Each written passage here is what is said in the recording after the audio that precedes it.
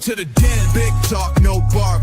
Welcome to the den. Kings don't flinch, we don't follow trends. Truth gets raw when the lions defend. So take a seat, speak up where the real men vent.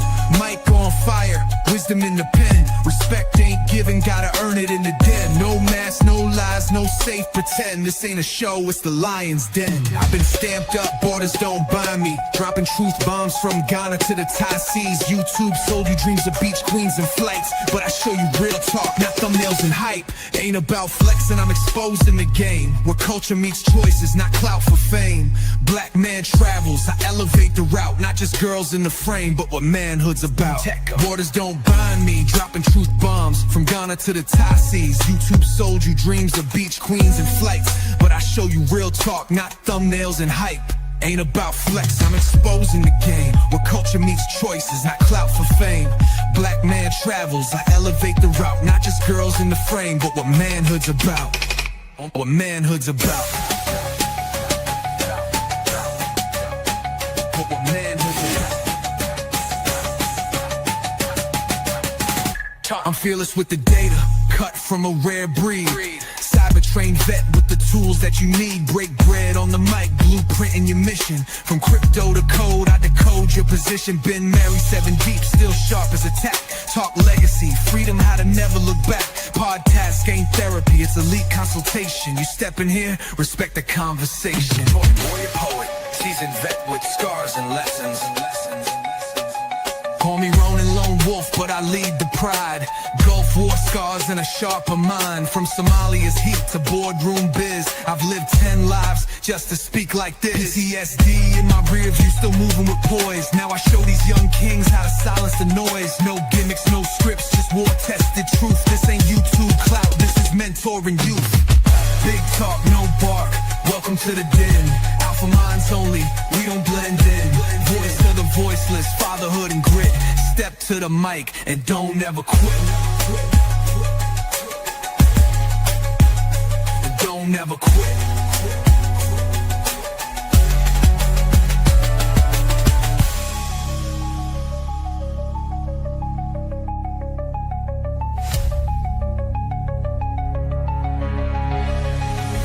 Welcome to the den.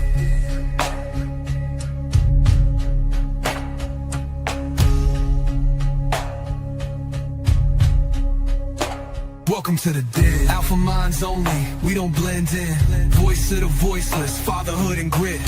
Step to the mic and don't never quit.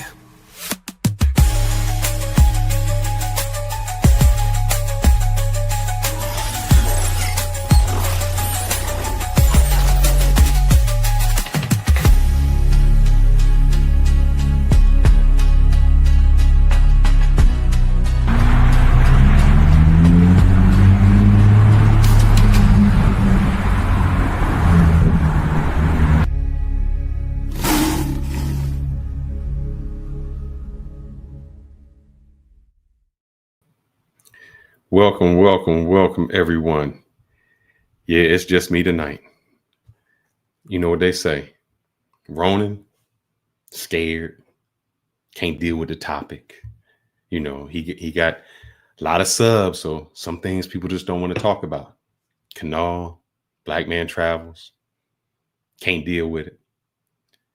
They don't call me fearless for nothing. There is no topic that I won't talk about or won't tackle. And that's what we're doing right now. So it's just me. I'm going to be here by myself. You are going to determine how long I stay. So if you get them cash apps up, get that talking through, we might stay a little longer. If not, this is going to be a short video. So as you can see in the thumbnail, I don't want to hash any of the things that happened, the exact thing that happened with Charlie Kirk, the actual shooting, the suspect that they caught. We know all of that. We want to talk about Charlie Kirk the Great Charlie Kirk. A lot of people will say that he was a bad person.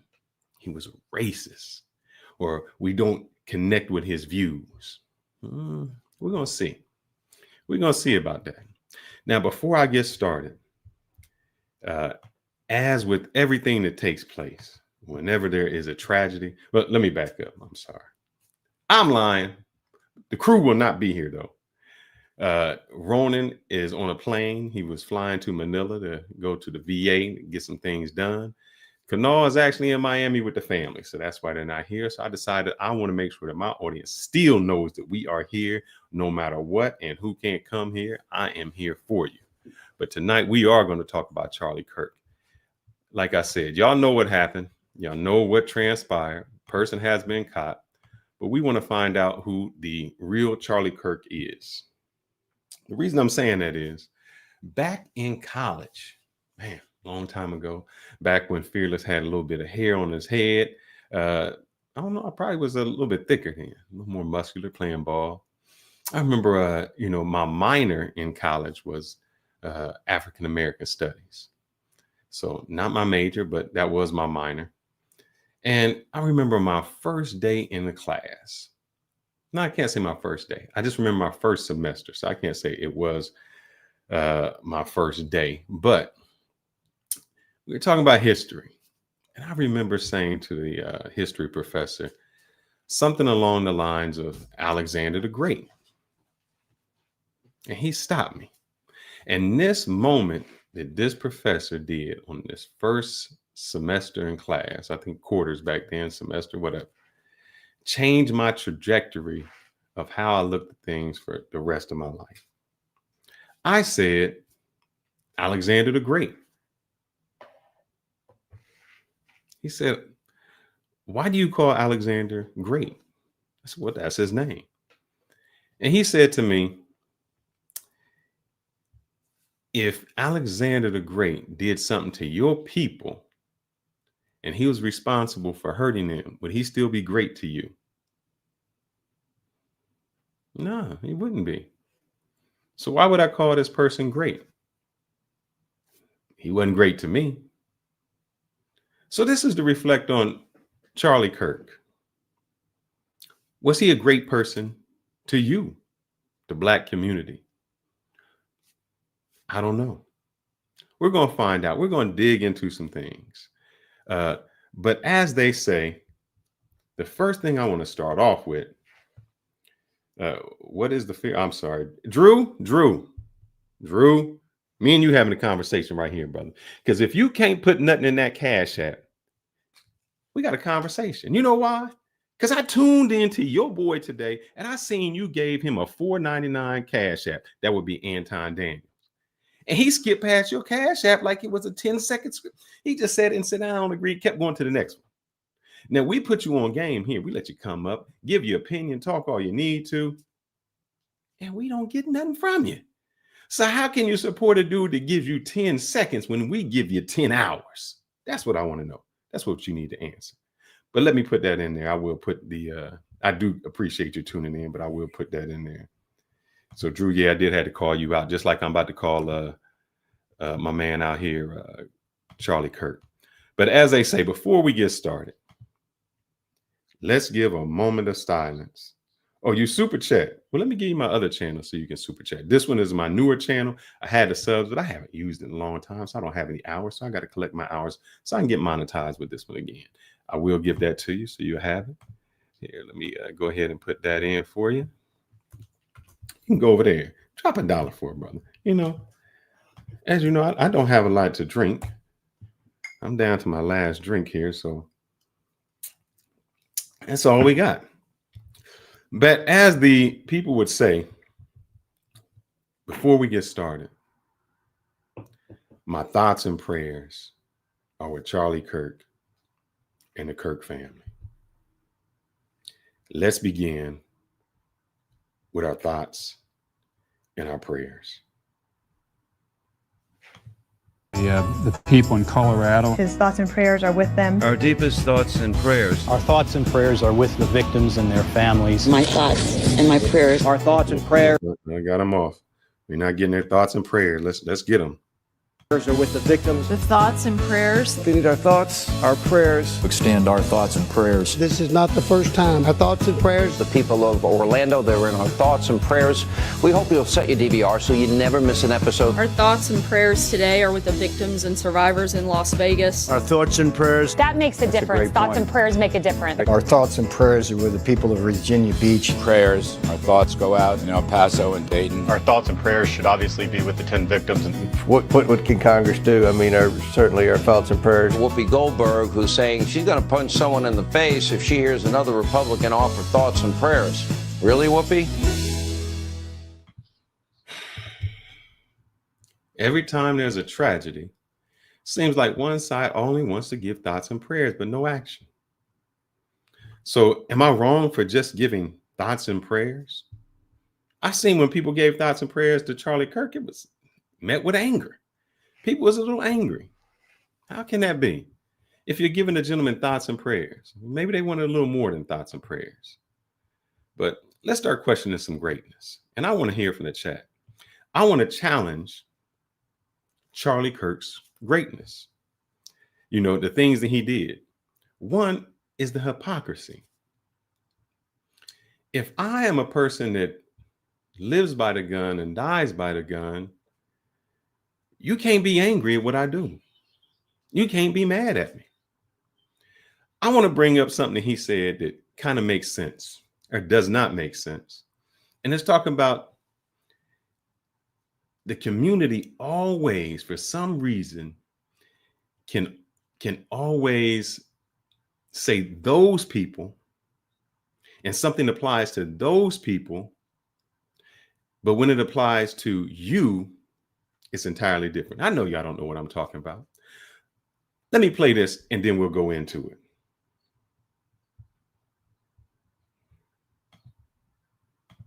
Kirk's death was terrible. It was violence. No one should ever be killed in that manner. However, Charlie Kirk was a supporter of the violence that eventually killed him. As thousands of Muslims across Gaza were dying, parents watching their children get slaughtered, children having to carry the heads of their parents, Charlie Kirk watched with a smile on his face. As thousands of Americans suffered from gun violence, Charlie Kirk himself said, "I think it's worth having a cost of, unfortunately, some gun violence deaths so that we can have the Second Amendment to protect our other God-given rights." I'm going to pause right there. I want you to think about this. Now, Charlie Kirk said, we got to have the Second Amendment, and it's worth a lot of people dying. A lot of people should die, so we should have the Second Amendment. He also said, you know, there's 50,000 or so people that die in car accidents every year. We wouldn't change anything about that. We always say that when it's somebody else. It's all them 50,000 are cool to die because that 50,000 ain't me. But when that 50,000 happens to be somebody you know, somebody you love, somebody close to you, somebody in your neighborhood, that old 50,000 takes a whole different turn. It means something different. So it's okay to just say, it's 50,000 people, they dead, but I still have my right. Now, I'm not saying take anything away from gun rights. I'm just showing you the hypocrisy that people do. Because everyone will always say, I'm willing to do something as long as it doesn't affect me. And we do that in every aspect. Oh, we'll go bomb somebody. And that's fine. But they better not bomb us. That's a whole different ball game. Anything like that. Now, I'm poor and I need a little bit of welfare to get on, a little bit of helping hand. But if those people over there get it, entirely different. We can't have it. But let's hear it in his words. Why should we mourn the death of a man who watched thousands die and sat there supporting it with a smile across his face? I'm going to let that play, but here's, and I'm going to say this one other time when I play this. What is so sad to me and what behooves me. Now, I'm going to wait. I'm going to wait till I play it. Let's go. For all those mourning the death of Charlie Kirk, if you were a victim of gun violence, Charlie Kirk wouldn't even give you a thought. If you were the one that had a bullet going through your neck, Charlie Kirk would say your death is worth the right to have guns. I want you to think about that. All the times he said there was this crime and this crime, it was celebrated because that was necessary evil. Remember, it was the black community, the gay, the trans. Isn't it weird how all of those people who were the boogeyman, who were scared, you got to watch out for them black on black crimes. You got to watch out for them fatherless kids. Got to watch out for the hood, the ghetto. We're going to tell them, you got to watch out for them black pilots. If you get on a plane and it's a black pilot, you got to be scared because that plane may go down. Got to watch out for them trans because the trans can be very dangerous. Even the last words before his passing away was gang violence. Isn't it weird that it wasn't any of those things that took him down? It wasn't the left. It wasn't the blacks. It wasn't the gays. It wasn't the trans. Wasn't the Dems. Wasn't the liberals. It's always the people that's close to you, the people you know. See, you talk about a certain group of people to fear everyone, but it's the people right next to you got to worry about. Let's see what he said about it. Because he's saying that, basically, let me put it this way. You got to crack a few eggs to make an omelet. That's the only way you can make an omelet. You got to crack a few eggs. Some things just got to be destroyed. That's all good. So why mourn for him or why be sad for him? He was just one of the 50,000. Why be sad? He was one of the 50,000 that had to sacrifice himself in order for these things to take place. When he said 50,000, it was no empathy. I think HB in here said the same thing. He said he can't stand the word empathy. And empathy is when you have the ability to put yourself in someone else's shoes, to feel someone else's pain, even though you didn't live that pain, to say, let me put yourself in your position and see how it feels. He did not have that because he couldn't put himself in those positions, but somebody put him in that position.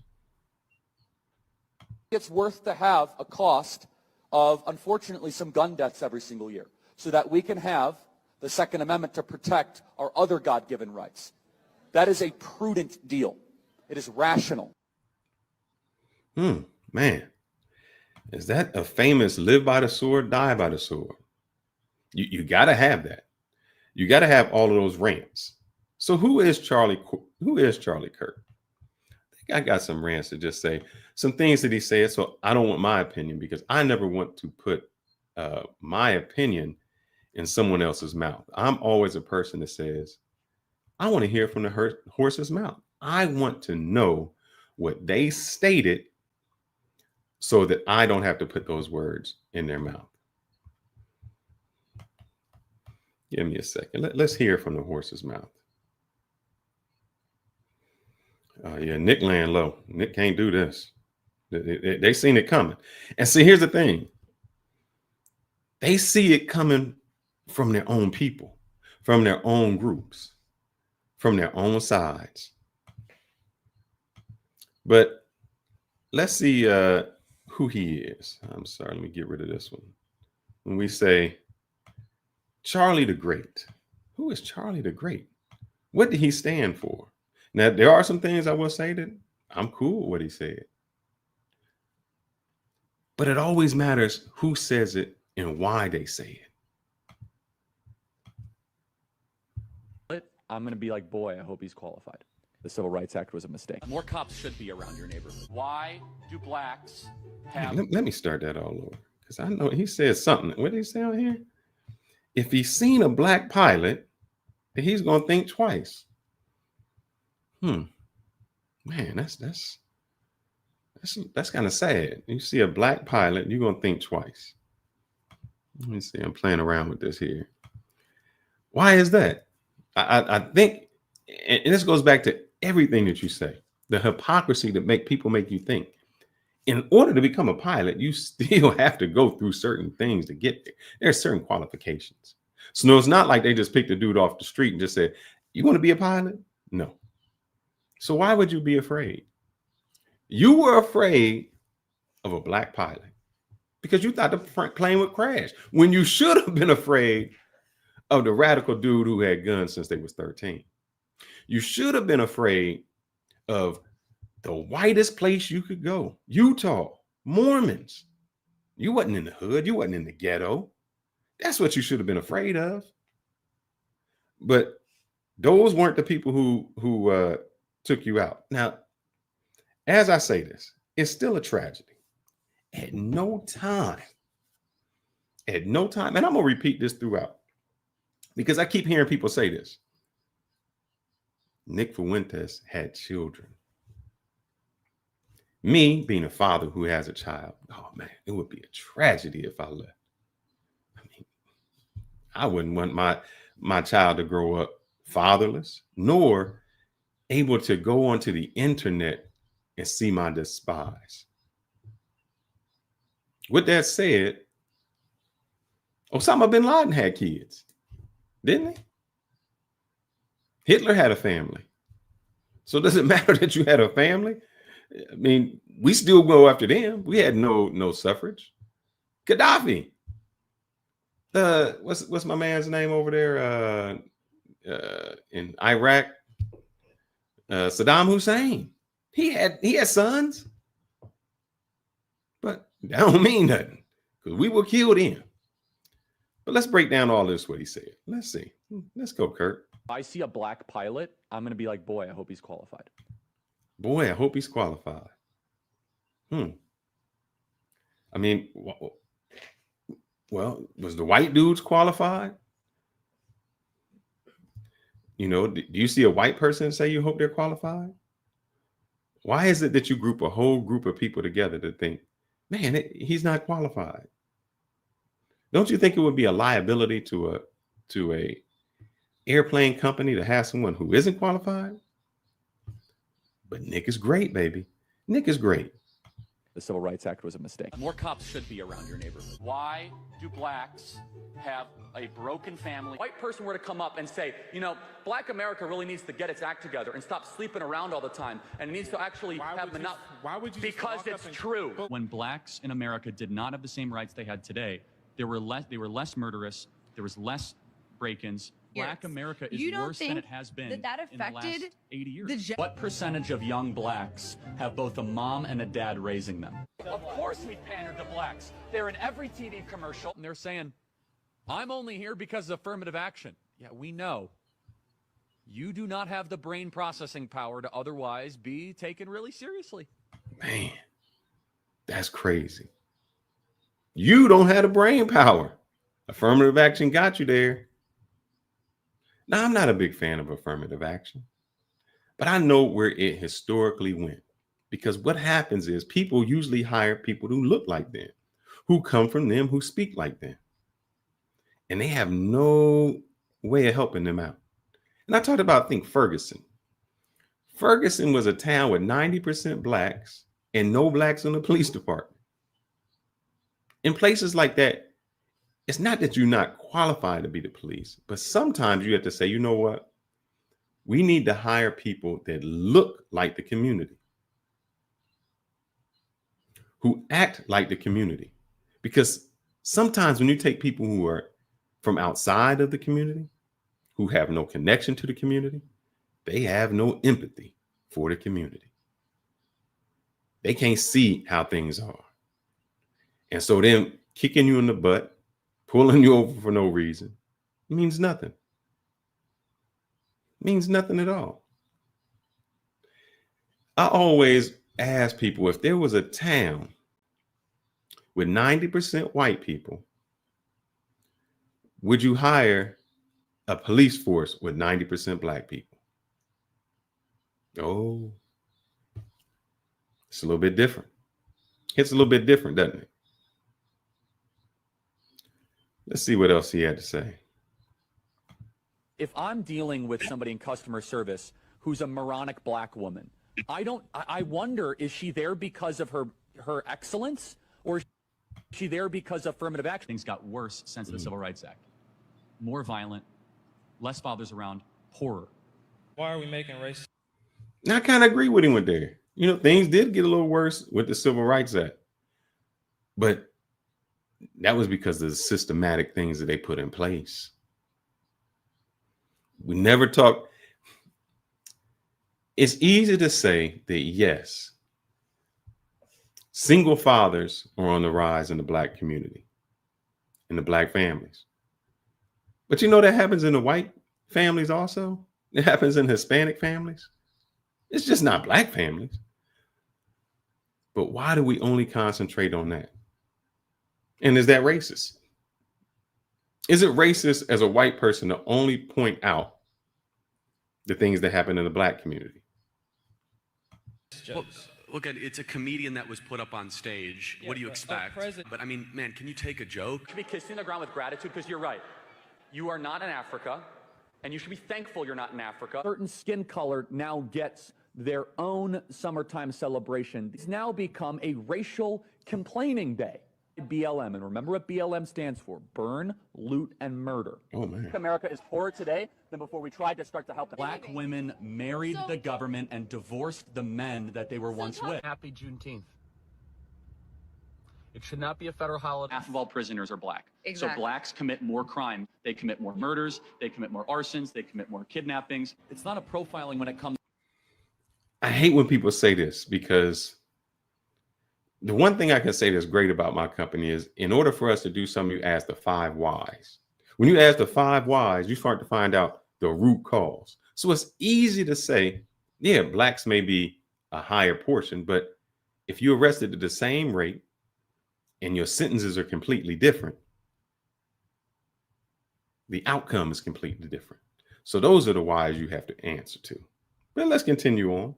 To that, Blacks are far more likely to commit crimes than any other group. See a Black pilot, you wonder, boy, is that person there because they earned it or because they were placed there? When Blacks in America did not have the same rights they had today, they were less murderous. Death toll likely would not have been as high.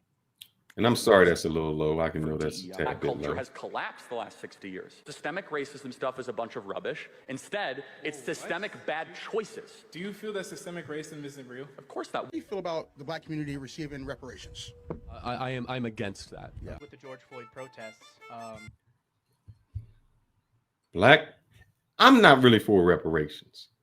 But when you as a white person say, I'm against reparations, but you send money to other countries, Israel, Ukraine, you took care of the Japanese.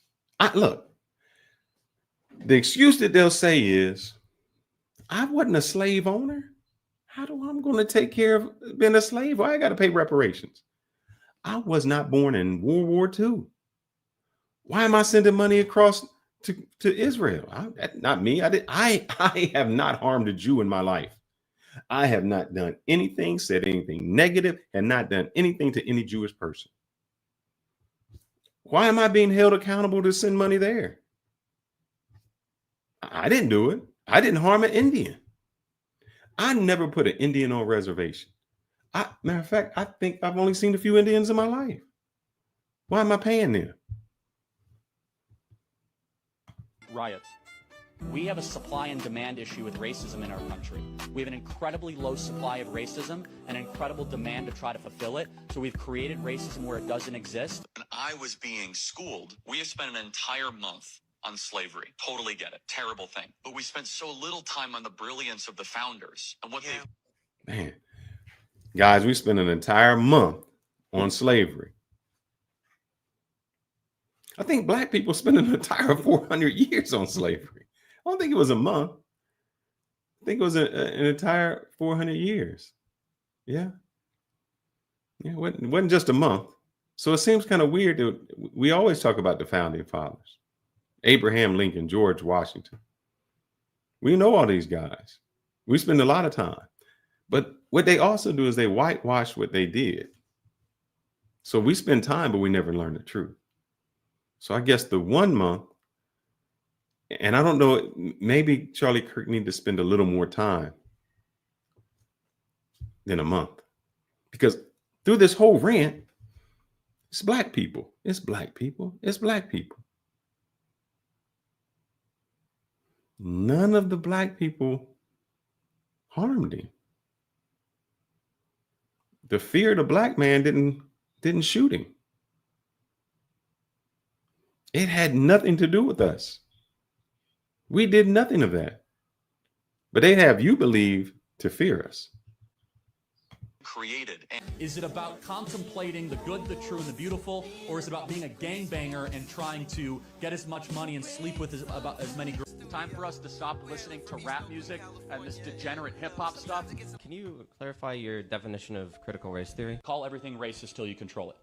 And we decided to basically usher in the Civil Rights Act as a new anti-racist dogma, creed, and I find something fundamentally wrong with that. What would you say is the biggest non-issue that people make out to be a massive issue? Okay, great. So I would say, it's not a surprise what I would say, racism. Racism doesn't exist. Doesn't happen. But the weird thing is, why did he always talk about race? Even when he was shot, people were like, well, that can't be us. We had nothing to do with it. But racism doesn't exist. The crazy thing is, pain is invisible until it has your last name attached to it. No empathy. You can't feel anything unless it has your name attached to it. We always have, like I said, thoughts and prayers. When is the right time to talk about something? I know a lot of people don't want to talk about this, don't want to talk about him getting shot. It's not the right time. He's not buried. He's not this. But other groups talk about it all the time. When is the right time? All right, Drew, I see you. You need to cash at me, though, brother. Appreciate that. Salute. When is Ronan coming back? Read the chats. I'm slow down. Oh, man, I'm sorry. Fearless cooking over here. You know, Ronan like to interrupt to read all these chats. I'm helping him out. Ronan will be back tomorrow. We're going to do a part 2 on this thing tomorrow morning. You know, I think he's landed. If he gets on, I know he landed, but if he gets on, he can come on while I'm cooking, because I'm going to cook this slow, long, and raw. We're going through it because it's not the right time to talk about this. That's what some people say. Well, when is the right time? I don't know. Let's find out. Here's a question for you. Tell me the question. How come when there's a hurricane, everyone on the right runs out there and starts pointing fingers saying that the Biden administration isn't doing enough, that Kamala Harris should stop campaigning and go down to these hurricane areas, and they basically make the whole hurricane political. Yet, anytime there's a school shooting, and we start talking about the need for gun control and the need for action and sensible gun regulations, we're told not to politicize it. It's too soon. There have been so much loss of life in these hurricanes, yet they have no problem politicizing the hurricanes. But anytime someone goes into a school and shoots it up, they tell us it's not the time. So am I wrong? Is it not the time? If not today, then when? If not now, when is the time to talk about it? And what I want to talk about is, why do we allow, how can I phrase this? Just because you say a few things that are true does not make your entire rhetoric not filled with hate. Just because a few things you say may be fact, why is it that we say everything you did was great? I don't understand that. I don't understand it. And you know who I really don't understand it by? Why? Just because, what is the saying? Every skin folk ain't kinfolk. All skin folks ain't kinfolks. And though I can say the tragedy, this is what behooves me that I wanted to talk about. The tragedy of one person being killed is sad. Seeing that man get shot, man, I was in shock. It's like, damn. I mean, it was powerful, it was on screen. I thought about the gentleman's family. I thought about, man, his wife. I thought about all of those things. But it always behooves me how, well, I'll let this gentleman speak because he was sad about that. He was sad. Let's see. I'm very angry because you don't get your lick back.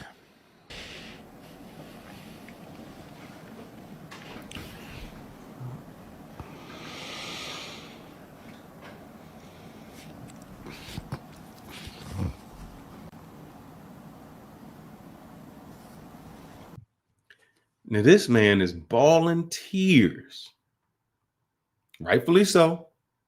He crying, sad over the death of one person. He crying over the death of one person. Sad over the death of one person. Bawling, a grown-ass man. Sad that this one person lost his life. I understand. I understand. I can be sad over one person losing their life. That's a tragedy.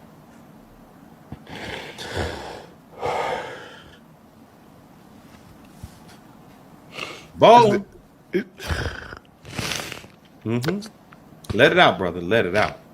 Let it out. Let it all out. Yes, sir. But you know what? This same man, this black man who can cry over a dude making racist comments because he's making the same racist comments, would not, could not, did not shed one tear when it's one child, two children, 100 children, 1,000 children that lose their lives when we bomb somebody. That is what disturbs me most. Y'all people out there that can cry over the one person and shed tears and say how tragic that was are the same people who wouldn't shed a tear for videos like this. Who wouldn't shed a tear for bombings and things like that. Who support regimens like this. You can shed a tear over one man who was racist and said racist comments. You can shed a tear and cry and say what a great person he was. He had children. Well, what the fuck are these? These aren't children. You can't shed a tear over these children who are innocent. You'll say, that's just war. That's what it is. Why is the life of one more valuable than the life of thousands?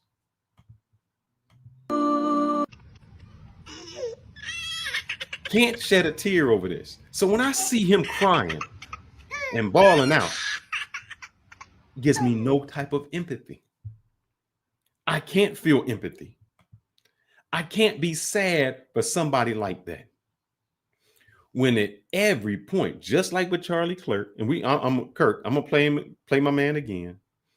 When you can only find the negative in certain fields, when you can look at people and say, I see every bad thing with those people, but I can't see the bad in anything else. Even from his own words, if somebody did something to him, that's just one person at one time, and he can research it. And even doing his research, he can't find what I found in 10 seconds. And it happened to him. What am I talking about? Let's let Tatum cook. Go ahead, Tatum. As a Christian who went to Israel, I spent 2 weeks there with the church, and we had an incredible time. We had only one incident where a small child spit on one of the pastors, and immediately after, there was an adult that came by and said, that's not a representation of who we are.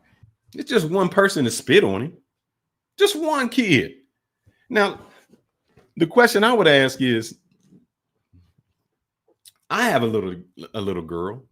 Now, my little girl, she's only 9 months old, and she mocks what I do. If I go, she mocks that because she didn't learn it on her own.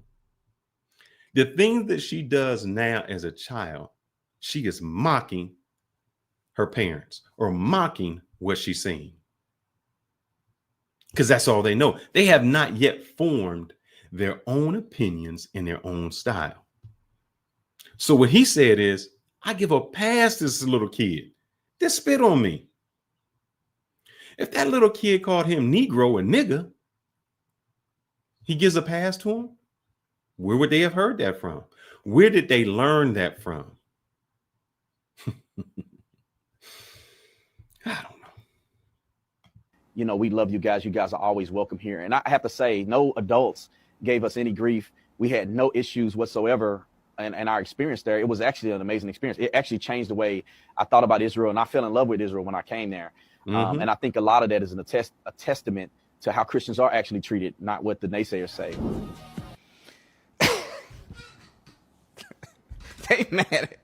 They mad at that clip, bro. I said, and let me explain the little kid situation, because I didn't explain to Netanyahu. I didn't think this was even people care about this.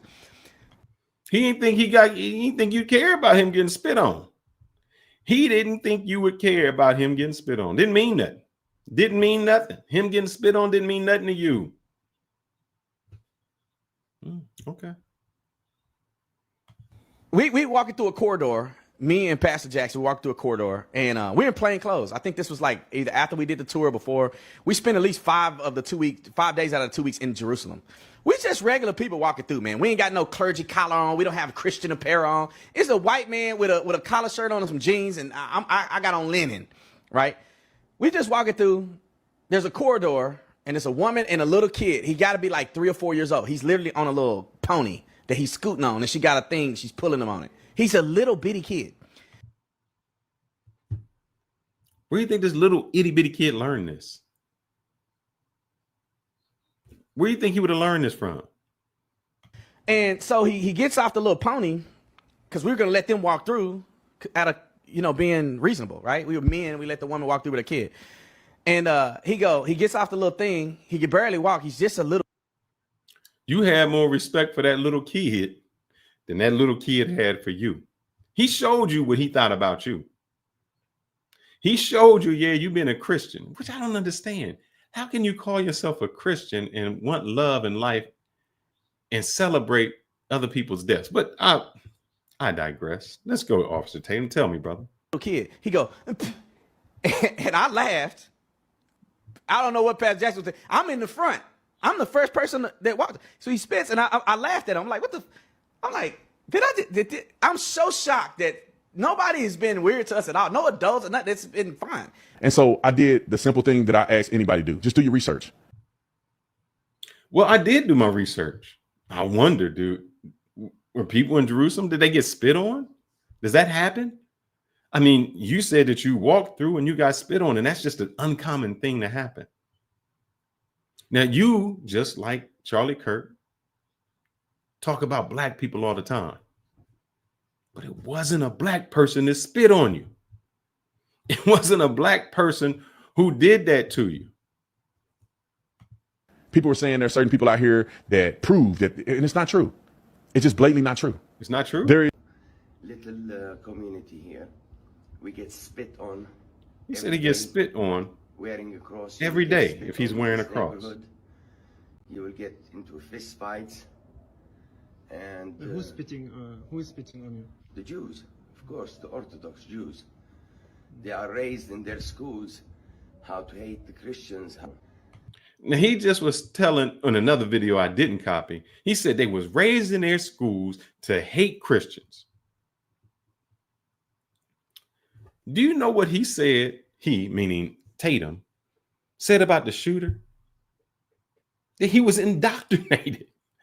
That even though he contributed to Trump, his father and him with Trump, he's a gun supporter, just like Kirk said.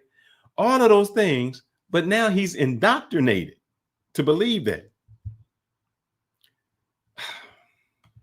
This is the country that all the prophets came from. Moses, you know, and we want to live in peace. We don't want to be abused and suffered, and our kids to suffer, you know, because we don't see any future in Jerusalem. Let's see. Did they not just spit on? Let's see. Oh man. Oh. So I guess there's like Spit on the knife. Well, let's see. Here goes a little kid. He's there. Oh man. Oh. Where did he learn it from? Where could he have possibly learned that from? So doesn't he learn that hate? So though I say that it is a tragedy that Mr. Kirk lost his life, what would he have taught his children? Now, the only sad thing I can say is this. He was 31. And the things I did at 31, am I a different person at 30 than I am at 50? Yes. So I never say you should take someone's life, because at any time during anyone's life, they have the opportunity to learn something different, to see something different, to change. And I don't think it's right to take someone's life because of an argument or how you see things. I say that. Now the people are saying that. But I want you to think about this. How many Black people had their lives taken only because of what they thought or what they said? See, Martin Luther King was killed just because of what he said. Yeah. I mean, how many people do you know that have been massacred, assassinated because of what they said, their views? But when it's someone like that, like Charlie Kirk, it's crazy. He just had political views. Now, not that I want to say this person, so please don't put me in this. I'm only using this as an example. Hitler never killed anybody himself. Meaning Hitler didn't go and say, I am going to actually kill you. He didn't do it. His words did it. His orders did it. So if we could go back to the 1930s and take out Hitler before he started the war, would we have? I mean, it was only words. It was just politics. And no one should be unalive for their political thinking. I mean, am I correct? I mean, if we could go back to 1930 and we could do that, would we have done that? I'm just thinking.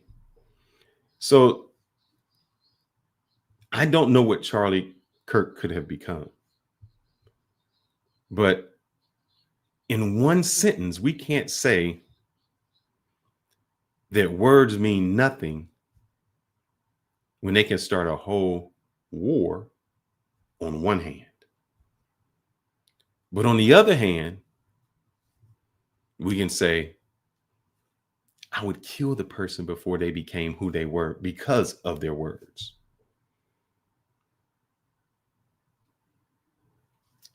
Just a thought. Because there have been a lot of people in this world who have been killed just because of what they thought, what they believed. I'm not saying that that's right. And you should never be taken out for your thoughts.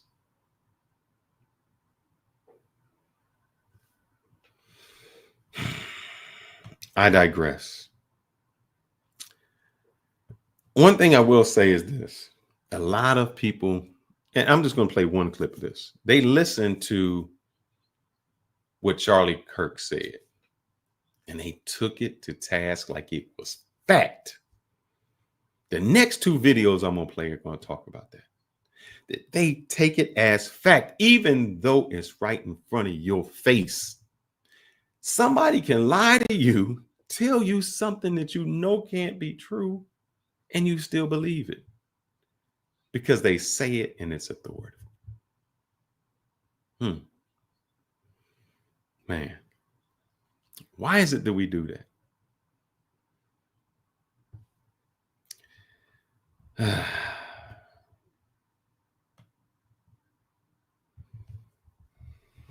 Let's see some things that he said that I don't know if it was true. I can't say it's true, but he said it enough in enough speeches to make me think that it wasn't true. He said Palestine wasn't a country. I don't know. I mean, can we say that now? Was it a country? Well, I want to listen to the people who knew Palestine before 2025 or before October 7th. Samaria. It's not called Palestine. You don't believe that Palestine have the right to exist? No, everyone has a right to exist. Show me where it is. It's a non-existent place. It's non-existent.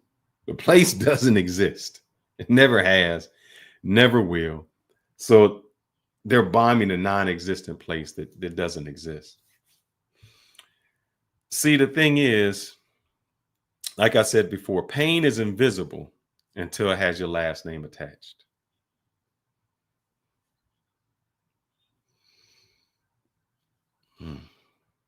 And if your humanity expires at the border, it was never humanity. How can we keep crying and shedding tears? Basically, Charlie Kirk didn't exist. Show me Charlie Kirk. Yeah, I don't think we're going to. That's why we're on different planets, right? But what is the national identity of Palestine? Educate me. Palestinians. Palestinians, right? He doesn't believe that, but I digress. What is that? Like, what do you mean? What is that? Yeah, what ethnicity are they? Arabs? Okay, so all Arabs are Palestinians? No, but they are Arabs. What you trying to say? What is your point? I'm trying to say because at what point does somebody become a Palestinian? When he was born in Palestine, or if his parents are Palestinians? Again, this is why we're talking past each other. What you trying to say? I don't think the place exists. What? Because it doesn't. It's called Judea and Samaria. It's not called Palestine. All right. Before I play this section of it, before Hitler invaded countries when he was in Germany, our president, at the time Roosevelt, sent him a letter saying, these are the countries I do not want you to invade. You can, go to your places that you want. Now, this is 1939, or say, before we got into the war. And he sent a letter to Hitler. Because remember, we'd gone to the Olympics. We played in the Olympics. We had Jesse Owens, winning the Olympics, making them look bad. But he said to him, hey, look, I really don't care what you did anywhere else. I just don't want you to hurt these countries. I'll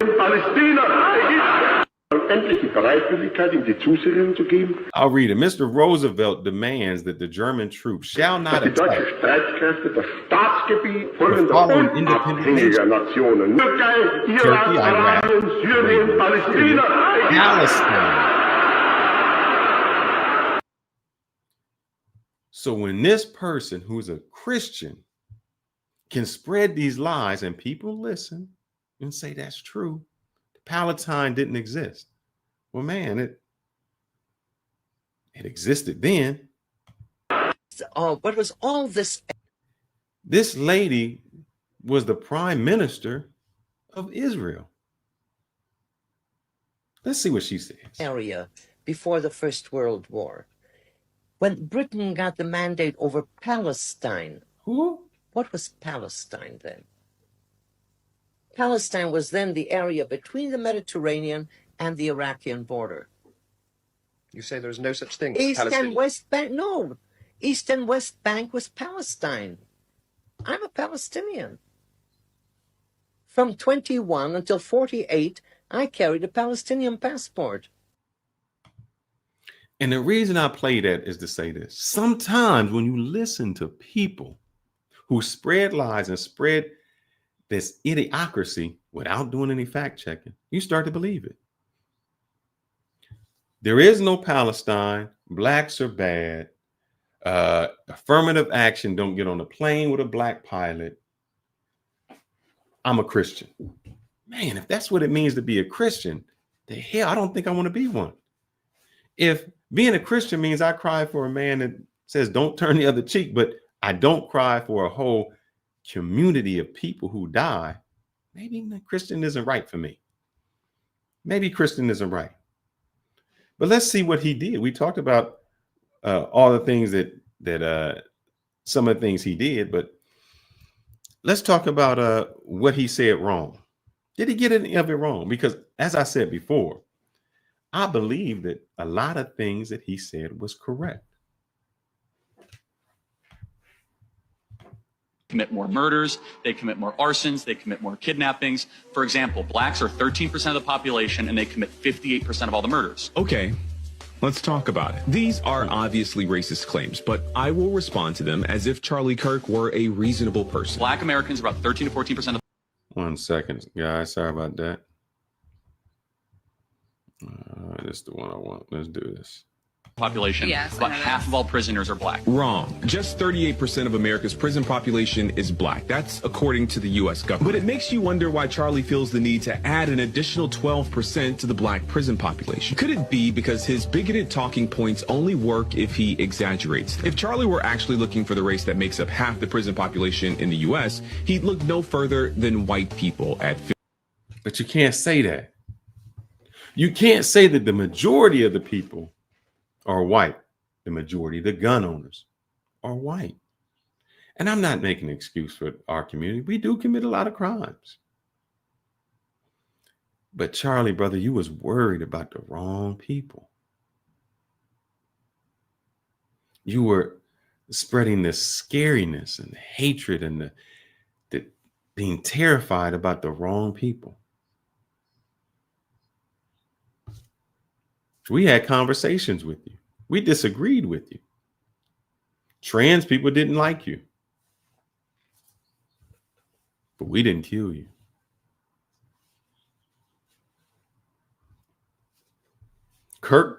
Charles Kirk the Great. Like I said, what makes him great? And when does political speech become more than political speech? Does my influence mean anything? And if not, we can't have it both ways. We can't say that somebody's spreading hate and we need to go kill them, and the other people can spread hate and that's okay. We can't have it both ways, but we do have it both ways because we do that all the time. If other countries did to United States what we do to them, oh my gosh, crazy. We wouldn't have it.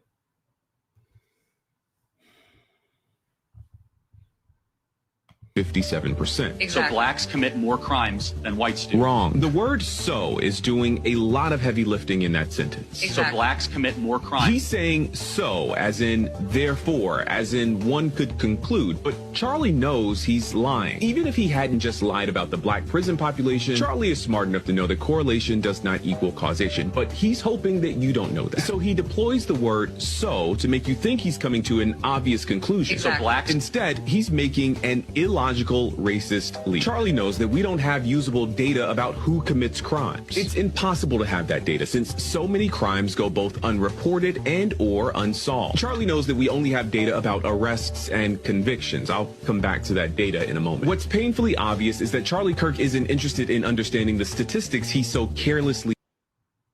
He doesn't care about the statistics.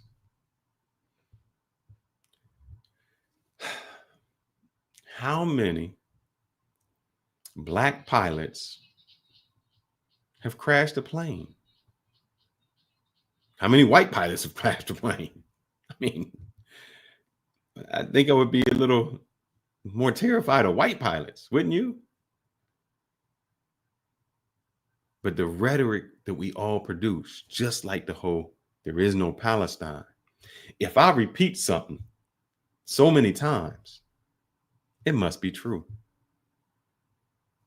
That's just how it has to go. And even though how intelligent this person was and knew the facts, he still didn't fulfill them.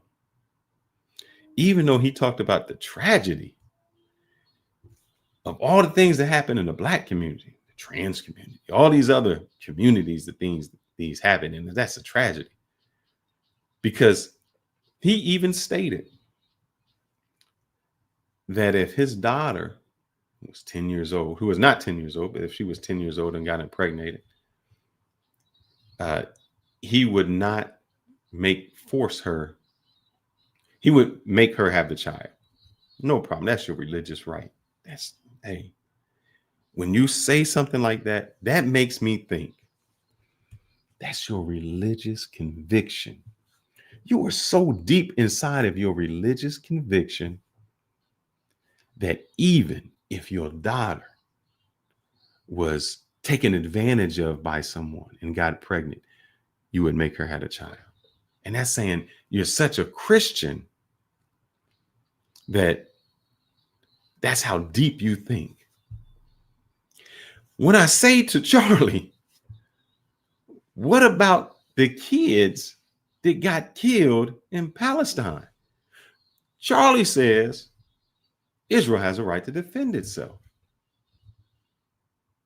So you're so strong with conviction of Christianity that you would force your daughter to bear a child, but not strong enough to say killing of innocent people are wrong. And I'm just pointing out all this hypocrisy before we say things are great. Just like Tatum, so strong in his conviction that black people are wrong, that he can't find any evidence that people who go there that are Christian would get spit upon.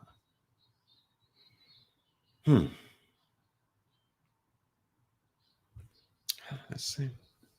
He misquotes. He's interested in making bad faith arguments, something that becomes even more obvious in his next point. Blacks are 13% of the population and they commit 58% of all the murders. Wrong. Well, usually black people murder black people. White people murder white people. Of that claim that black people commit 58% of the murders,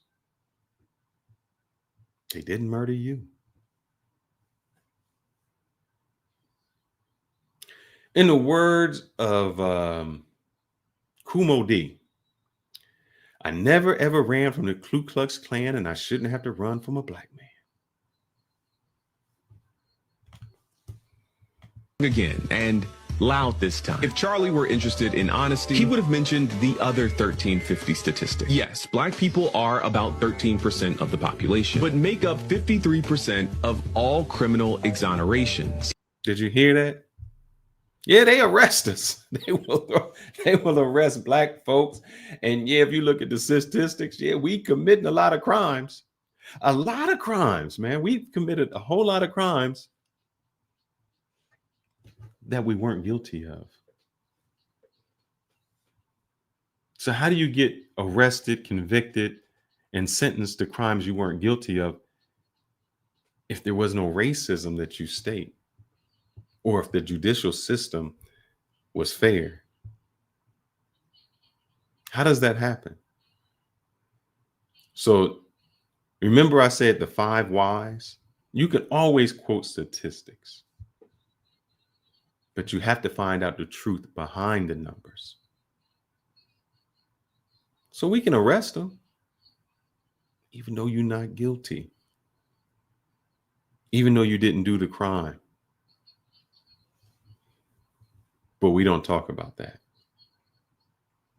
In fact, black people make up 55% of all murder exonerations. Specifically, black people are more likely than any other group in this country to be convicted of crimes they did not commit. And then people like you have the nerve to parade these stats around as though they prove something. The reality is that you probably know these stats, but you leave them out on purpose, because to bring that stat into this conversation would make some people think. And that's the last thing a person like you wants.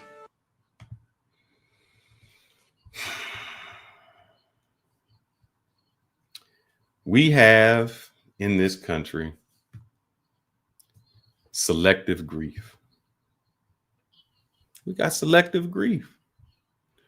We can cry endlessly and put people on pedestals for some things, or change the narrative for other things. We have a lot of hypocrisy in this country. We celebrate the wrong people. And I don't even care if we mourn for Charlie Kirk, but if you're going to mourn for Charlie Kirk, shouldn't you mourn for the other people who lives were taken innocently?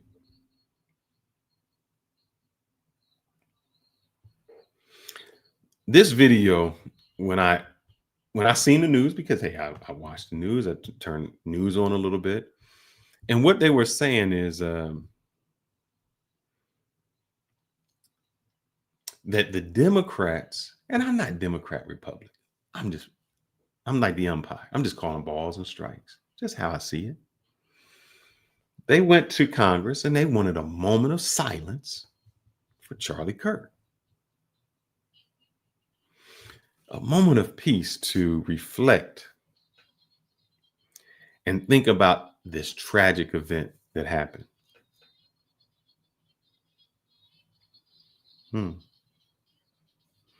Yeah. A moment of silence to think and reflect on the life of Charlie Kirk in the House. Now, Charlie Kirk was no politician. Charlie Kirk was not running for an office. Charlie Kirk was no one we voted for. He wasn't a child. None of that. Then why do we go to the House of Representatives and ask for a moment of silence for Charlie Kirk?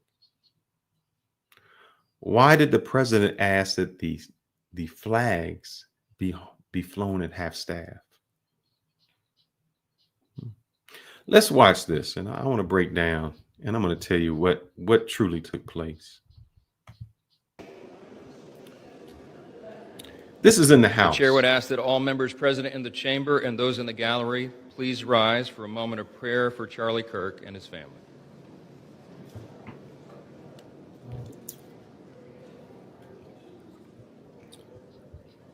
So they're asking the representatives to rise and let's have a moment of silence for Charlie Kirk.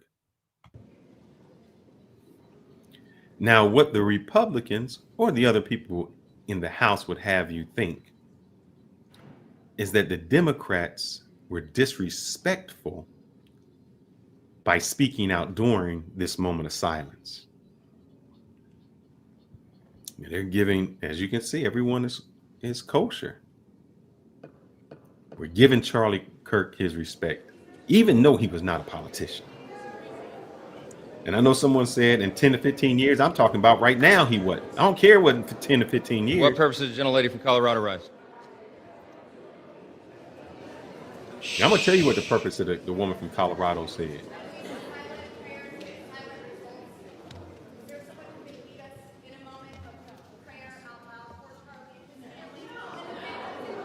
You can't hear, but let me translate what she said. I think people need to check in with themselves when they hear someone is a. Let me translate what she said. She said, why are we,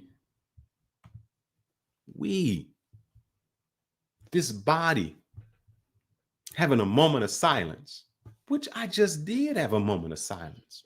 We had a moment, a whole minute of silence. But why are we having this moment of silence for Charlie Kirk, who is not a politician? Yet, we don't have a moment of silence for the representatives in Minnesota. Representatives, that means politicians who were assassinated. Why didn't we have a moment of silence for them? They were actual politicians who were assassinated. You know who else didn't get a moment of silence? Do you know what else happened that day? Did you know there was another shooting? Let's see. You know there was another shooting, right? I don't think you guys knew that. There was another shooting.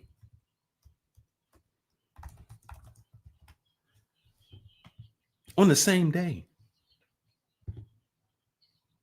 In Colorado.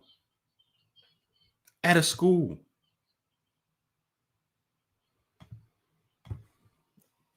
You know who didn't get a moment of silence? The kids from Colorado.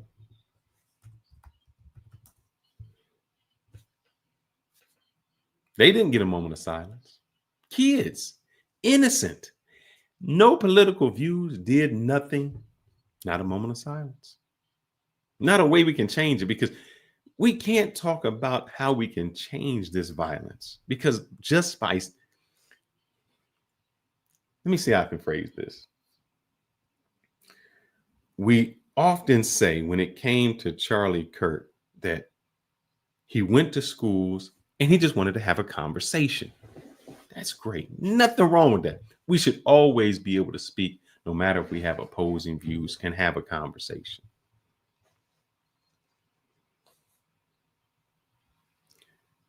But you know what we can't have a conversation about is when there's a school shooting, when there's a Columbine, a Sandy Hook, when anything like that happens, we cannot talk about it. We can't have a conversation. Why? Now, we can have a conversation, and it's really what we have a conversation about. We can have a conversation when there's a subway person who's from Ukraine. And when I say this, I am not saying that the girl from Ukraine deserved any type of death, any type of injury. The guy should not have done it. Wrong. But when we talk about the girl from Ukraine getting killed on a train by a black guy, we can talk about it.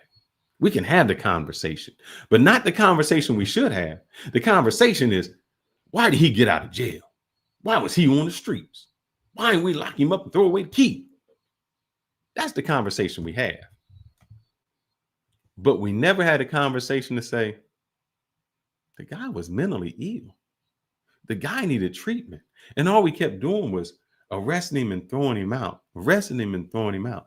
We never gave him the treatment that he needed and he deserved, even though it said in his file that he was a schizophrenic maniac.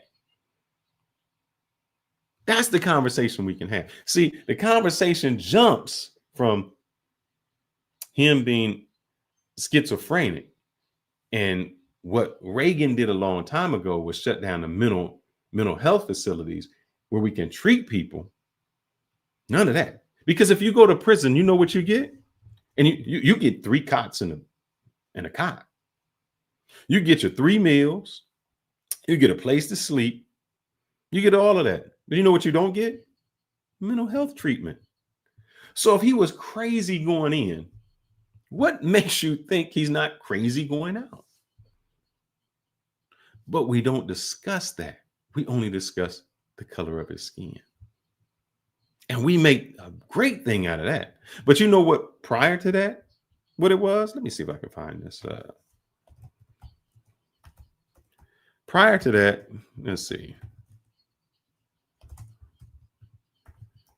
Let me see if I can get this. Bear with me, guys. I wonder if I can get him on here. I don't show it. But this year, there was a black lady who was killed by an illegal immigrant. Dakar Thompson is her name. Let's see if I can share this of Dakar Thompson. Now, she was black. How many of y'all heard about that? Not a lot of people even heard about that. So why is it that we make a big deal, and not that it's a tragedy, out of this young white lady who was from Ukraine, who was not even a citizen of the United States, being killed in a tragic way? Yet, we have no sympathy for this person. And that's what I call selective outrage. DeWard says he's going to change the world, writing a letter to my Congress with detailed complaints. No, DeWard, that's not how you change. Brother, we talked about how you change the world. And you know it. You know how you change the world because we do it every time there's a tragedy. Thoughts and prayers. Thoughts and prayers will change the world. You don't have to do anything. It's thoughts and prayers that get you by. Thoughts and prayers will change the entire world because that's all we want to do. Our thoughts and prayers are with these individuals. Let me let this in their this house. lady go. If their first response is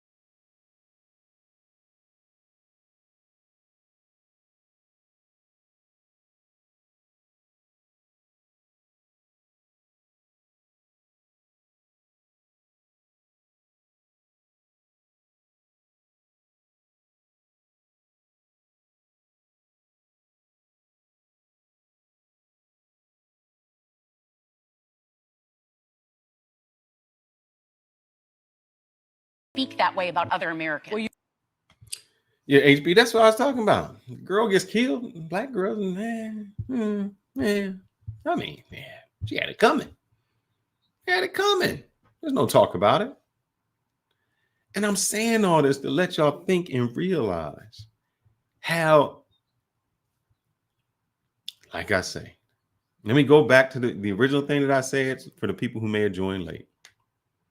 In my class in the beginning, when I first went in, I was reading something and the professor said to me when I said, Alexander the Great. And he made me think. He said, why do you call Alexander the Great? Because if he's killed and enslaved your people, would he be great to you? No, wouldn't be great to me. And so if there's a man that talks negative about my community, the people I love, is he a great man? Who is he a great man to? He's a great man to the people who believe the things that he says. Not to me. Tragedy. Very tragic. He had kids. He had a family. He had a wife. So did Osama bin Laden. So did Martin Luther King. We kill people who have kids and wives and children. But some lives are a little more important than others. I seen this story and man, it really let me know how crazy, how deranged people are. How they call themselves loving, caring. It's the value of life that we do not have.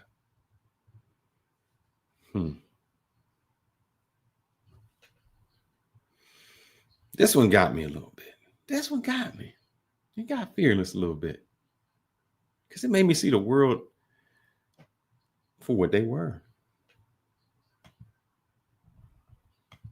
A Facebook post from a Palestinian named Hamed Ashar. He originally met this German Shepherd that you see here a year ago.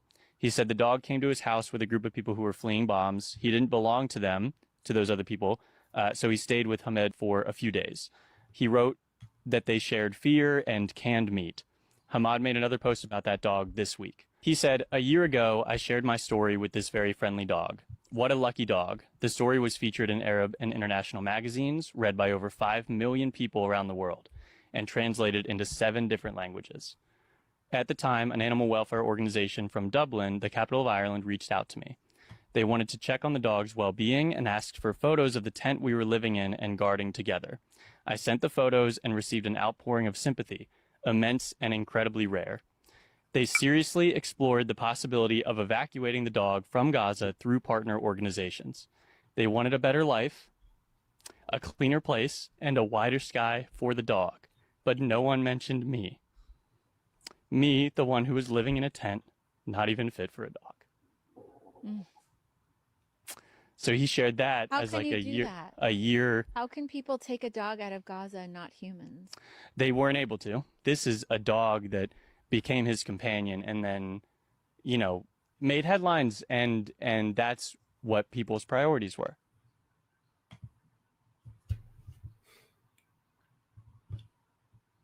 Man. They rather take the dog than take the person.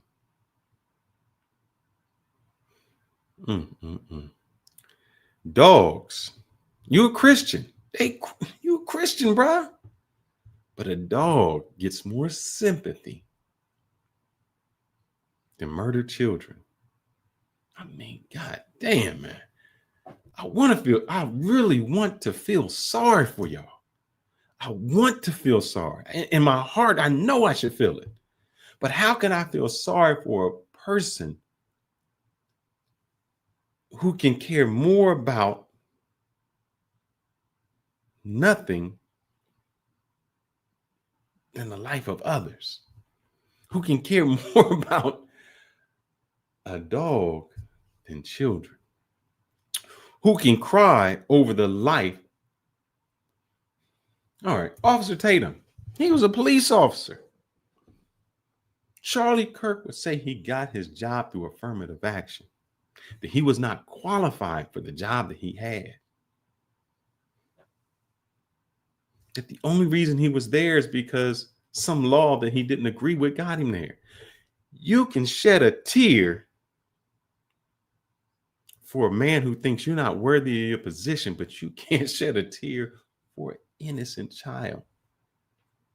You can go through all efforts to try to rescue a dog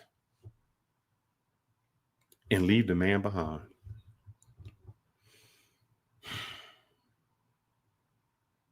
America, baby, we love our pets more than we love our justice. Just ask Michael Vick. Michael Vick could tell you.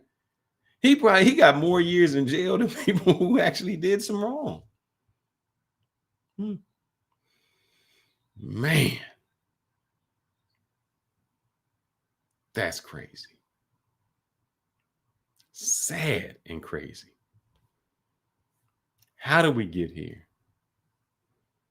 Where do we go from here? Remember, Charlie Kirk was a great man. To whom? To you? To your community?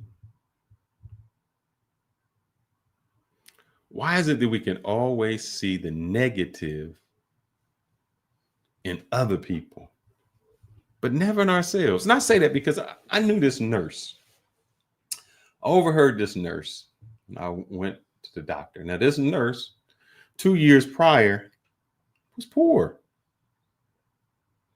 Now, granted, and she worked her way through school, but you know how she got through? She was on welfare, Section 8, all of those things. She used the system, for vouchers for childcare, all of those things to pull herself up by her bootstraps. All of those things. And she became a nurse. Man, that's something to be proud about. Something to be great upon. Some other woman came in who was on welfare, who was on Section 8. And you know what she said? I hate those people. Lady, you was those people. What do you mean you hate those people? You was those people. But this is what always happens. When one of you makes it, you forget how you made it. You forget how your wealth was actually there. And then you look around at the other people who couldn't get it the same way and say, oh, what you mean? You need to pull yourself up by the bootstraps. That's you cut the strings off of anybody behind you. You don't want other people to succeed the same way you did. Now, if Charlie Kirk, if he was to make it, or if a white person made it by the handout, and we don't talk about some of the handouts that they get.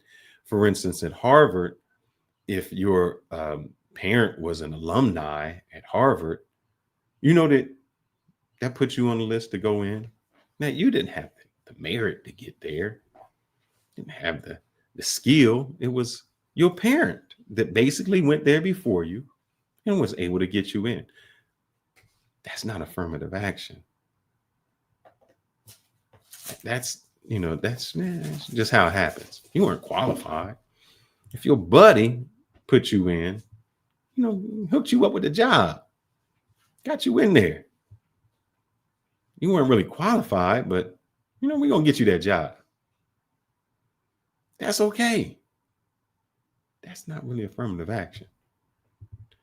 Now, if blacks, see, here's the narrative. I need to know what they're going to say about this gentleman. Because if blacks shoot other blacks in the hood, it's because he grew up in the ghetto. He didn't have a father. The hell, what you expect him to do? Like Charlie Kirk says, 50, 75% born out of wedlock. He's violent, prone to violence. But if you grew up with your father, your gun rights advocate, and you had a great family, and then you shoot Charlie Kirk, what was the reason behind that? Why? What's the excuse? Because we always have an excuse, or there's the big bag black person, a big black minority person. I just need to know what will be the excuse be.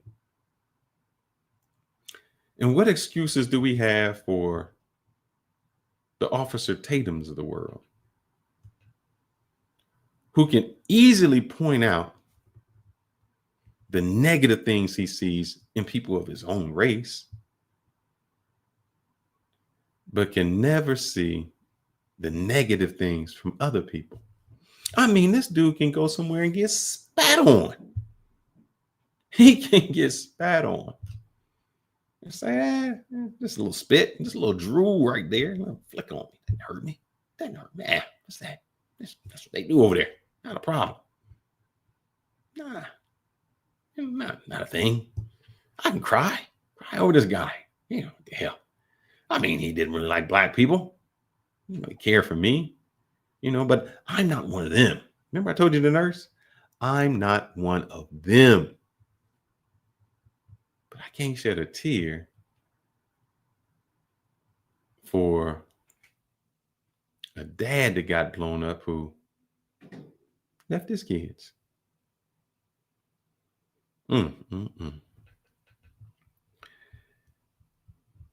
I say this because sometimes, for whatever reason,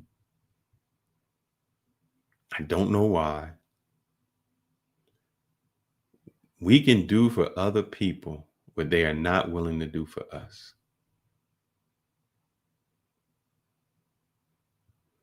That's the thing. I used to have that problem. I really used to have that problem. I used to do for people who would not do for me. I remember back in high school, man.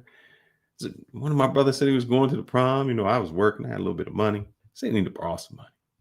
No problem, man. Because we tight like glue. Let that brother borrow some money. Next thing I know, when I said, can I get my money back? Because you said you was going to pay me next Friday. And he got a new pair of shoes on. I ain't got no money in my pocket.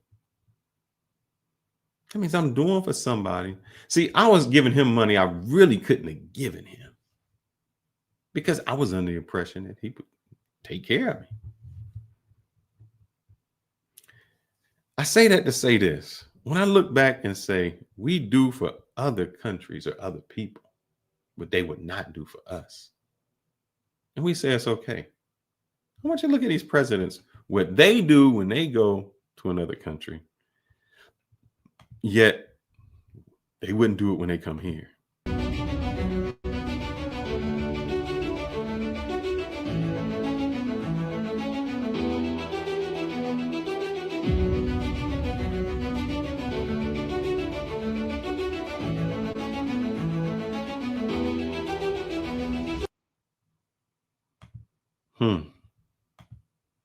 I wonder if that's just a coincidence.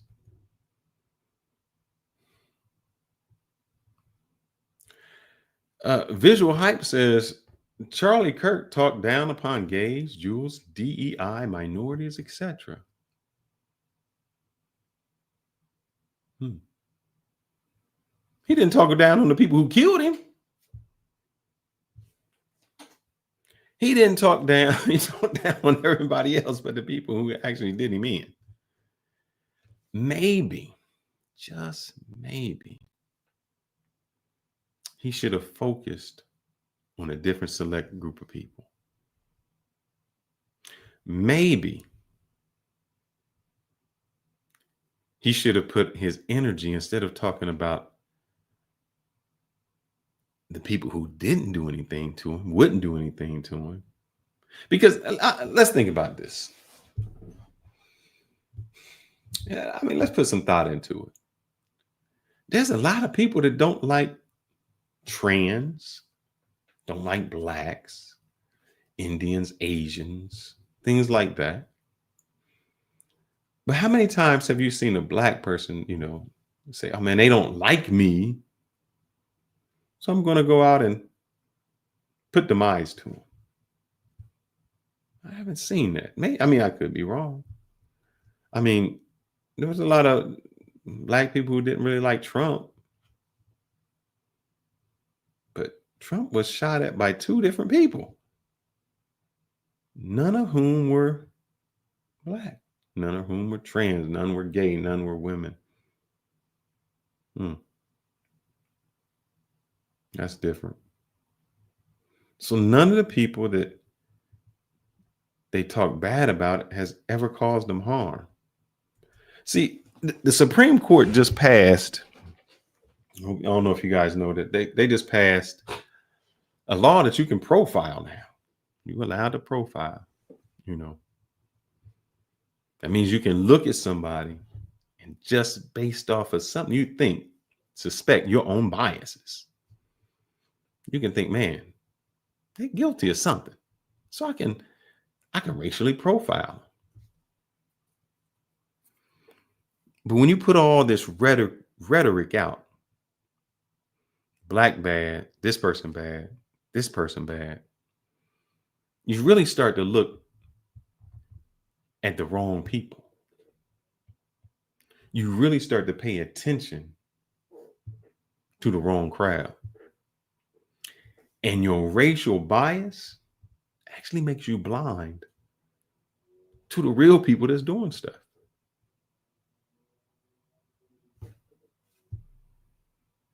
Because we don't see it coming. You suspect that it's the black guy that's going to rob you when you're on the street, take your purse. But it's the white dude who committed fraud and just scammed you.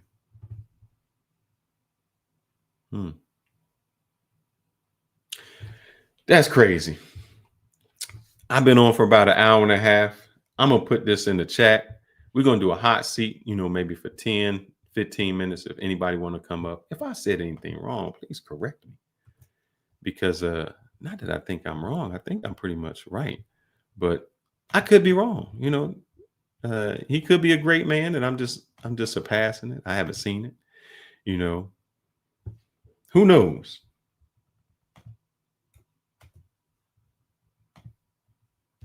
Who knows? But I do know this.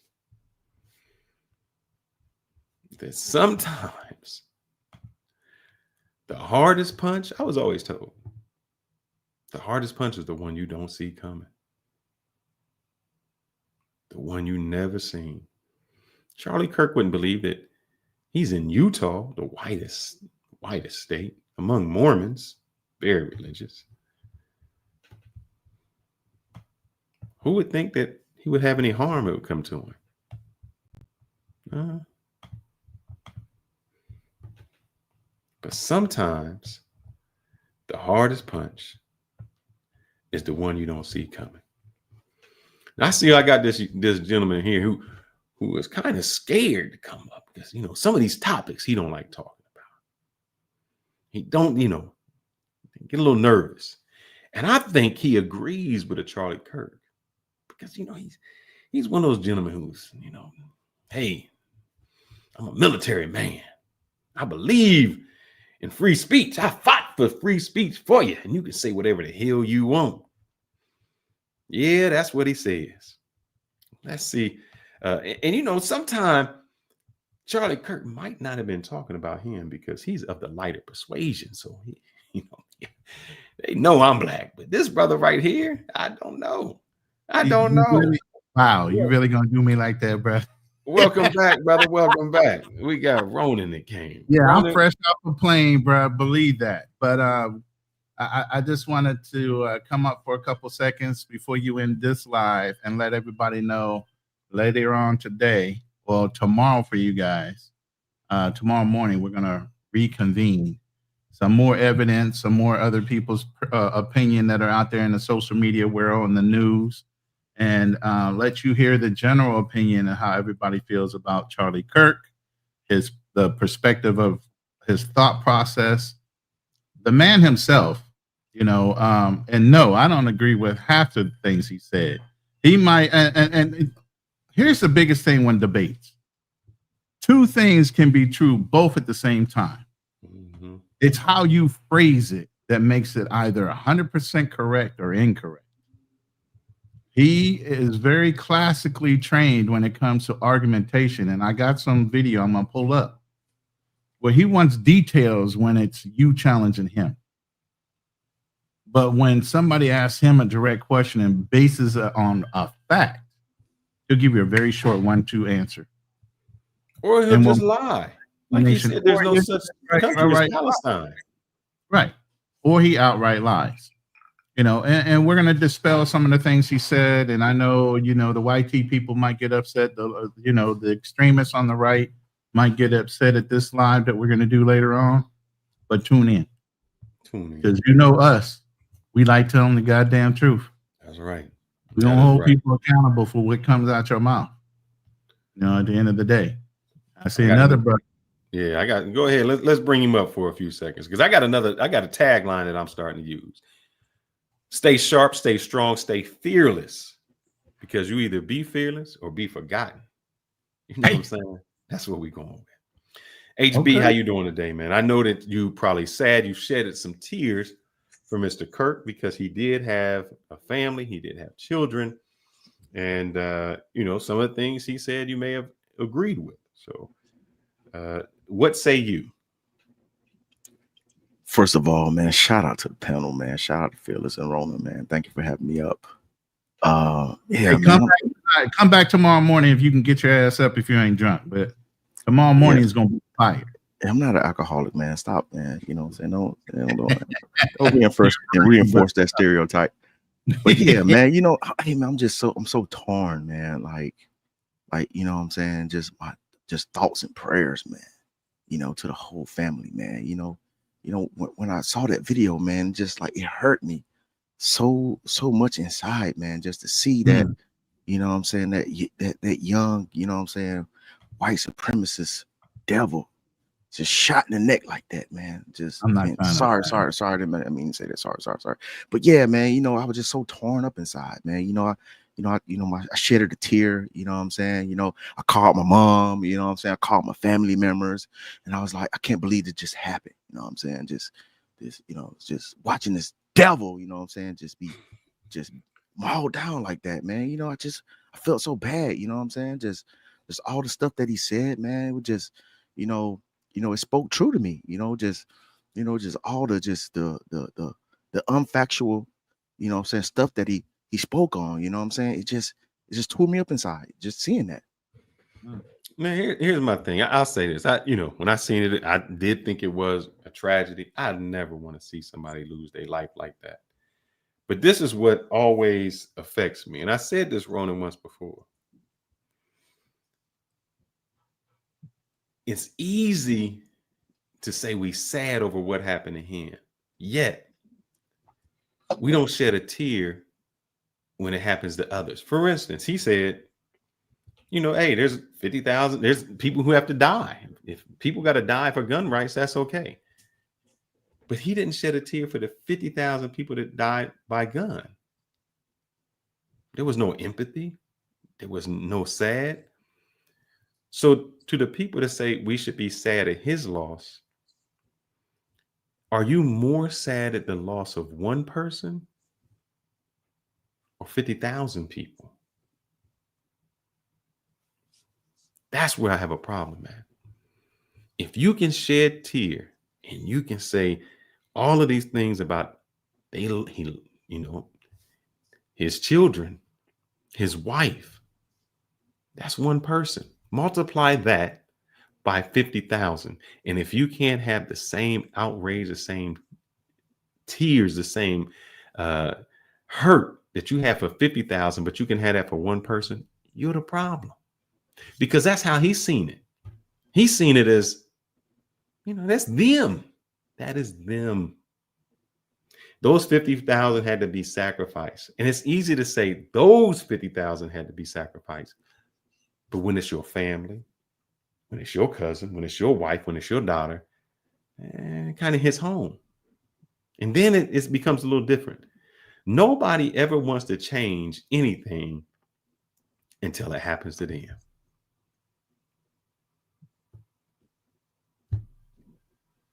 Yeah, man. I mean, I don't want to give you guys any extra ammo of what we're going to talk about tonight. I mean, tomorrow morning for y'all, tonight for me. Should I save it for tomorrow? I mean, if you live over on my side of the planet, do that. But other words, you better apply it to whatever part of the country you in. I don't know if you in Africa, where you at? Because you such a spinster. You always down in Africa trying to hook up with your tribe down there. So I don't know. So at what time? Because I got it was buffering on my side, man. I didn't. Fearless has it set for 11 a.m. Central Standard Time. Oh yeah, I'll be up. I believe. Correct, Fearless? I don't know. 11, so that'd be 10 my time. All right. Damn. Well, it said 11 my time a.m. So that means 10 Central, and then 2 hours behind that, probably 9. Oh, it's gonna be at night. No, morning. In the morning. Saturday morning, yeah. Okay. So about 9, 10. Yeah. I'll just pay attention to my damn notifications. But yeah, man, I'm definitely gonna try to be for that, man, because I got a lot to say. Everybody in the chat, if you not hit the bell notification on any one of our channels, and all three of us are up here. No, if you haven't hit the bell notification and subscribe, please do that at the minimum. And let me put my channel, because I know y'all not on my channel. So let me put my channel in here, and I got something to say. I did it in my room, and I listen. Look for Fearless's channel. I dropped it. This is a new channel. This is his Fearless Talk Live channel. He's a little sensitive. He don't want to get any kind of strikes on some of his other channels, so he has a Talk Live channel. So now he gonna get my shit in trouble. But anyway, make sure y'all hit the all button when y'all subscribe, man. I know some people are just lazy. Make sure you hit the all button. That's how you get, you know what I'm saying, all the notifications, like, because sometimes if you just subscribe, you know, they'll send out a, you know, the notifications, you know, when they feel like they should. So but yeah, make sure y'all do that. I do have something from Mr. Justin Michael, who says, I'll read this. I won't, usually if it's not a super chat, I won't, but he says, Charlie's message was about getting fathers back in the home for Black community. He was trying to help Black culture to get off single motherhood in the welfare state. My question, Michael, is, Justin Michael, is, why was he so concerned about the Black community? He was the one who said he was afraid to fly if it was a Black pilot. Why would you be afraid to fly if it was a Black pilot and not a white pilot? Why was your message so in tune to the Black community? It wasn't the Black people who killed him. Maybe his message was to the wrong people. Because another thing, wait a second, HB. He said, you know, he wanted to get single motherhood and them off the welfare state.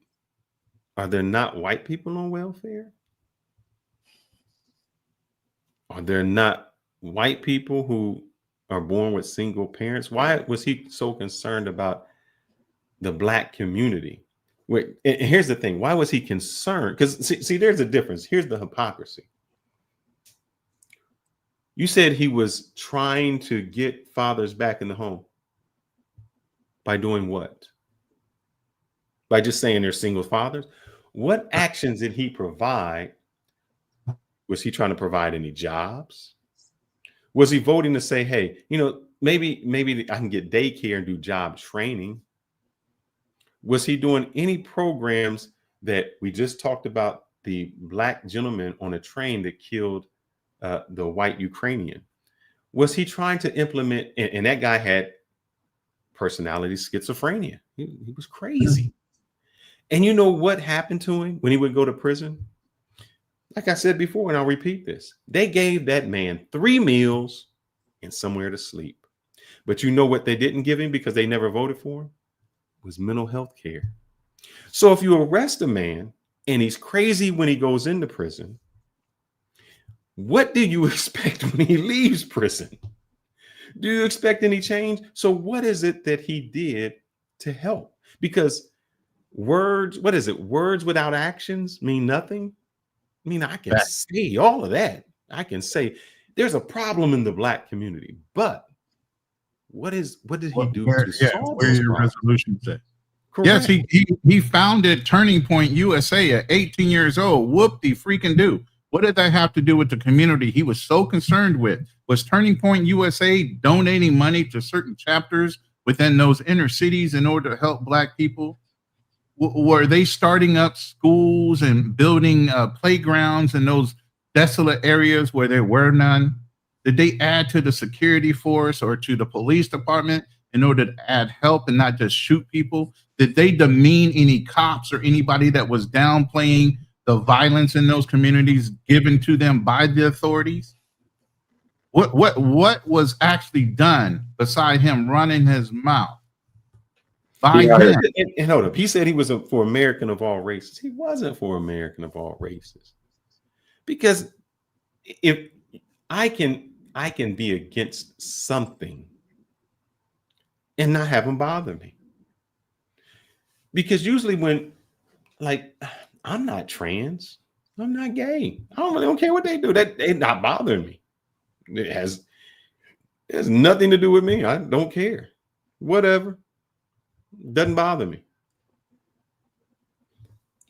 How many times you keep saying that he was so concerned about Blacks, but like you said, Ronan, or he was a Christian man. Yeah. Nothing wrong with being a Christian man. I'm always good when you're a Christian man, but you can't be a Christian man sometimes. Or the Bible is good to you on some occasions. Some of the most devious, devastating shit has been done in the name of God. Yes. So don't bring that up as a reasoning of how great this person is. The devil exists in the church for a reason. Correct. It's not like you see on TV because they see a cross. All of a sudden, I can't go in there. The hell if he can't. There are evil people in the church too. So what does that mean in results of? Hold up, I really want to go with this. He was for American of all races. Yeah. I am a humanitarian. A humanitarian means I can see tragedy of a child in Palestine and be just as sad as a child in the United States because it's still a child. Charlie Kirk didn't see it that way. See, Charlie Kirk said that some death is just necessary to get to the end. Meaning, if 50,000 people have to die in gun tragedy for guns to be legal, that's fine. If 1,000 people were Hamas and they if you killed that many Jewish people on October 7th, wiping out children is fine. So you can't be a person who talks about one page of the Bible and then you turn the page and you say, turn the other cheek, love thy neighbor. That's bull crap. None of that means anything. So how can you is love his neighbor? And when you said some deaths are necessary to get to the end, I wonder if he feels the same way about his own death. Repeat that, Joseph. I'm sorry, brother. Say that one more time. The last part? Yes, sir. Yes, sir. When you said some deaths are when you said that, Charlie said some deaths are necessary to get to the end, I actually saw that clip, and as well as the context before and after. I wonder if he feels the same about his own. No. Like, does that same mindset applies to himself and his family and those he knows personally, and the ones who look like him, or is it everyone else outside of him? It's everyone else, Joseph. And I said that about a nurse that I knew. If you were listening, the nurse, before she was a nurse, she was on Section 8 welfare. She was collecting food stamps. She was using all that to get through nursing school, the child vouchers, because she had a child. And she used all of that so that she could pull herself and get through nursing school. Now she's a nurse and she's seen someone who was on welfare, and you know what she said? I hate those people. Chick, you was just those people. See, what happens is we can always see the bad in someone else, but when it's with us, it's like, I don't. So when people say, oh, that, 50,000 people had to die, and that's fine. It was those 50,000. Those 50,000, that kid who lost their dad, that's them. He felt no sympathy or empathy for those people who lost their family. He felt no sad. He didn't shed one tear for all of them who lost their family, their fathers, their sisters, because that was a necessary evil. So my question would be, if he felt no sympathy or empathy for those 50,000, should we feel empathy or sympathy for one man?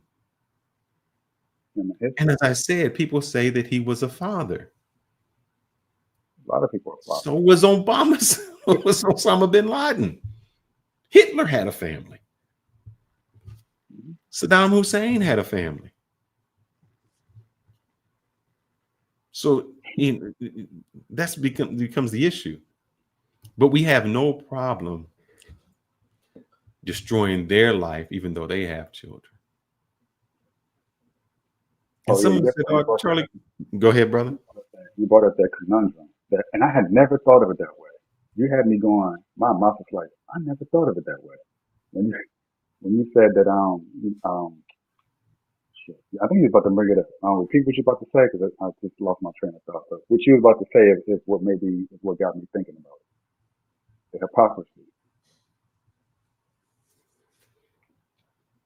I don't know now. I just spewed up. I've been cooking over here so long that it's Sometimes you got to stop and look down for a second, bro.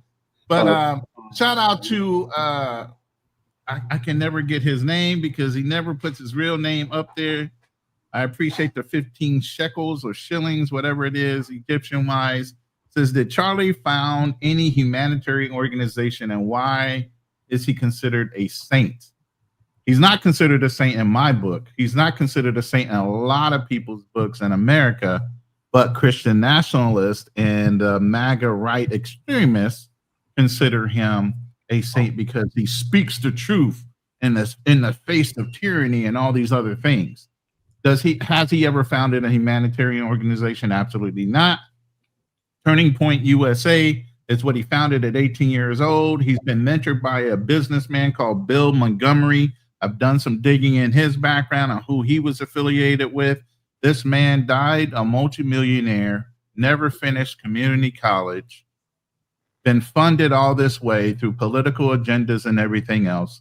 So you can imagine what his driving force is and why he wants to appear to be right and why he wants to abolish or ignore that there's a whole Palestine and all the other things that go along with it. He's being paid to say the opposite. Okay, so we're going to get into the nitty gritty of who this dude was, where his agendas were, who was paying him. Follow the money, right? Isn't that the way you figure out the truth about things? Mm-hmm. Follow who paid who. Where do you make up all this money at if he never finished college? Correct. Grew up in a good family. His dad was an architect. Hey, I have an architectural mind. That was my major. His mom was a mental health professional. Grew up in a well-to-do family. So. But you know what? You know who else grew up in a well-to-do family? A lot of criminals did that. But go ahead. The person who Charlie grew up in a well-to-do family. And Illinois as well. Didn't he grow up in Illinois as well? He was in Utah. He grew up with his father who took care of him, and he, grew up with all the family. I'm trying to do a hot seat here. So, HB, you got something else? If not, I'll throw up obstacles. You got something else to throw in?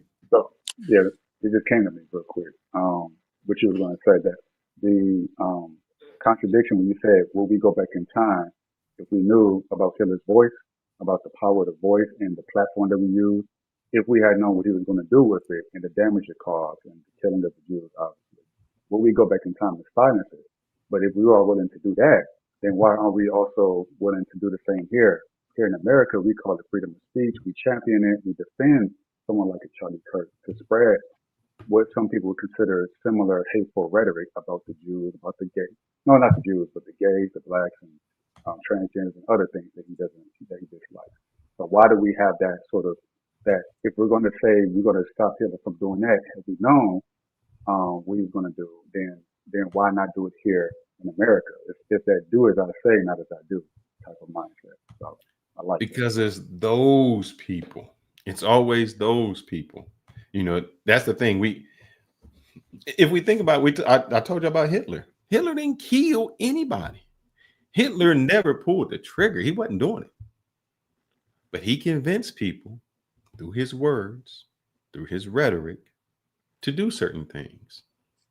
And that's why we call him evil.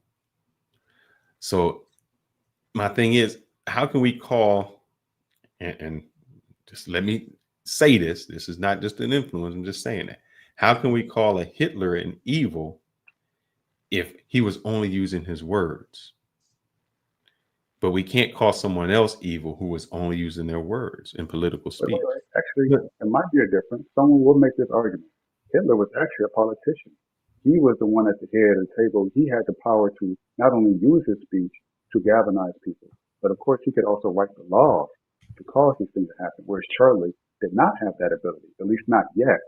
I said 10, 15 years, he would have definitely been in political office.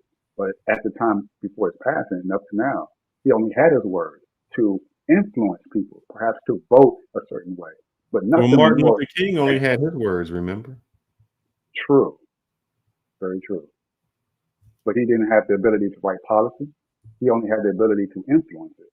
So there's a difference between but he and right policy, and that's the same Charlie Kirk has. Let me ask you something. I showed this, and maybe I'll bring it back up because and just to make a point. Hopefully, I can find this real quick. Who do you think is more powerful? This is just a question for you. Who is, in your opinion, who is more powerful, the person or people who write the laws, or the people who influence the people who write the laws? And I say that because I'll play this.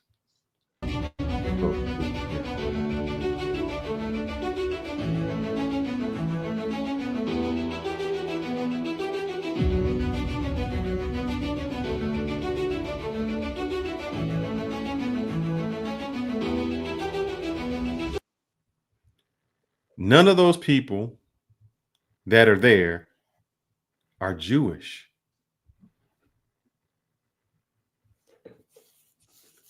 Why would they go to somewhere that doesn't have their faith? So when you say they had let me ask you, do you think Nancy Pelosi writes laws? Do you think Trump writes laws? he signs them into law. He signs things. He has the power to sign what's written into law. But don't you think that, so do you think Trump is more influential, or the people around Trump who actually write the laws? Do you think Trump really, you ever see a law book? You ever see those laws this big? You think Trump read through that, or somebody just said this is what's in it? Oh, he can't. He doesn't have that kind of time. Or probably also the ability. The people around him. Even when Nancy Pelosi said, I didn't have time to, I'm just signing the law. I didn't have time to read it. We read it after. When she said that, did you ever ask yourself, who wrote this? If she didn't have time to read it, who wrote it? Architect of those laws. That's that matrix influence, that person who pulls the strings, the puppet master. It's not Neo who was in control. It's the architect. But So it gives the illusion of Neo being in control. I'll go back to ask you that same question. Is the politician have more influence, or the people around him?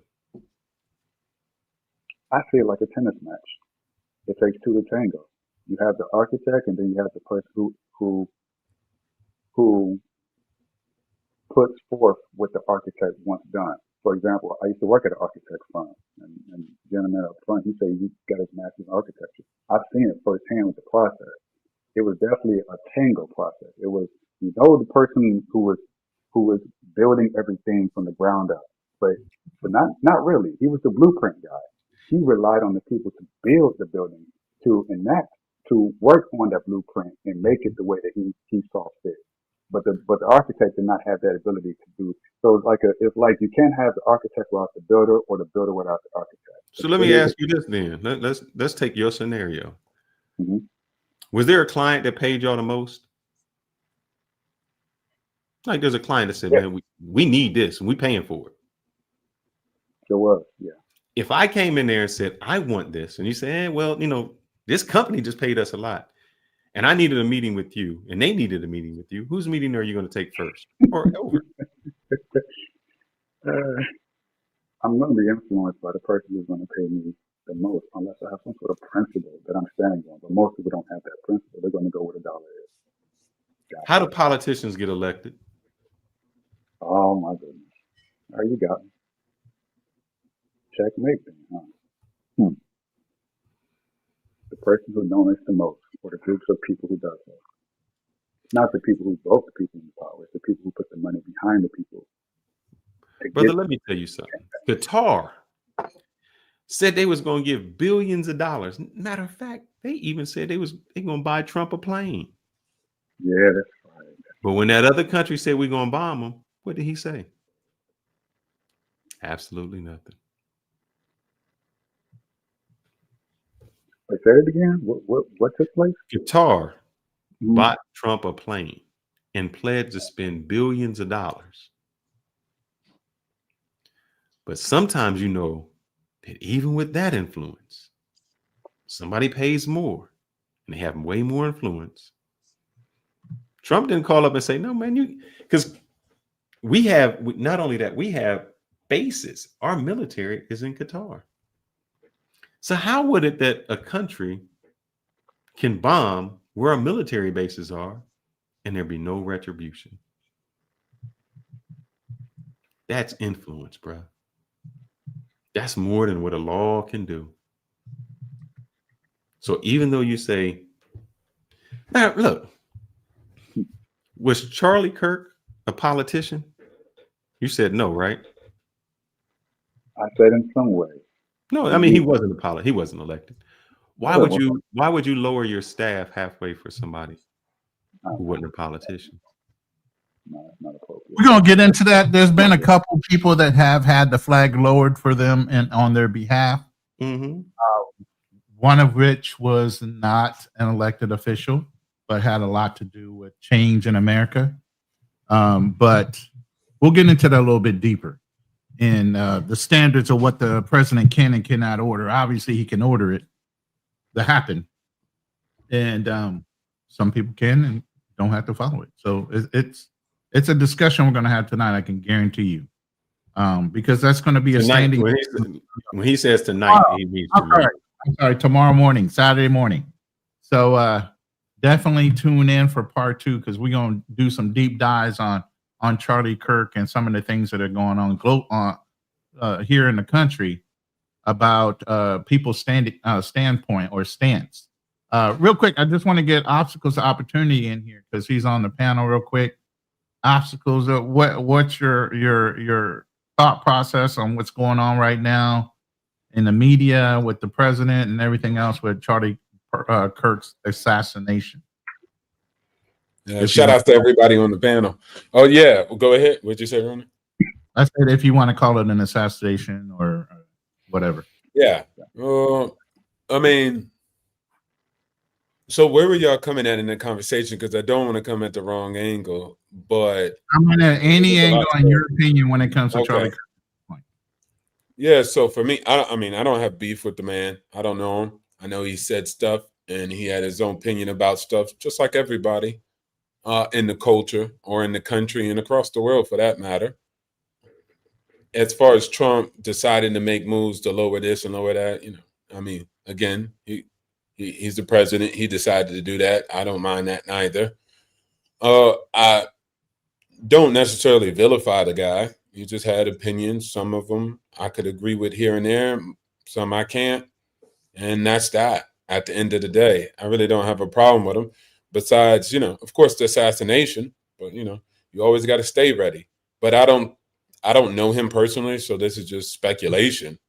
But, if he lived by that principle, then yeah. I mean, and if he died by it, I don't know if he's saying, give me sympathy about like the gun laws and everything, and there's going to be casualties and stuff like that. Collateral damage is the specific word. So if he said that, I'm pretty sure he was like, he knew the rule applied to him too. And people say that and willing to stand on it and died on it. And he died doing what he wanted to do. I agree. I'm more of an action taker. I'm not more of a broadcaster, and that's it. But again, a next man don't have to be that. He might just be only speaking and that's it. Like Ben Shapiro's like that, right? Like all he does is speak. Like what else? But some people, a good amount of people see value in him speaking. So it is what it is.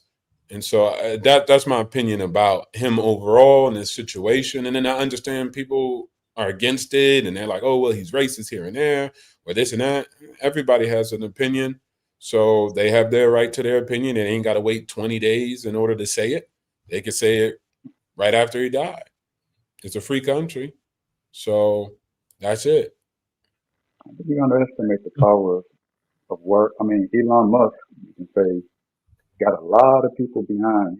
He helped Trump get into office with his words and influence. And there's a lot of people, Bush, Limbaugh, there's a lot of people on both sides politically. Words can move needles. And it might not have a action behind it, but you can use your words to inspire other people to take action, to move a certain direction that you want them to go. which is, of course, Hitler is the most obvious example. Martin Luther King, Malcolm X. So these people would get assassinated in order to hopefully stop that kind of movement and that action, which is what Charlie Kirk had. This dude apparently had thousands of people at this event.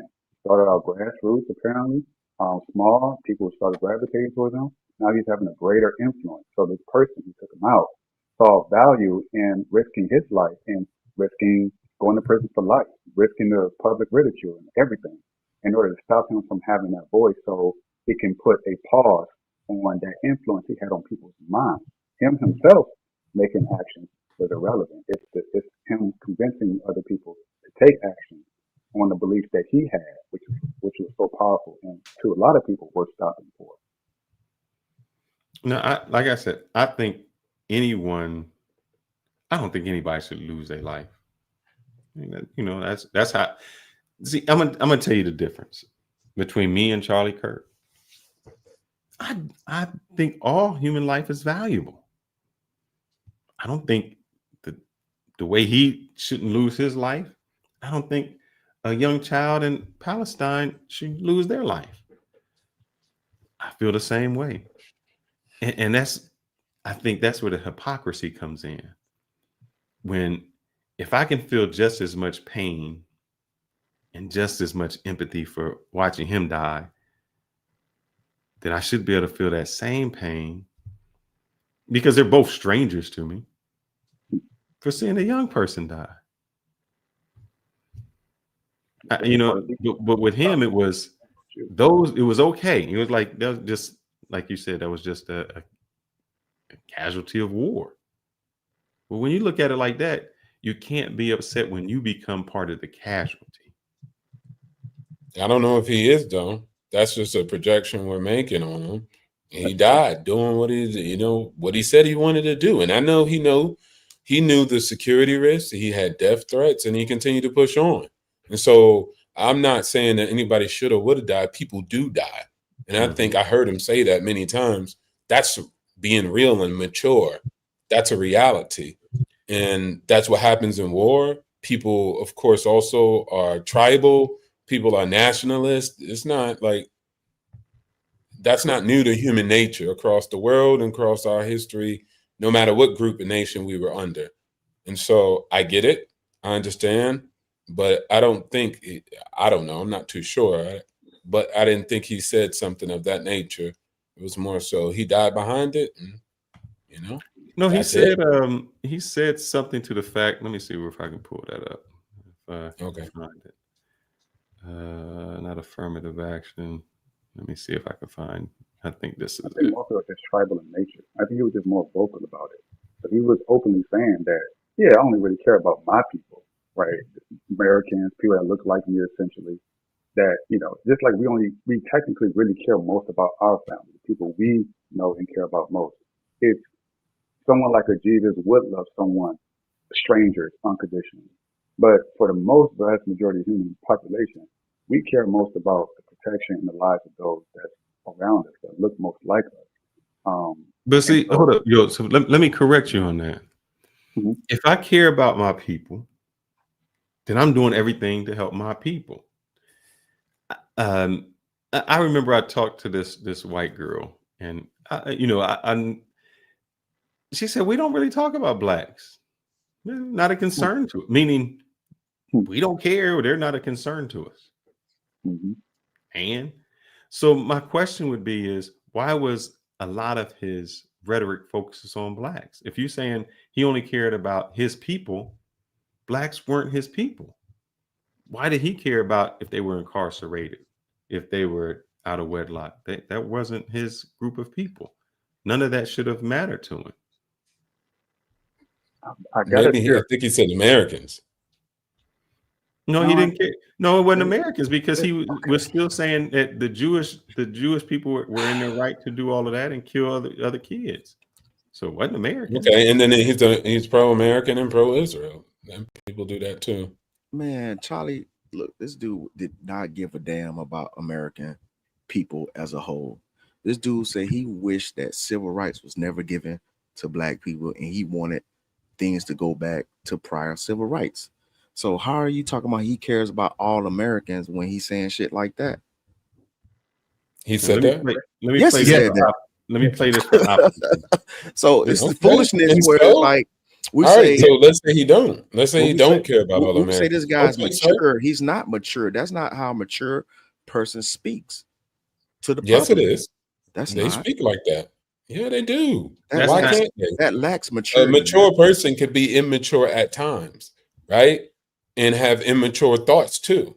It's not all around you're Thoughts perfect and once you speaking reach public level of about it is two maturity. different things, brother. No, it's not two. Yes, it is two different things, but it happens. It's real life. Yeah, people say it in public, but you act like there's something in the universe where you can't say it in public. There's no such thing that exists like that, bruv. That's all I'm telling you. And if he did say that, then he said that. When we grew up, they said if you don't have anything nice to say, don't say it at all. I'm not worried about what they said back then. No, Not ain't no, really worried no, ain't about no that. back dance People public. still do it. My mama tell me that today. Yeah, but that People rule still not do no it back dance. I'm anyways. just saying. America today, and especially with social media. If you ain't got nothing So nice we supposed to have all this listen, empathy listen. Say it anyway for clicks and views and the for these sensation evil ass people in the going world. viral. That's the way it is now. It's not be polite above all. Now it's say whatever the fuck you want, see if you can hit a viral moment and get all kind of clicks and views from it. I mean, Even back then they said it. Super predators and stuff. That wasn't nice to say, but people still said it. People have always done this throughout And he all of cut from history. the That's same all I'm cloth. saying. Yeah, he cut from the same cloth. That's what you think. Yeah, of course. All right, No, cool. that's You not can what I think think. that. That's what it is. Here, let Okay, me- you say that's what it is. Okay, so what? That doesn't make it Because so. I'm just just saying, 'cause like you I'm just said it. saying, like they said it's the truth. So it's not like I'm just speculating. That's what you think, though, right? Or is that not what you think? That's what I think and believe. Okay, okay, cool. And that's your person, and he thinks and there's a believes lot of something that's people- different than you. Yeah, but see, the thing is, though, a lot of shit that he says and he thinks is unfactual. So he'll bring up statistics. People do that too. Instead of going to the government stats, he'll just make up some random statistics from some white supremacist organization that makes stats totally against about black people. And he would spur those same statistics. His followings they say the same thing. And it's like we're supposed to be like, oh yeah, you know what I'm saying? He's right about some of the things he's saying when it's not true. Yeah, He but wasn't right about nothing across the whole entire board, is what we're you're all saying. biased in some way. We all have our biases, and our we have these facts, and you know, The whole I'm thing going is to overlook these facts. you can be disingenuous with your facts. And while he was spitting out facts, he was being disingenuous with saying the whole point of the fact. You get what I'm saying? You can leave out certain key features to make yourself right. That's a whole point about an argument. That's a whole point about a debate. That's a whole point about a law. It's all a perspective on the truth. His perspective was so strong, and he would have people that did not know how to argue against his perspective that always made him look right, even though he was dead wrong. That's whose fault? The person that wanted to challenge him and not knowing the facts of the conversation. Or not knowing how to speak in All such a people, way. I call people historical revisionists all the time. They like to recall history and account history in a certain way that benefits them without telling the whole truth about history. And that's what he did all the time. And I got some videos that I'm going to show you later on Saturday morning. That's going to show you there's college kids and everybody else that's fronting him up that left him speechless because they gave him documented facts on history and some of the points of views that he had. And he had no common comeback beside one little simple thing. His brain starts to shake. You look at his face, he starts shaking in the head because when he debates somebody is equal. Right. But when you know you got somebody that's like you, the big kid on the block, and you got some little kid trying to challenging you, and you're already prepared for your conversation, if you don't go in there as well prepared as him, wanting to challenge the world, you're going to come out looking dumb every time. Well, I agree, and I would say the onus is on the people. Obviously, the onus is on the. He's had obviously thousands of interaction experiences, so he's crafted his message to such a degree where he's mastered it. But then he comes across someone who can match his intellect, his wit, his cleverness, because he was very smart and intelligent man, and the way he presented himself, very eloquent. So he can stump a lot of people just by the way he speaks. and kind of run circles around people because they have experience and the education and the knowledge. You say you got evidence. I've never seen, most of the people I've seen challenge him are kind of like, yeah, but what about gays? Like, that's because he got them off of their talking point. Or he'll say something He's so very crazy. suggestive. He's very suggestive in his answer. He gets you off of your point to throw you into his arena. And the point is, you got to keep him, when you have an argument, you keep him in your arena. You don't jump off of his comment onto his statement, even though it's a crass statement or something, because he'll always throw something about Black culture in a response when somebody's asking him a legitimate question.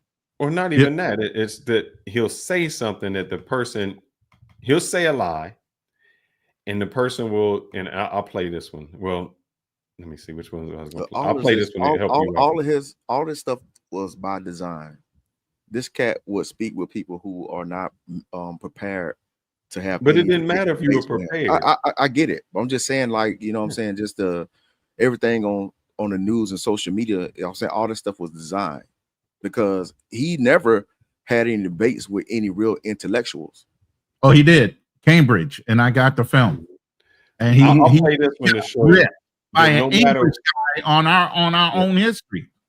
So I'm talking about for the most part. Not being prepared for the conversation. For the most part, yeah. Sometimes it ain't even about being prepared. Watch this. This is what he said. Area. It's not So called Palestine. You don't believe that Palestine have the right to exist? No, everyone has a right to exist. Show me where it is. It's a non-existent place. Yeah, I don't think we're gonna. That's why we're on different planets, right? But what is the national identity of Palestine? Educate me. Palestinians. What is that? Like, what do you mean? What is that? Yeah, what ethnicity are they? Arabs. Okay, so all Arabs are Palestinians? No, but they are Arabs. What you trying to say? I'm trying to say, because at what point does somebody become a Palestinian? When he was born in Palestine, or if his parents are Palestinians? Again, this is why we're talking past each other. What you trying to say? I don't think the place exists. What? Because it doesn't. It's called Judea and Samaria. It's not called Palestine. And I played this to show in 1930, before there was an Israel. Yes. When Roosevelt asked that some countries be protected and not invade, this is what he sent a letter to him and said. Endlich die Bereitwilligkeit, ihm die Zusicherung zu geben, dass die deutschen Streitkräfte das Staatsgebiet folgender unabhängiger Nationen, Türkei, Irak, Arabien, Syrien, Palästina, Ägypten. So Hitler at that time already had acknowledged there was a Palestine. He wouldn't have called it out. Prior to, and then the next section is prior to there being in Israel. This was a prime minister of Israel, and this is what she said. What was all this area before the First World War? When Britain got the mandate over Palestine, what was Palestine then? Palestine was then the area between the Mediterranean and the Iraqi border. You say there's no such thing. East and West Bank. No, East and West Bank was Palestine. I'm a Palestinian. From 21 until 48, I carried a Palestinian passport. Thank you. Well, it's not like us it's saying very hard to argue with someone when you, like, if you just said the sky is blue and they're like, blue? Who told you the sky was blue? The sky is pink. And you're like, brother, the sky blue though. They're like, I don't know. Hey, I never even heard the sky was blue. Like, how can I argue with someone who we can't even agree on a something that you would on the basis of the real conversation? Yeah, but I think he don't believe in the basis that he don't recognize it as a nation. And you could say that it was a historic. I get it. But that's his opinion and position. That's all I'm stating. Right, and nations get rolled over and get conquered. That's a part of human life too. So I don't think it's nothing special with like this in Palestine. Palestine, I'm pretty sure if you go down and break it, Palestinians will argue amongst each other about who conquered this and who conquered that. And these people took this land from me. So I'm just saying, when you get down there, you get to a slippery slope. He just didn't acknowledge it. That's his position. Okay, so what? Palestinian people still going to do what Palestinian people do. Israel's still going to do what they do. I'm just trying to look at it from a perspective of reality. People clash, people steal people's land. It's been a thing all the time. It's nothing new. It's not specific to white America. Everybody does it. Everybody has issues and they clash on them. And so I think his position was, hey, I don't identify Palestine as a nation. Cool. That's his position. If I was Palestinian, I'd be like, okay, cool. I got to keep moving on and getting what I need to get done, or go against the information by promoting my own information. But everybody has, it's also. But what happens, but here's the consequences to that obstacles. When you spew that and you say it doesn't exist, that means you think of people don't exist. And if people don't exist, they have no right, not you, I'm saying it goes as a ladder. If the people No, but he said that. He said, I believe everybody has. He said all humans. He just don't believe in a nation and a country. You don't say all humanity. In yes, one humanity, he says we're all humans, but then in the next thing he says, oh, that should be part of Israel. All nationality. That's two different things. He's saying the whole land. like they should just be. Yeah, but that's two different things. He's still humans, and nationality and ethnicity and all these different things are different things. So he said Palestine, and what's Palestinian? He said all humans. He didn't say like, oh, you're just insinuating that by saying, well, if you say there's no Palestine. No, he said that. That's what I'm saying. On another thing, at the beginning of it, he didn't say that. He said, I believe all humans should exist, just not the nation called Palestine. Just like people say, I'm not against Israelis or Jews, but I don't agree with Israel. I don't agree with the state of Israel or Zionism.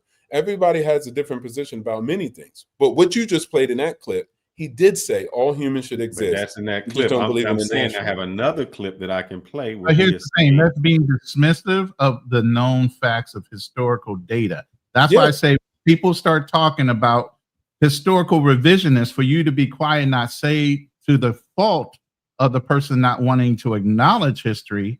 Yes, you can take land from anybody you want to take, but at least allow it to be documented that that land was taken from that original people that were there first. And then you don't have to do that either. You can write history again and again. I get that. The victors write the history books, but it's okay for the other people to challenge it, to re-acknowledge that the facts have been changed. That's the whole point. That's why he had the conversations.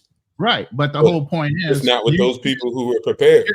But the whole thing is you can't allow people to not or allow people to continue to propagate misinformation about history and not speak to it, because by your silence, you're acknowledging that he could be right. And then the bad part of this is you have so many people that don't want to go out and seek the knowledge for themselves. They're going to take on blind faith because of who this guy is, that he's only spewing facts and not ignoring the actual data from historical books and records and maps and everything else that say there was a Palestine, that says there was a Palestinian people, that says right after the war, part of the negotiation of the Jews from Germany, they were given a portion of land from the Palestinians by the Americans and the British, causing that whole statehood to happen in Israel in 1948, as the lady spoke about. And she was a Palestinian up until then, and then she was living in the recognized statehood by the Americans and the British of Israel. So when you don't know the whole history, like I said, two things can be right at the same point. You can say there wasn't no Palestine, but you can't say that Israel just popped up automatically. There was something that had to happen for Israel to become a state or a country in 1948. What was that thing that happened? And see, he's totally admonishing that by his statement. And the young man was trying to challenge him on those facts. So when you don't want to acknowledge the facts of history and you just want to go on blind information, then yeah, you're at a stopping point for the argument. One, you're at the stopping point of the argument because either part is not going to give way on their own true beliefs on whatever the historical facts are.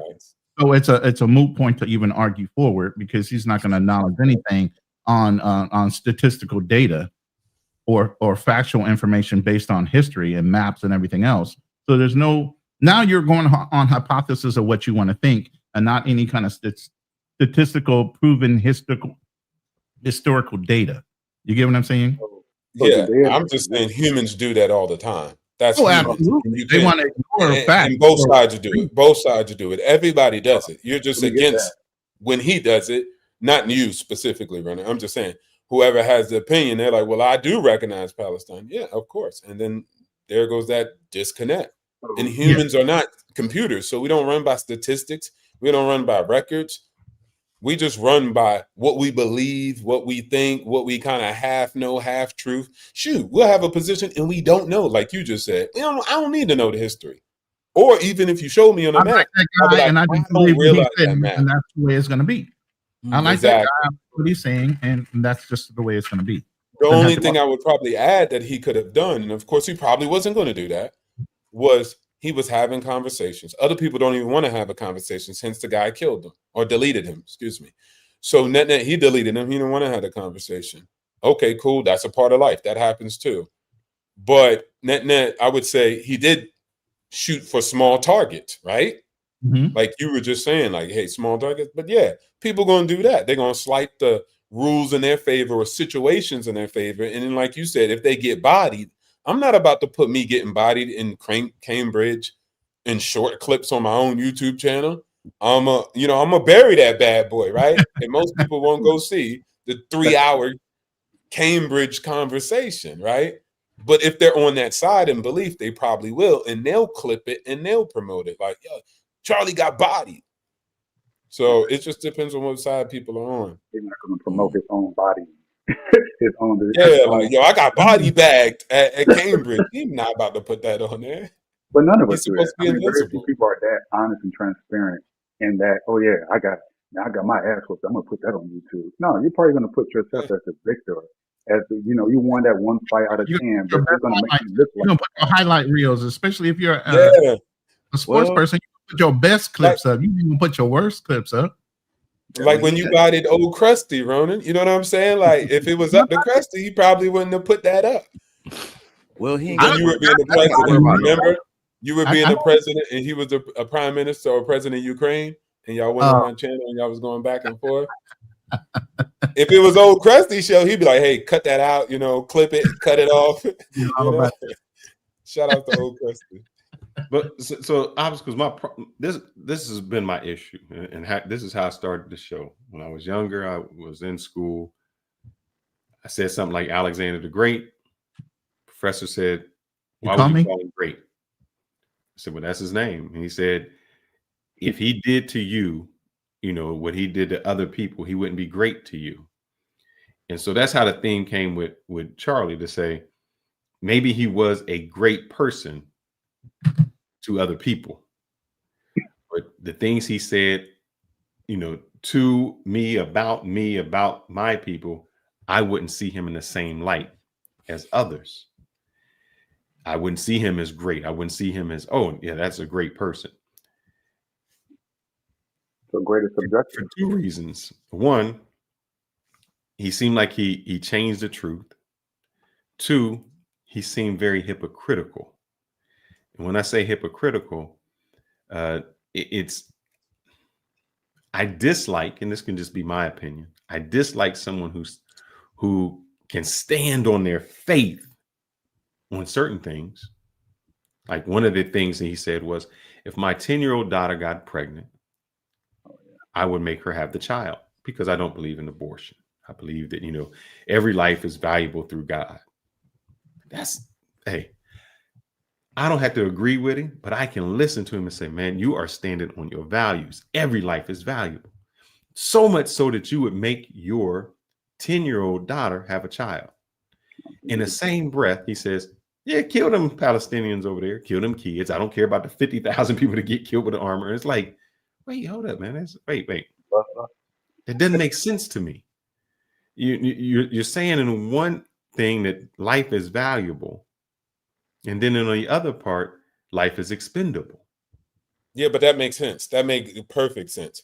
Because if that be the case, the Christian Crusaders would have never murdered nobody and deleted nobody. Oh, that's what they can't be Christians, meaning they're not really Christians. They is Christians. They is. You can't take away their Christian card. There's no such thing. If No, they believe because that they're Christian, then they're Christian. You can be a Christian in name and not in action. And that's what it is. But Yeah, here's the thing, but people do that, but they believe they're in their line, and you don't agree. Okay, you're on the other side. no, You're the bro. enemy. The devil's work, man. But Listen, that's no, life. But no, that's the devil's work. no, listen. That's life. You guys are off base with that because Christian beliefs. I'm a Christian. Hello. God ordered total deletions of whole peoples, man. Every last woman, child, beast of the land, everything needed to be wiped out. Period. So in God's wrath, he doesn't discriminate. It doesn't matter whether you're an adult, a child, an animal, everything had to go in his mind. So when you're a Christian, you have to have that kind of mindset when it comes to your stance on certain belief structures. So let's not go there because it's all in the Bible where God has gone and walked the Israelites through certain places and said every man, woman, and child needed to be wiped out. Mm-hmm. And that's fine, except when it's your man, woman, and child that need to be wiped out. Then yeah, but that's how life is. That's how life I'm saying, is. you know, like we say, "Oh, God blessed America," except when something happens. Then you know, God didn't only bless America; He didn't bless any other country. See, this is but what happened. Palestinians are like that too. Like Palestinians, they didn't care about slavery. They was cool with slavery, so they're not innocent victims. They got their own crimes, their own blood on their own hands, transatlantic or Arabic slave trade. Hold up, but you're talking about 400 years ago, comparing that to a child who has nothing to do with that. No, but still, there's an underbelly. Go ahead. The underbelly behind the whole Israeli thing. The Americans and the British, the reason why they put Israel there in the first place, they were having problems with Palestine. Mm-hmm. So in order to control the region, that's why they formed Israel there. Facts. You got to understand the historical reasoning of why they put those people that had already gone through hell and high water with the Germans and brought them down to Palestine of all places. That's not Europe. That's not what they used to. You throw them up in a desert somewhere? Yeah, that's what they Got a say. Mediterranean type of vibe to it, but you still took them from a whole European nation and moved them down to Palestine. About what was the blinding fact behind? But because USA and Britain was having a problem with the Palestinians. They were the next up and comers. So why not put a statehood down there they can use to manage those people? Maybe I agree with all that. The only thing I just say is that's life. Everybody do it. That's why Africans sold other Africans off. That's why blank, blank, blank, and you could just go down the list. It's just the white man been doing it, and he been doing it, quote unquote, the best. And then everybody just mad. But everybody do the same stuff. They just ain't winning it. Hold on. Maybe the answer is simpler, Roman. Maybe the answer, I mean, you can say it's all these political or these backhanded deals. Maybe the answer is just simply that this was the Jews' land from the beginning, and they didn't have the land to go back to because it was already occupied by the Palestinians. And so it was already called Judea. It's been called other names, former Israel, for hundreds and thousands of years. So it was perhaps, I'm just guessing. Both religions serve Israel in that area as religious areas. I mean, both Muslim and Christian religion holds that area in high regard, no matter who has ownership of the property. It was historically Jewish land. Now, because the Muslims at the time, when they occupied it, they called it a different name, almost like in a mocking way. We're going to name it Palestinian. We're going to rename, and they did it for a couple hundred years, sometimes 15. But Joseph, where do you live at? Where you live? At Detroit. Well, wasn't that historically Native American land? Well, French, but it was. I mean, at what point can they keep coming back and taking it? Say that again. At what point can they say, you know, that's my land, that's my house you're living in, bro? Here's the crazy part. I'm legitimately a quarter Indian. My grandmother knew she was a full-blood Indian. Well, they ain't gonna take 3/4 of your house. Is that okay? I'm just saying. I would not. I would say this: if the Indians, the part of my people, even if they weren't my people, if they had the means to rise up and take back this land of this country that white men stole, that we had, our ancestors had to till and farm the land. If they had the ability to do it and they could succeed, hey, go for it. Because that, as Obstacle said, that is how human nature is, unfortunately. People go in the lands, they conquer. You know, even Hillary said it herself when she went into to kill off Gaddafi. We came, we saw, we conquered. I mean, it's very tribalistic. It's very animalistic. I'm not saying it's right or wrong. I'm just saying people have been doing this for since millennia, conquering, taking over So land. people been, Indians if can people come and been, take. then why we feel sorry for Charlie Kirk? People been killing for political people for all over. Because people feel sorry for their side. True. That's pretty simple. People feel sorry for their side. But there's a okay, side who feels sorry for the officer. you can feel There's a sorry side for who your feels sorry side. for George Floyd. It don't have to go both ways. No, I'm It I'm don't fine have with to. that. You can feel sorry for your side, but what happens is you criticize the other for not feeling sorry for your side. Yep, that happened too. Yep, they do that too. Yep, people do that too. Well, you don't care about my cause or my people, but yeah, yep, that's just human. Once you understand humans, you could proper align yourself. I'm not disappointed. That is human nature. We all do it all over the world. That's the same constant we have. Just the white man's winning currently. Chinese is going to do it in the future, and then they're going to be running it if that be the case. And then they don't care. You think they're going to be like, yo, Ronan, the Native Americans? No. It's going to be China's the center of the universe. End of story. So everybody does it. So And you try not to do it as much as you can, but there's no, you don't. Some people just full lean into it. Sure, most people do. It's hard But because it's you hard to have that probably balance. are like, let me No, be, because maybe fair. not even honestly, it takes a lot more energy and thought to be less biased and more balanced. It's easier for me to take the all in, man, F Charlie or F George Floyd. Just like, it was with Charlie with George Floyd or with people against Charlie. It's easier to go that route because it's less resistance. That's just like, that's our, I had to say, a sinful nature. And that even someone like a Charlie who says he believes in God and Christ, you look at someone and say, like, you believe in Jesus? Like, really? Because Jesus would have never, you're right. Jesus would have never said a lot of things that Charlie said, even though he himself proclaims himself to be Christian. Does that make him less Christian? Well, then these people will argue, well, I'm a sinner. I'm falling. I'm not going to get it all right. He's right about that, but a lot of people can also use that as a sort of like a get out of jail free card. They know they're doing wrong. They're saying wrong things. They're inciting violence and causing harm to people, physically, emotionally, or whatever. And yet they'll use that. Well, I'm not going to, Jesus will wash away my sin. So I don't think that's right. But also on the other hand, it's that because we try our best to be closer to the way Christ was, if you believe he was alive or not, whatever, then it's very difficult. It's easier for me to be more like a Charlie Kirk or be like someone who's more radical in their beliefs, like someone who shot him. It's easier to be that way because it's just like, okay, this is it, boom, done. But to have that balanced perspective, that nuance, that it's not so black and white. It's a lot of gray area. It's hard to do. I listen to Fearless, and I'm hearing him having as best of a balanced perspective as possible. And I'm like, this is impressive. I like listening to him speak because he does his best to like have I agree with some of the things that Charlie was saying, but on one hand, he said a lot of crazy things. I got some proof, and then you might say some things about Jews. You say some things about Palestine. I'm like, But it's harder to do that than it is to have a dogmatic approach. Like, this is it, this is it, this is it, this is it. My facts are right, even though I don't know my facts are right or not. Let me ask you this, Joseph. Last week, one of the things we talked about was what's the dude's name? What's the rap comedian's name we talked about last week, Ronan? Comedian. Jermaine Dupri? No, he dressed up as a white dude. You talking about comedian, rapper? You talking about? All right, yeah.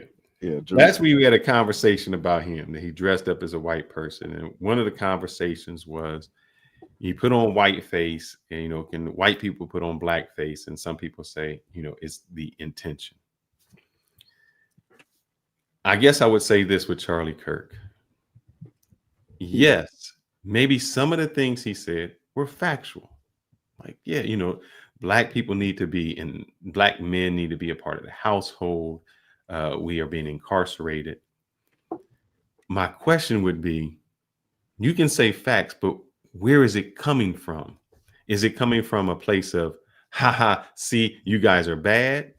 Or is it coming from a place of, man, there's a problem we need to fix?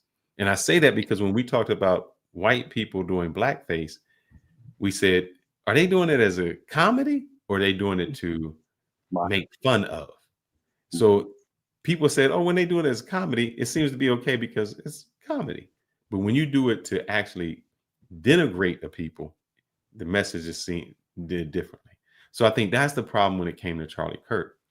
If you were pointing out wrong in a community to say, man, the unemployment rate or blacks are committing murder. Why? Why is that? Is this a problem we can fix? People would be more receptive. But when you're saying it out of, see, these are animals. See how they behave. This is what they do. And the only solution we have is to incarcerate them. That's where people were like, yeah, you can say a fact or you can say a truth, but it's how you say it and what side you're on. And like you said earlier, the action. He never put any money behind his concern, right? If you believe in what that black people are so disenfranchised, which a lot of them are because of the systemic aspect of things, then it would have been more impressive for him to hire someone of color other than Candace Owens. That would have been more impressive. Oh, okay, he's putting his money where his mouth is, right? He's saying these things, but he's also in the community. No, he went to places like Utah. He's going to a lot of these. Maybe he went to a HBCU. I don't think he ever has. That would be okay. He's doing something, right? He's going into black colleges, and no, he's going to his neck of the woods where he was comfortable, and it didn't work out as well as he thought. And that's he had a whole security team with him, by the way. But even if he let's say he went to an HBCU and he still said, "You guys are bad. You only got here because of affirmative action, and you're not qualified." If I got on a plane and you went through school for 4 years and became a pilot, I might not think you're qualified. You didn't help. I'm okay with that, man. I'm just saying there was no solution to it. Your only thing is, but it's mostly not with anybody. But cool. He say that he feel that, or somebody else who said something because, like I said, the H-1B visa showed people's true colors. This wasn't about merit. It was about, hey, look, I'm me. I want it to favor me, and so I'm gonna push this agenda. Because obviously, the Asians that were coming, they're well qualified. They get paid the most, but people were still pulling out gymnastics, specifically white America was pulling out gymnastics to justify it. So, it's a setup by big corporations who hire cheap labor. Indians make the most money. That's the wrong group. You need to go hire some white folks. They make less. And so net at the end of the day, and if you look at these companies, they're mostly white. And so I think just people are just biased. They're hypocrites. They're going to act like they're not. They're not going to tell you like, I'm a hypocrite. But I think Joe was just saying it takes a lot of mental fortitude to be like, hey, look, I'm going to be honest with you. I'm a hypocrite at times in my life. But this is a couple of positions that I have, blank, blank, blank, blank, blank, and lay those out and bear the truth of you as a human being. Most people are not going to do that. That takes a lot of vulnerability. And he's not special. But hey, Joe, I would say this. Actually, it's pretty hard to do what they like to be a Charlie or the shooter. Because now he got to go to jail and one's dead. So that, you see what I'm saying? That's actually extra hard. I might as well just think. But on that, I know what you let meant. me read this. Deward said, "Who is giving these thugs sniper rifles?" Well, Deward, in the fact of the shooter, his daddy. His daddy was giving him all the weapons. So you say who was giving it to him? It's the his father. daddy turned him in, right? He did turn him in. I know that's what it said. I don't know for sure. Well, he did. Turn him in. And by the way, Charlie, the only blackface that I found that was actually funny, and I think we all can agree on that, is Tropic Thunder. That's the only time I actually thought that's he got it. That was not out of malice. But prior to that, it was a lot of mockery and buffoonery and chucking and jiving as trying to pretend to be like us, mocking the stars of the time. But that what Robert Downey Jr. did with that, it was like, yeah, that's it right there. That's a classic. But I can't think of it at the time. I got a question for obstacles on this. What do you? I'm gonna say it plain, and then we'll get a little deep. What do you do about a Charlie Kirk? Like me? Yeah. You in general, you as a population, you as a black community, you as the United States, whoever you wants to be. That's a question. That's an interesting question. What do you do about a Charlie Kirk? What do you say? What do you have to say about that? Me as an individual, because that's the only thing I control, is to do me. And I'll label him as an enemy if we meet on the battlefield. And I'll take him out in all levels of human endeavor. But he has a position, and a good amount of his position, and I know he's biased, so I'm not going to fool myself like, oh, he really just wants merit-based. I'm not stupid like that. I know he has to say that because we live in different times where he can't say, hey, man, these are whites only job, boy. He can't say that. So he's got to say, hey, it's merit-based. I got a question for you. I get it. You went to school. You know, everybody went to school. So what happens when you go to school and that one person, because you said you're just an individual, and he in school like, yeah, that dude, man, he crazy. He be fucking up, man. He be doing this shit. We should get it. And so it's Charlie Kirk just told his boy, Dave Johnson, who just told some other dude, now you still the individual. You ain't did nothing. You do you. But now you got to do you against 10 or 20 people. Yeah. I love that. Yeah, let's go. Yeah, let's go. I'm taking 5, 6 out, and then I'm going out. That's life. I'm going to get 5 or 6 of them. Be sure. And then that's life. I stand on it. Period. Okay. He want to gang up. He want to go there. I've been ready. I've been waiting. They're not going to catch me off guard. It's not like I'm slipping. It's not like I'm dumb enough to believe their narrative that it was all good when I know it ain't all good. All right. So yeah, they just and then I took get you. gang. They go to India, your lineage. Meaning, yep. Okay. Meaning it's over. Meaning there's yep. Martin So Luther King was like that, Well, but see, he the still thing- stood on business. I still do what I'm going to do regardless of the consequences. I'm going to stand on business. Martin Luther King legacy don't come from his kids. And do you know him? Like, nobody know Martin Luther King kids. It was what he did. The legacy of his deeds, not his seed. My legacy is in my actions that I do right here. I could control me, and I could be the best me that I can, and I level up every day to do that. And if that's my faith, or my fate, like how I end out, bet I'm gonna love it. I'm gonna smile with it. But I'm a different type of beast. He was able to get you now because you didn't do anything except protect you, and you were the strongest. I got 6 of them. Boom. Okay, you got 6. There was 20 of them. There's 14. Yeah, And 6 down. Let's do the math. Remember, you was the leader. Now what happens to I your was mom me. and dad? What happens to your other friends?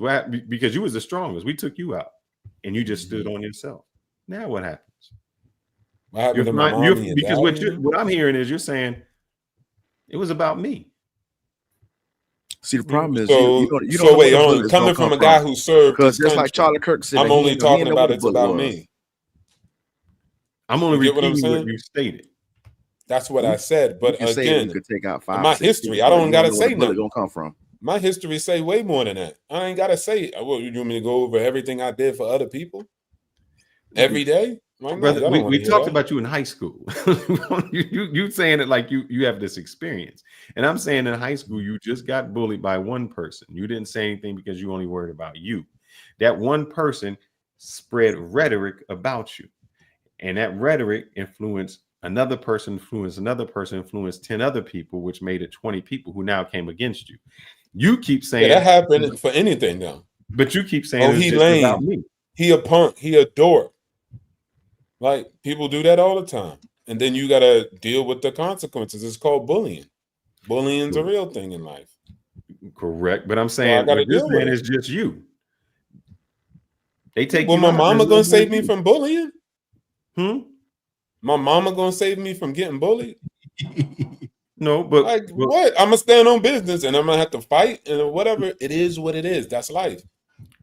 But all you're saying is it's just you. So you didn't try to influence anybody else. You didn't go to other people and say, hey, this is wrong. Let's do this.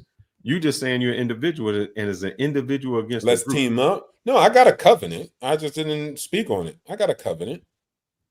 So if you're saying like, I got time to organize, you just said they came at me. They ganged up and they came at me and I didn't even know. So I just answered it to the situation. But yeah, I got a covenant. So I just form my covenant. And I know So my covenant obviously can bust more than Charlie's covenant. So obviously what he said meant something, meaning because you have to get your covenant, you have to get your people, you have to get something. And I'm covenant. I didn't say like skin color. No, your people, whomever your people. Yeah. I'm bringing this back to, in this instance, Charlie, because what I hear you saying is he says that, and if you have that, and that group of people that we're saying are 5 people or 10 people become a nation.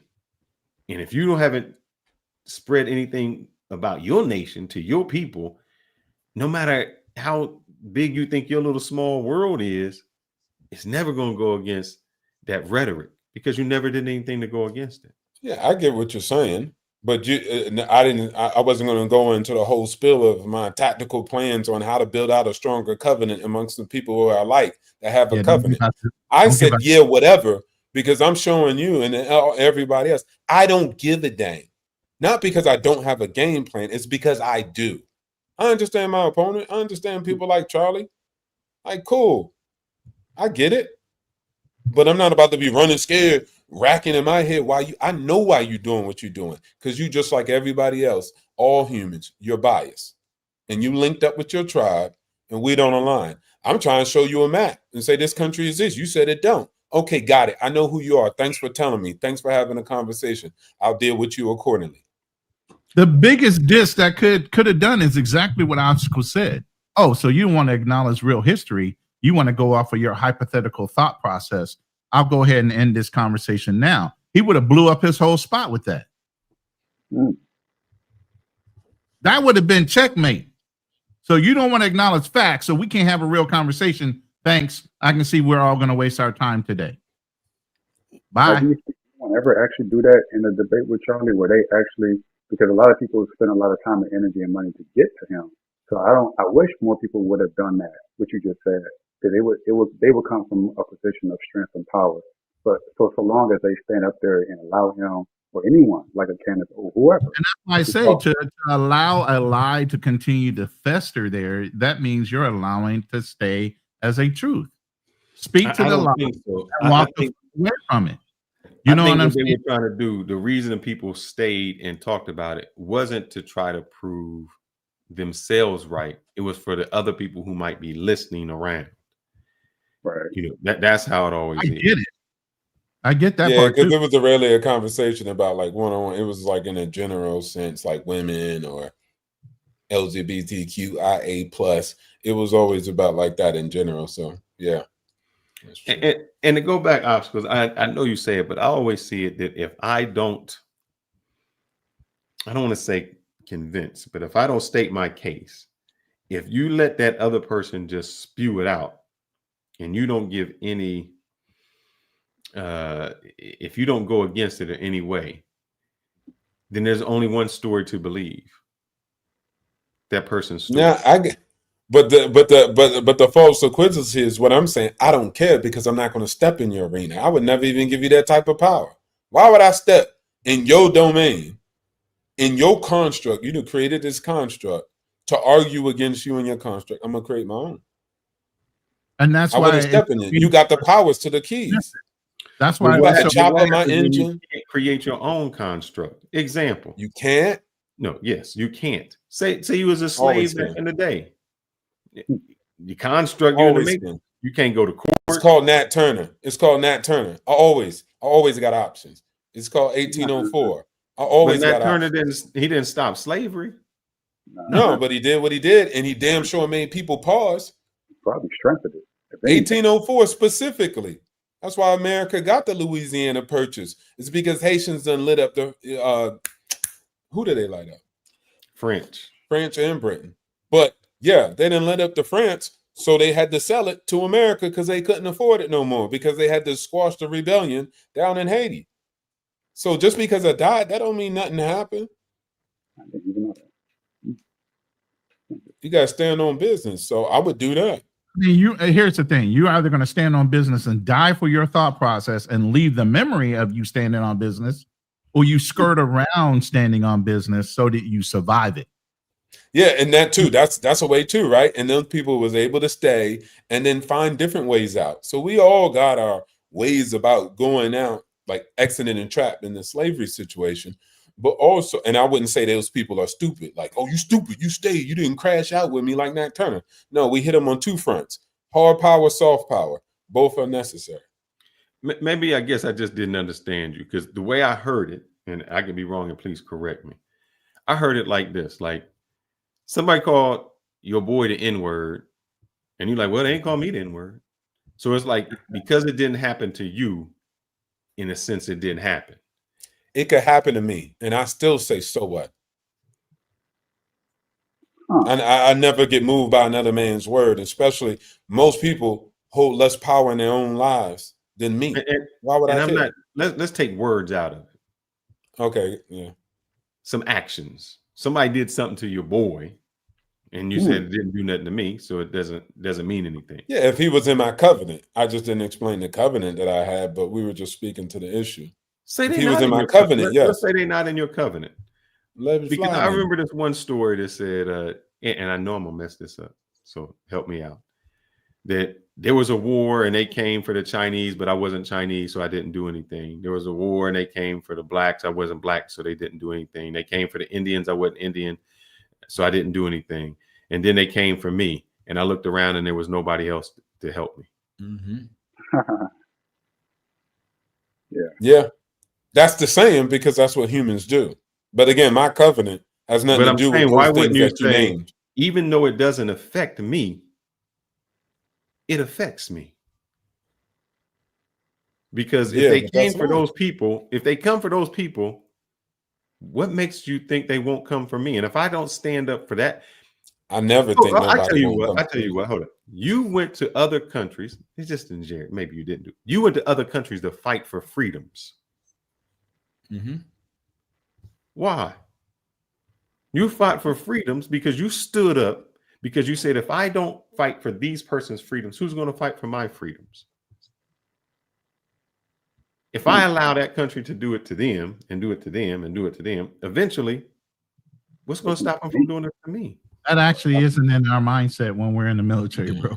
Yeah, nah. That's about maybe in the recruitment video, but not just in general. Bro. Look, let's just take the reason we say, I get what you mean. The reason we say Russia can't go here, because if Russia can invade them and they can invade them and invade them, eventually, that's what happened with Germany. If we could go back to Germany, Germany said, I'm gonna go to Poland, I'm gonna go all of these places. And what we said, we ain't gonna do nothing. And it's just luckily, but by the time you get in, it may be too late. I'm gonna bring up for instance, because I was a devout Christian, and I had my own ideologies on what I would or would not do, even in the military. At one point, Saddam was lobbying or volleying missiles over into Israel to try to get him to break up the coalition that we had against him. And Israel wanted to get into the fight, right? And at one point, it was looking like America might have to say something to Israel to back them the fuck up, so they didn't mess up our coalition, because there's too many Arabs and too many Muslims involved in the coalition. And I had outright said, if we had to turn our guns on Israel, I would not fight. So you might as well go ahead and lock me up in a brig now, because I'm going to break that rule. That's based on my religious beliefs.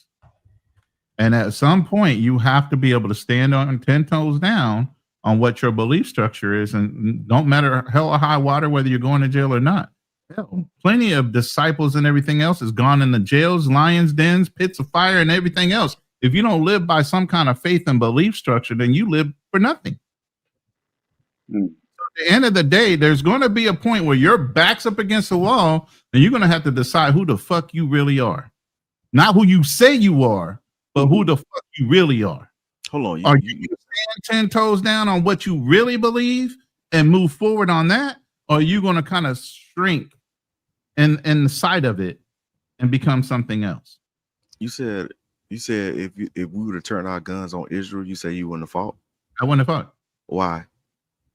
Because at that point, I thought Israel was the chosen people, the Israelis. Oh, you said at that point. Oh, I just gonna say because I'm like, I never No, thought I that. changed my mindset. Even when I was growing up, you know what I'm saying? Changed, I but mean, as I was growing all up, of I different felt churches. like Israel was They it. never taught us that. God's You know, chosen people, Christian were the addition to what the Israelis were already, the Israelis were already promised by God.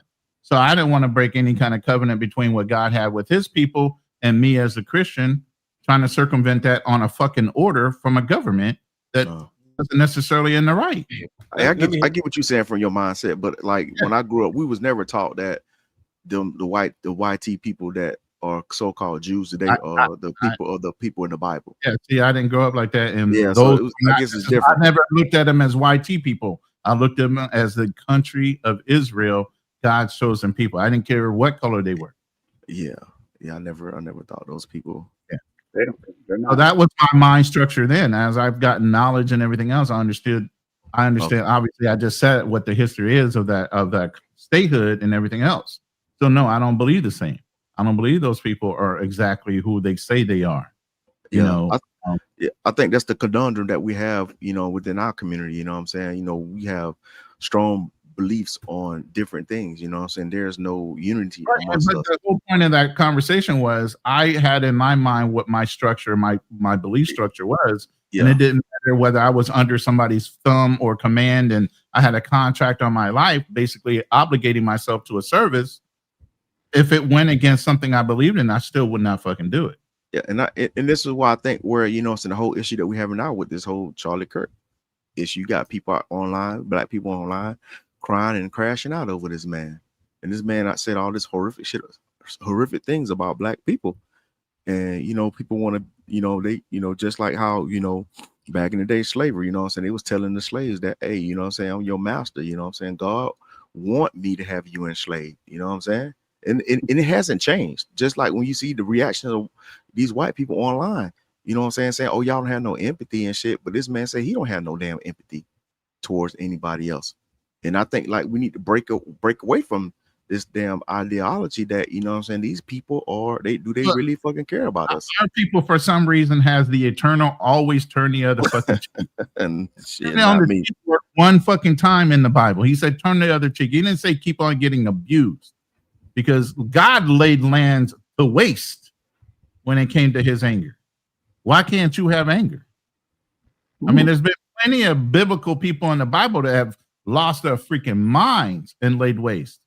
And whether they went overboard or not, that was up to God to decide. Did they care when they were doing it? Hell, fuck no, they didn't. Why are we so caring above and beyond what God dictates us to be? And if we go against it, we're going against our culture, our rights, or the people that we are. We are so subdued in our nature and some things that we think and how we think that we have to rise above everything, and we can't be fucking petty for nothing. Bullshit. White people be petty. Everybody else can be petty. Everybody else can be petty. White people have been petty. White people were so petty, they changed the Bible and had a slave Bible that took out everything that had to do with any kind of uprising and left all the slavery and being obedient to your master bullshit. And that's what they were teaching us for a religion. Work hard, play hard wants me to play a video of what he really said. But before that, I'm going to say this story. I'm not saying this story is true, but I'm just going with your rationale, Ronan, when you said you would not do something for people. I say this, guys, I don't know if this story is true. Probably not a true story. But what I mean to say by that is sometimes we will do things for people who will not do for you. I'm going to read it. It's only 2 paragraphs, so maybe a little bit. 2 paragraphs. In 1941, the Germans made us dig deep pits in the ground. When we finished doing what they wanted, they brought a group of Jews, threw them into the pits, and ordered us to bury them. When we refused to carry out this atrocious act, we refused to carry out this act. So the Germans ordered us to instead to throw us instead of the Jews into the pit. And then they asked the Jews to start burying us. The Jews began to pour dirt on us without hesitation. The dirt almost covered us. But then the Germans stopped, took us out. When we were surprised, the German commander shouted at us and says, I just wanted you to know who the Jews were and why we're killing them. And I only say that to you, Ronan, because you said you would not go to war or not do any of that, would they have had the same sympathy for you? No, they wouldn't have. I think this was before he got knowledge of self. Yeah, he said back then. Because I was listening to this podcast and they was doing some translations of Hitler, the things he was saying. And basically he was just talking about the same shit that's happening today. You know what I'm saying? As far as like with the whole pushing the homosexuality and all that stuff like that. He was trying to take this shit out, take these books out of his, out of his country and all this stuff like that. Right now it's just history repeating itself. You know what I'm saying? That's who Charlie. And remember, guys, humans repeating itself, not history. Yeah, just but there were shits that were bringing Jews that we did not accept. We didn't want Jews into the United States. But let me play this for Work Play Hard, because he wanted to know what Charlie Kirk actually said. I'm going to be like, boy, I hope he's qualified. The Civil Rights Act. So hold on. This is what he says in the beginning. If he sees a black pilot, he's going to be like, hey, I hope he qualified. If I see a black pilot, I'm going to be like, boy, I hope he's qualified. The Civil Rights Act was a mistake. More cops should be around your neighborhood. Why do blacks have a broken family? A white person were to come up and say, black America really needs to get its act together and stop sleeping around all the time, and it needs to actually have This is my other point. Death penalty takes too long, too many appeals. It should be public. It should be quick. It should be televised. There was less. You could have like brought to you by Coca-Cola, and I'm not kidding. Sudden, you look videos. Look, this is what they did, and if you do this will be your fate. Ready, set. They're in every TV commercial. I don't have a video plan. Who got a video? I'm only here because of affirmative action. Yeah, we know. You do not have the brain processing power to otherwise be taken really. I just paused it, but is this the one you're playing, or you hear another? Yeah, that's video? what I was playing. I don't know what was going on in the background. Oh, I don't know. Go ahead. Seriously. Sorry. If I'm dealing with somebody in customer service who's a moronic black woman, I wonder, is she there because of her excellence, or is she there because of affirmative action? Things got worse since the Civil Rights Act. More violent, less fathers around, poorer. Why are we making racist jokes? Look, it's a comedian that was put up on stage. What do you expect? But I mean, man, can you take a joke? You should be kissing the ground with gratitude, because you're right. You are not in Africa, and you should be thankful you're not in Africa. Certain skin color now gets their own summertime celebration. It's now become a racial complaining day. BLM, and remember what BLM stands for: burn, loot, and murder. America is poorer today than before we tried to start to help them. Black women married the government and divorced the men that they were once with. Happy Juneteenth. It should not be a federal holiday. Half of all prisoners are black. Exactly. So blacks commit more crime. They commit more murders. They commit more arsons. They commit more kidnappings. It's not a profiling when it comes to that. Blacks are far more likely to commit crimes than any other group. See a black pilot, you wonder, boy, is that person there because they earned it or because they were placed there? When blacks in America did not have the same rights they had today, they were less murderous. Death toll likely would not have been as high if it wasn't for DEI. Black culture has collapsed the last 60 years. Systemic racism stuff is a bunch of rubbish. Instead, it's systemic bad choices. Do you feel that systemic racism isn't real? Of course not. How do you feel about the black community receiving reparations? Penalty takes too long, too many appeals. Oh, sorry. Go ahead. Yeah, I'll let him say what he's going to say about reparations. George Floyd protests, riots. We have a supply and demand issue with racism in our country. We have an incredibly low supply of racism and an incredible demand to try to fulfill it. So we've created racism where it doesn't exist. When I was being schooled, we have spent an entire month on slavery. Totally get it. Wait, he said he created racism where it doesn't exist, but he's the one that said I wouldn't want a black pilot. A terrible thing. But we spent so little time on the brilliance of the founders and what they've created. And is it about contemplating the good, the true, and the beautiful, or is it about being a gangbanger and trying to get as much money and sleep with as many girls? Time for us to stop listening to rap music and this degenerate hip-hop stuff. Can you clarify your definition of critical race theory? Call everything racist till you control it. And we decided to basically usher in the Civil Rights Act as a new anti-racist dogma, creed. And I find something fundamentally wrong with that. What would you say is the biggest non-issue that people make out to be a massive issue? Okay, great. So I would say, it's not a surprise what I would say, racism. Look, he said there was a supply and demand for racism, and he said we are here to supply it. So That's crazy. You know what I'm saying? So the thing, I don't think he was saying it like all the that, stuff that bro. he was saying, you know what I'm saying? Black people are number 3 on the list. Everything he mentioning when it comes to welfare, you know what I'm saying? People having kids out of wedlock, white people are number 1 at the top of that list. Everything he's saying. So the thing Right, and is, you right there with him. So it's bad, period. He wants to goddamn not take accountability and not look in the mirror and put the blame on black people and shit. That's why I don't give 2 fucks about this dude and what happened to him. Let me go ahead and play this, and this is almost him predicting his own future. I hate to say it, but we're gonna play it again, but I just cleaned this one up. Takes too long, too many appeals. It should be public, it should be quick, it should be televised. You could have like brought to you by Coca-Cola. And no, I'm not kidding. All of a sudden, you look at some of these savages, say, look, this is what they did. And if you do this, this will be your fate. Ready, set, go. Boom. End of life. And you know what? I want to watch that execution. That'll make my day better. I want to see him on a public block and get him be publicly executed. And I think that would be justice. Who was he referring to? He said that. It's kind of funny he said that, and that's kind of the way he died. Who was he referring to in that clip? I mean, the kind of like he was talking about criminals that committed heinous crimes should be publicly executed. That should be brought back. Are you insinuating that he was a criminal and that he deserved what he got because you presumed that he was? Because if that's the context in which he was using that, which I think is not right. I'm not explaining it that way. What I'm saying is, when you start talking that kind of rhetoric, people are going to misuse your information and misuse your words to fit their own narratives. Whatever this guy was thinking, and however this assassin was thinking, he put it out there in the universe, and he said it a particular way. Okay. And the guy followed through on it in his own mindset. You have to ask the guy, does he think Charlie Kirk was the one that was the criminal? He needed to be publicly executed instead of having a conversation with the man. So don't demonize me because of what he said. Don't demonize the way it was put out there.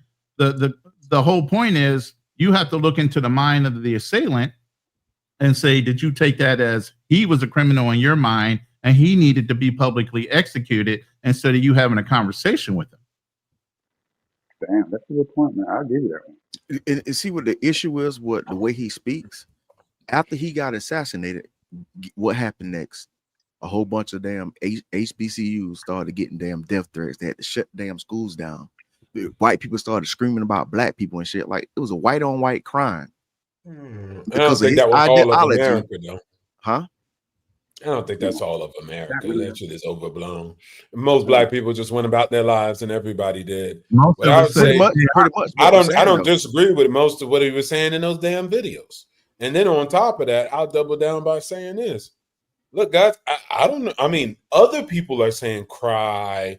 Oh, I can't believe it. I'm devastated. I didn't hear that from the soldier. I didn't hear that from the general.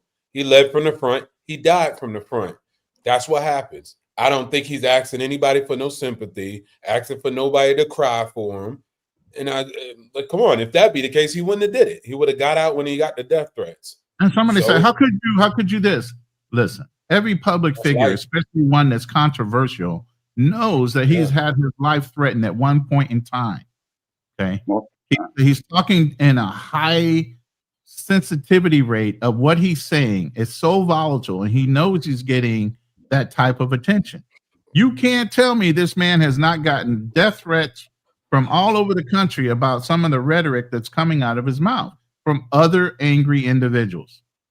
Why prepared? Where's your fucking ego? Where's your management team? Where's your security at? Where are the things that you should have in place when you're wanting to go out into these public forums as if you're fucking innocent? Well, no, he had it, but it just wasn't on the roof. Right. You know? So I mean, he only got so much. But just like Trump got popped at, like, come on, the guy who was running for president got popped at. Everybody can get clapped. Everybody can get got. I don't think that diminishes. Everybody can get got. It doesn't matter where you're at. It doesn't matter. And no matter what you say, if you say something nice, right? I don't think the Ukrainian woman was probably saying nothing crazy on the bus, but she got. So what I'm just trying to work full-grown men about is Violence is violence, and it comes in all shape, forms, or fashions. And then be sit up there flabbergasted that somebody was popped like Charlie or something like that, bro. They just shot at Trump. They like people get shot at. Nancy Pelosi had the people run up in her house, and some people was laughing on one side, and they wasn't laughing on one side.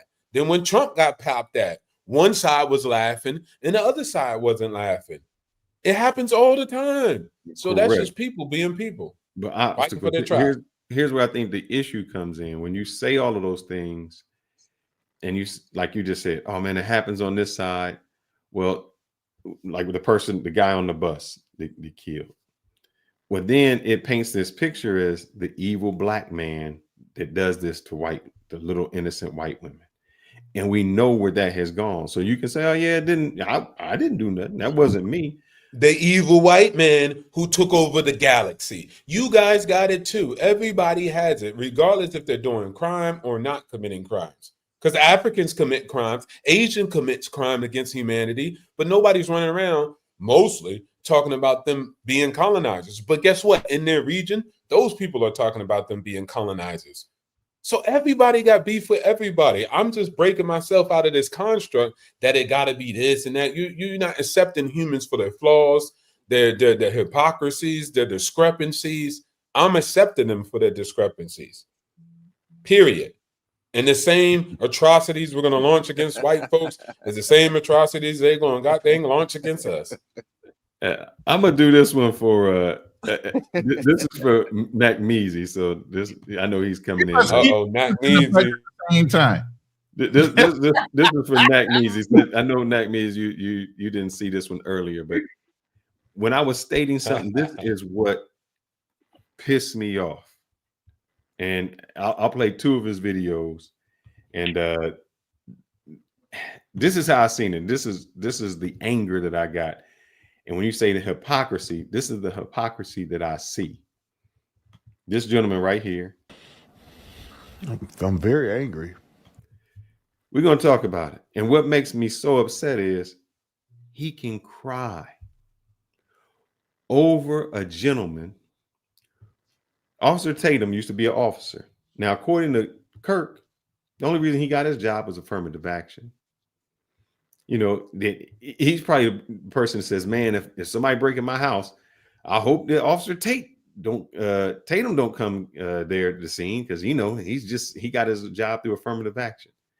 All that said, this man right here is shedding tears for somebody who really didn't care about it.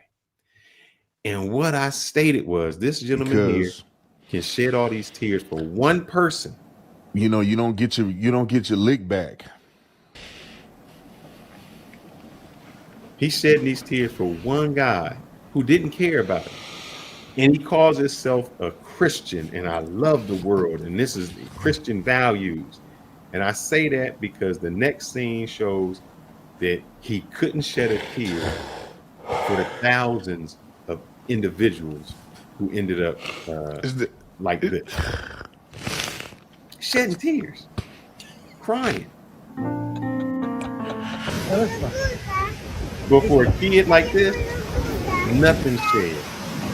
For the 17,000 people that shed, it's an abomination and crazy to me how you can cry, how you can be sad and do all that for one person, but still have no sympathy, shed no tear, have no care for other people.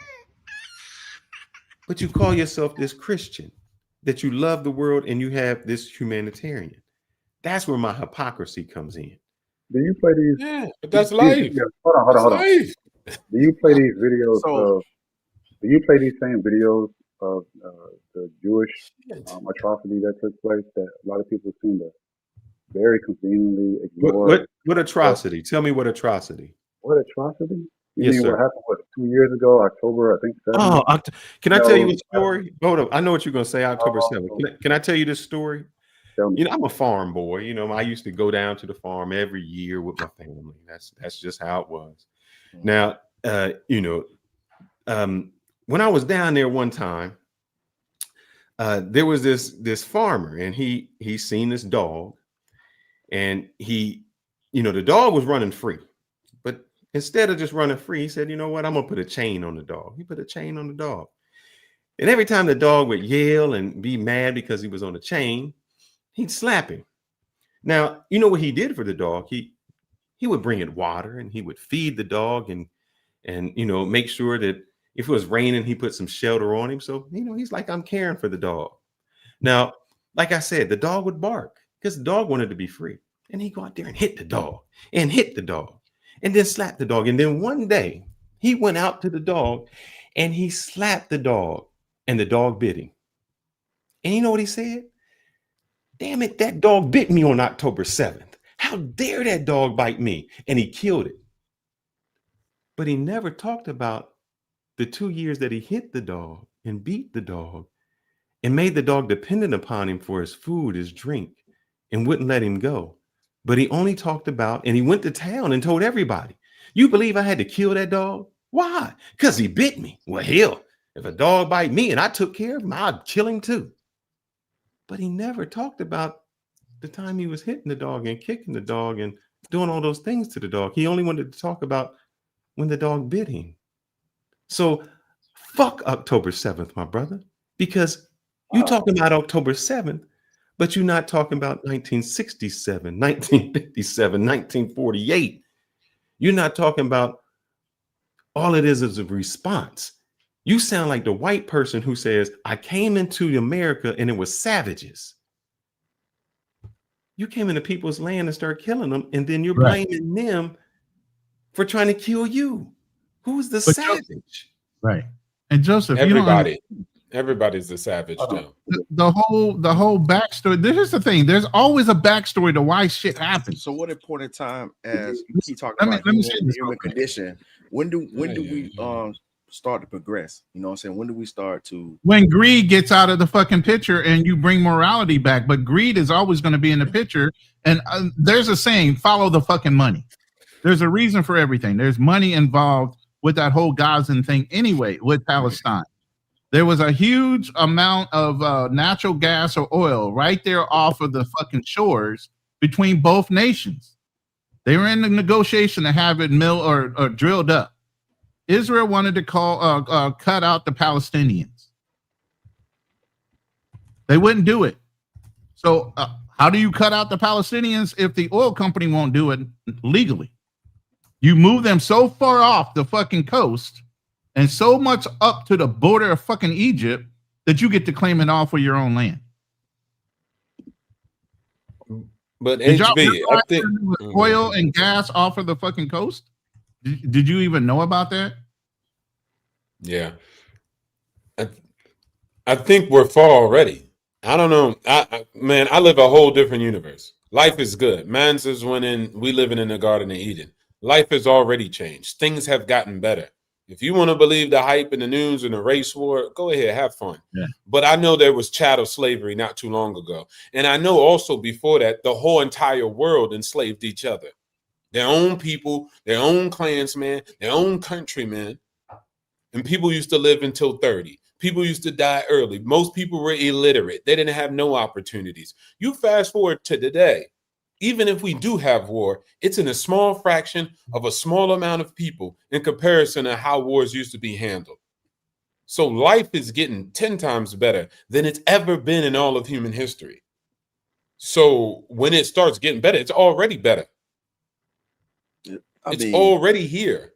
You could see these little clashes here and there, but that there's no such thing as a utopia. So we will work through these solutions. When you start raising the people, and these same people that get into these political positions, you know what I'm saying, they're going to eventually start to revert or change laws. We already have situations where we got black people coming up missing every goddamn day. You know what I'm saying? There's no outcry for it. You know what I'm saying? We're not doing anything about it. We're not standing on business when this shit happens. Outcry for who? From who? Who's supposed to outcry for you? Man, y'all better get off these Peter Pan symptoms. I'm trying to tell you, man, it's only fun and games when the shit happened to you or yours. And then it can happen to me. It don't matter. What I'm just trying to show you is nobody crying about you. I don't need nobody to cry for me. Because I care about my brothers. I got, you know what I'm saying? Look, there's people. Don't cry for me.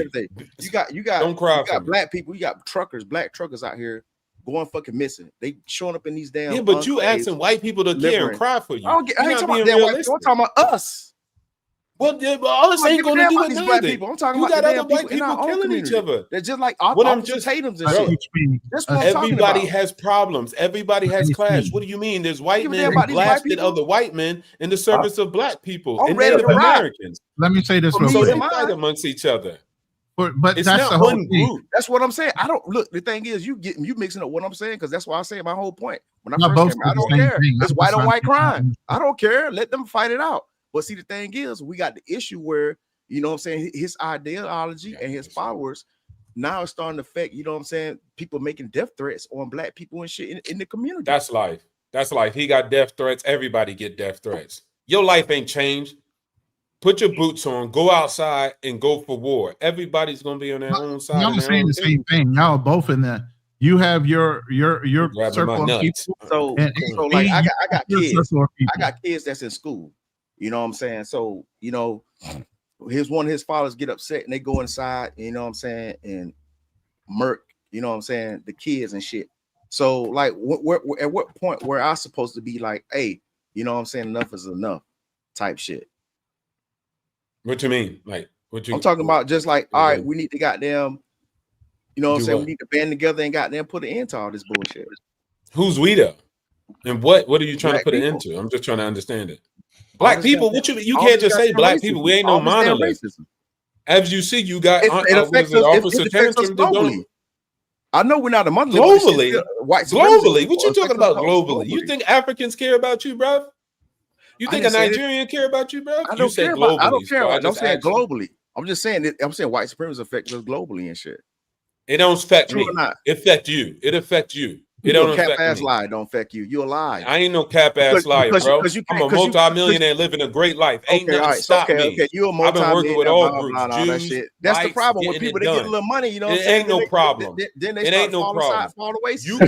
You can say you fall for white Every supremacy. time. You do that as a People grown get a man. little money. You know what I I'm saying? ain't They doing switch that. up and they change. I ain't falling for no white supremacy, boy.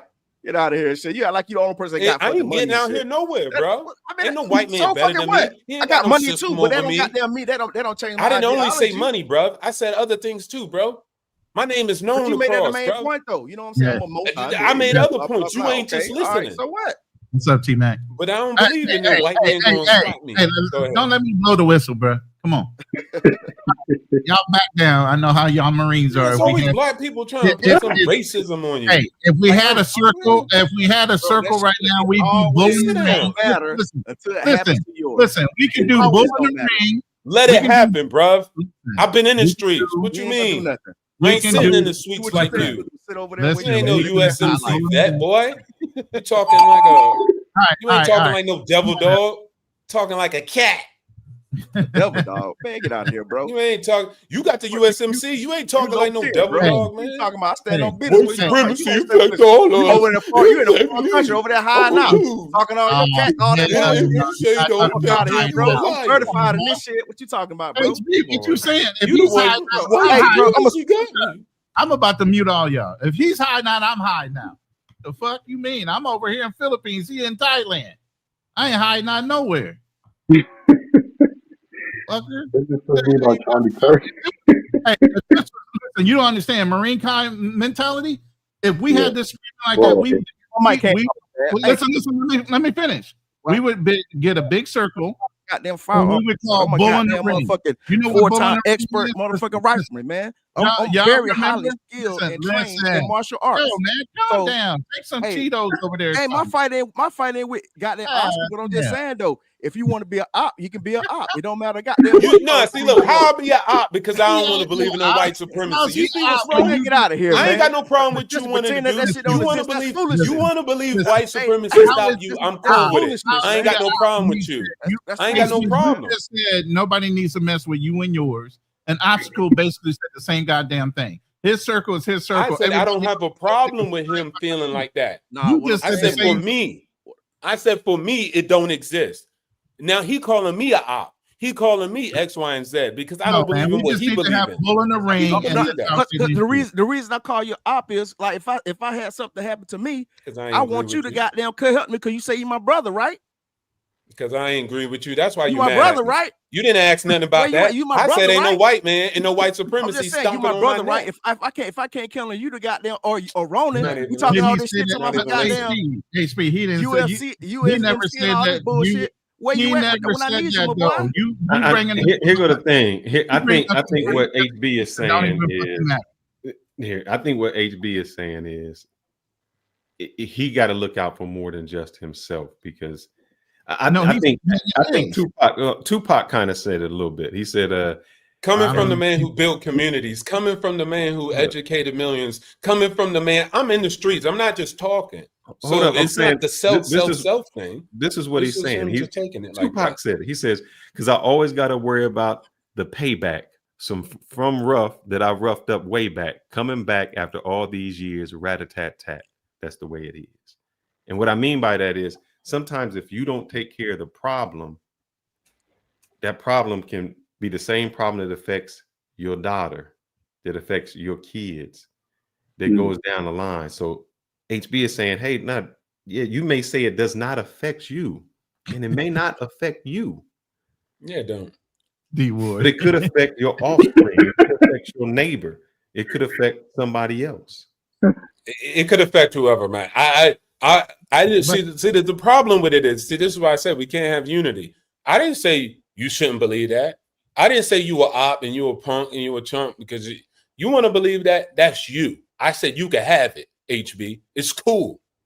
I stand on it. It don't stop me. That's what I'm standing on for me. Here's the thing. And so when I say that, though, I become an op. I don't care if HB got beat up. I'm going to just care about myself. Nobody said it's so that's why stopping you can't I'm have just the saying, cooperation. You act like you can't realize something and still do you in life. You know Bro, what I'm saying? just because I don't agree that's with the you. separation. The problem is I don't agree That's with the you. separation. The We problem all is I don't code. agree with you. That's the problem. I could agree to disagree. Yeah, we all I could code. agree to disagree. get I don't it. care about your understand. code. I don't believe in understand. that code.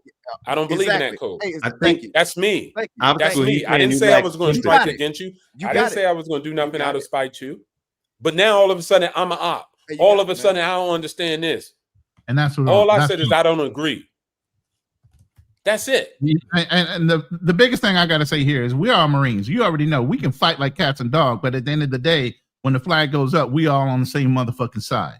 So you saying he's out of pocket is wrong, HB, because you know damn well if something went down, I don't think obstacles would deny anything. I don't know. You get what I'm saying? So don't say now it he's like, that. I don't know that. I don't know that. I'm just See? being honest. Salty. I don't know that to be true. Still in his feelings. Cool. Don't need to understand it. Then. on, man. Don't understand Come that on to be now. true. You Cool. do know that. You do got know it. our You culture. got it. You I really absolutely do know our culture. I really don't because he don't agree with me. He don't agree with me. And he ain't scared of white supremacy. Don't be So talking about culture, therefore, bro. You know about our The Marine thing Corps is, culture, what I said. You know about our Marine Corps culture. That's bro. interesting. Listen. Okay, listen, man. When I was in the Marine Corps, let's be honest, we had Sambos and coons in the Marine Corps. So this whole culture, this Marine Corps culture, bro, stop bringing that shit up every time. You know what I'm saying? You know we Now don't there's mean coons.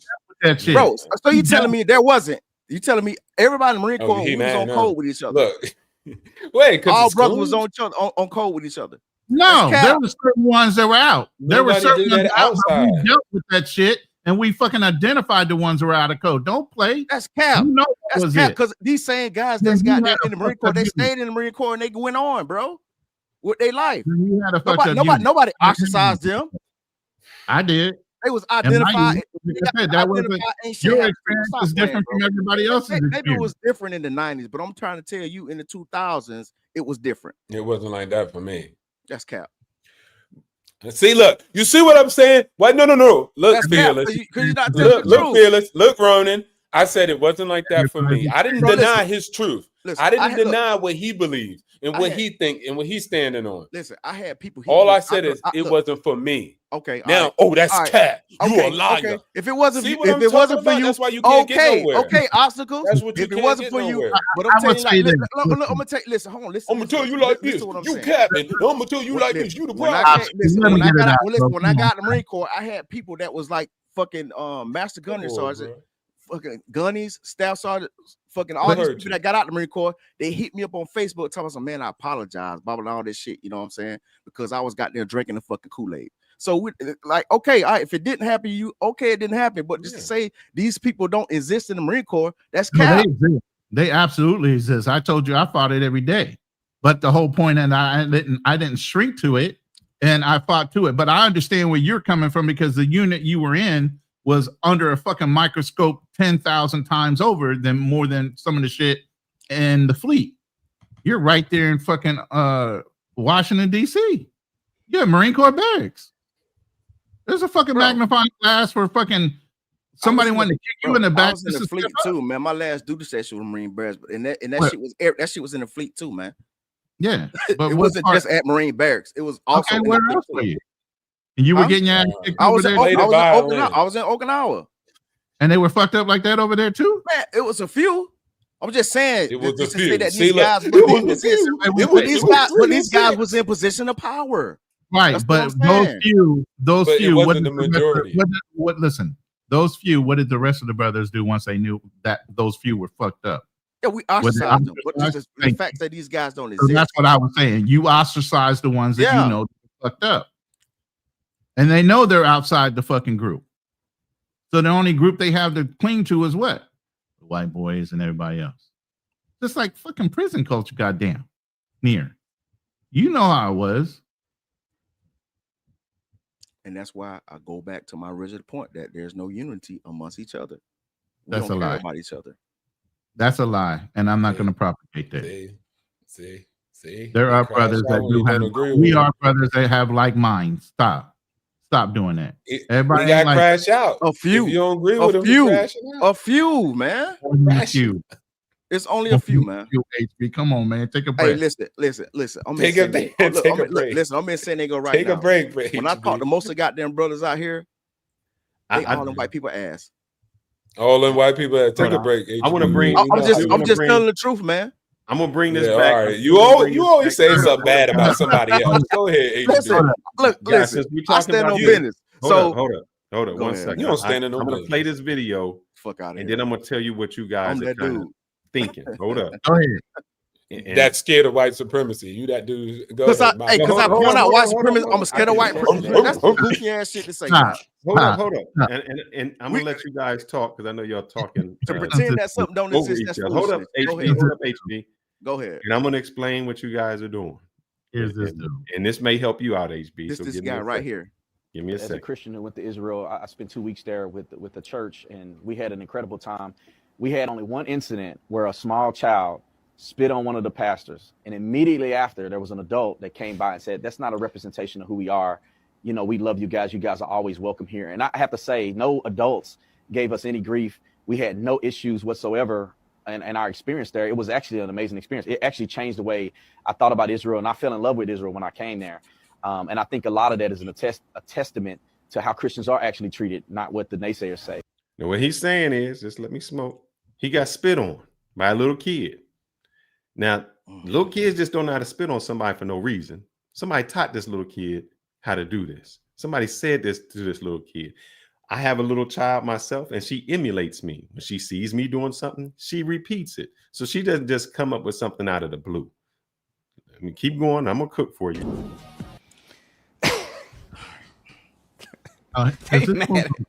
They mad at that clip, bro. Huh? I said, and let me explain the little kid situation, because I didn't explain to Netanyahu. I didn't think this was even people care about this. We walking through a corridor. Me and Pastor Jackson walked through a corridor, and we're in plain clothes. I think this was like either after we did the tour or before. We spent at least 5 days out of the 2 weeks in Jerusalem. We just regular people walking through, man. We ain't got no clergy collar on. We don't have Christian apparel on. It's a white man with a collar shirt on and some jeans, and I got on linen, right? We just walking through. There's a corridor, and there's a woman and a little kid. He got to be like 3 or 4 years old. He's literally on a little pony that he's scooting on, and she got a thing. She's pulling him on it. He's a little bitty kid. And so he gets off the little pony because we were going to let them walk through out of, being reasonable, right? We were men. We let the woman walk through with a kid. And he gets off the little thing. He can barely walk. He's just a little kid. He go, and I laughed. I don't know what Pastor Jackson was saying. I'm in the front. I'm the first person that walked. So he spits, and I laughed at him. I'm like, what the? I'm like, I'm so shocked that nobody has been weird to us at all. No adults, and it's been fine. And so I did. So one thing is, he can talk about blacks. He can talk about this. He doesn't even constitute as that being a problem. Somebody spit on him. So this is what he says, and then I'll help you out. The simple thing that I ask anybody to do, just do your research. People are saying there's certain people out here that prove that, and it's not true. It's just blatantly not true. There is. We can skip a little bit more to what you're going to be saying.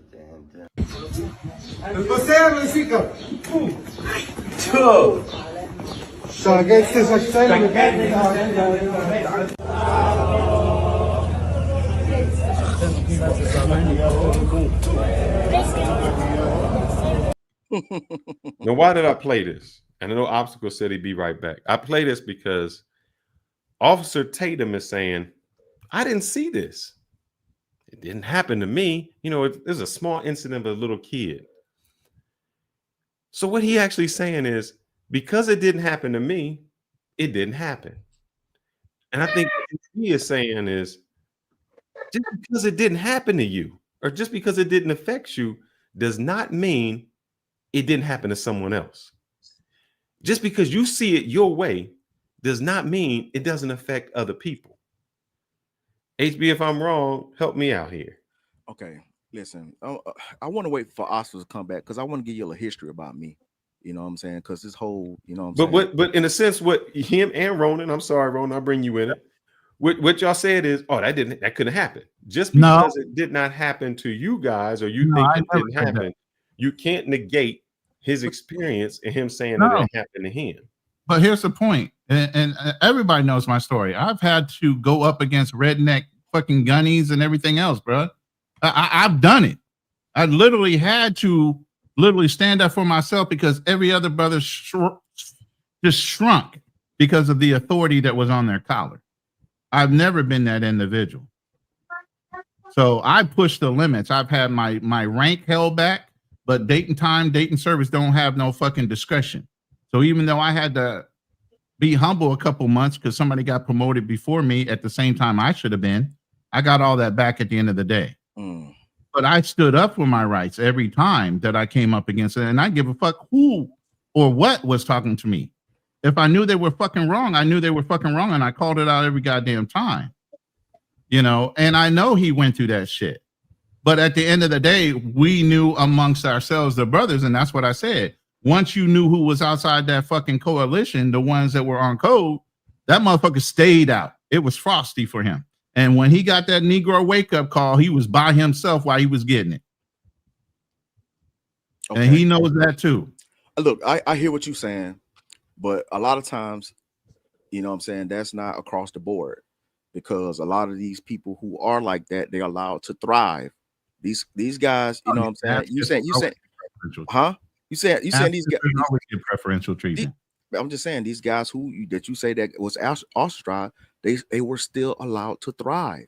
And, and I'm just saying the point that, to say that white supremacy doesn't exist, that's fucking foolish.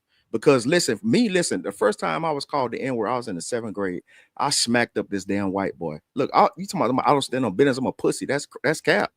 I could tell you friends, like I got friends. You said that. Nobody said that, bro. You see what I'm saying? Emotional. Nobody said that, bro. Emotional. Let me finish, because you're being emotional right now, because you're cutting me off while I'm talking. So I don't mean I'm being emotional. What I'm saying is, listen, when I was in Marine barracks, I had a white boy call me the N-word. I had to smack him up too. Wore his ass. You know what I'm saying? Because I had to air him out real quick. You know what I'm saying? I got NJP. You know what I'm saying? I got 30 days restriction. They took half of my pay. You know what I'm saying? Hey, I still was able to rise through it. But I'm just saying, though, I'm not gonna pretend that white supremacy don't exist when I see the shit every white goddamn supremacy, day. though? I had to go look the thing because it was allowed to happen. This dude ain't shit happened to him. Watch this. Let me tell you something. That's funny. Nothing happened to him. You say that. No, I'm not finished. Watch this. You can finish when I'm finished. You just told the story. Because I'm still not finished. What I'm saying though, like I'm saying, there was various points in my life that shit happened and nothing happened to the white person. That's why I said white supremacy exists. Just like, so I had to smack up this goddamn one chick that goddamn, called me the end. She assaulted me. Nothing happened to her. You know what the police told me? They say you should put your hands on a white woman. I say, damn, she assaulted me first. She called me the N-word. That's why I said, God, now you say white supremacists don't exist. It does. Those are clear examples. Can we go now? Did she assault you, or did you say she assaulted you with the No, she assaulted me. She physically hit me and called me the N-word. So I had to jam my ass up because I don't care if it's a man, woman, or child. We heard you. We got you. Now watch this. Boot camp, same thing for me. There's a bunch of white guys. There was only one. I forgot about boot camp. Go ahead. In boot camp, we were supposed to be cleaning. We're supposed to be cleaning. See, look, stop talking when I'm talking. We're supposed to be cleaning. We're supposed to be cleaning and getting stuff. We're supposed to be cleaning and getting stuff done, right? So we cleaning. I go to the head. There's some guy there not doing what he's supposed to do. So I'm like, hey man, everybody's working. He said, bump you ninja, right? He said it. Hard R. Man, I moved towards him, looked at him, and was just walked off like, you ain't nothing. You pitiful. Whatever. Walked off. Right after that, I didn't say nothing. The drill instructor found out. White guy. He found out and said, oh, he called you what? Oh, blank, blank, blank. I didn't tell him anything again. So what did he do? He like, okay. He invited me into his room. He like, hey, look, I got something for you, Bird. I'm going to do something. Since he want to call people N-words, we're going to make him a slave. And for the rest of the time in boot camp, that dude just had to do what I said. I said, shine my boots. He shined my boots. I said, do this. He did that. The only difference between my story is I didn't let that dude get me outside my box because he said some words. I know who the hell I am. And now that's just how I responded, right? You said, I had to slap him up because he did this. Okay, cool. That's the way you responded. And then I got MGP. And so the whole system is systemically racist. Okay, cool. And what I'm saying is I didn't respond like that. I kept it moving. And then net, I wouldn't say I got done racist and da-da-da. What I'm not saying that people are not biased, right? I'm not saying that people have problems with other groups. White people got other problems with white people. I acknowledge all that. But for me to say I believe in white supremacy, I'm not going to do that. But if you want to do that, it's your life. Hey, do as you please. Listen, I'm not passive like you. So, okay, man, it's to each his own. I'm going to get you in here, Broken Berlin. I'm not passive. I'm stoic. But again, if you want to categorize me for whatever you want to, then cool. I don't care. Again, I don't get moved like you by other people's words. It is. That's you a man. You believe that. Now, but okay. It don't matter. Go ahead. It don't matter. It don't matter. It don't matter. By my words right now. Go ahead. It don't All right, matter. guys, we appreciate it. Let me go ahead and welcome to the program of Broken Berlin. We done went way off. This is why I hate going on these long shows, man. Every time we go on a long show, we go off so off topic. It kills me. And I'm trying not to. I'm letting y'all know, man. This will be my last long show. I like them short and sweet, to stay on topic. Because we go so far off now, we're talking about, I don't know what the hell we're talking about. Go ahead. Thank you for Broken Berlin. Go ahead, sir. You welcome to the stage. Welcome. Hi. Sorry. It's morning here. How you guys doing? Yes. Do you want me to respond to or do you want me to try to respond to bring it back to the original? Like. It's open right now. Let's stay on topic. Let's go back to the topic, Charlie Kirk. We'll stay on topic. Because unless you're a Marine, you can't even comment on other things. So let's stay on the topic of Charlie Kirk. Yeah, that wasn't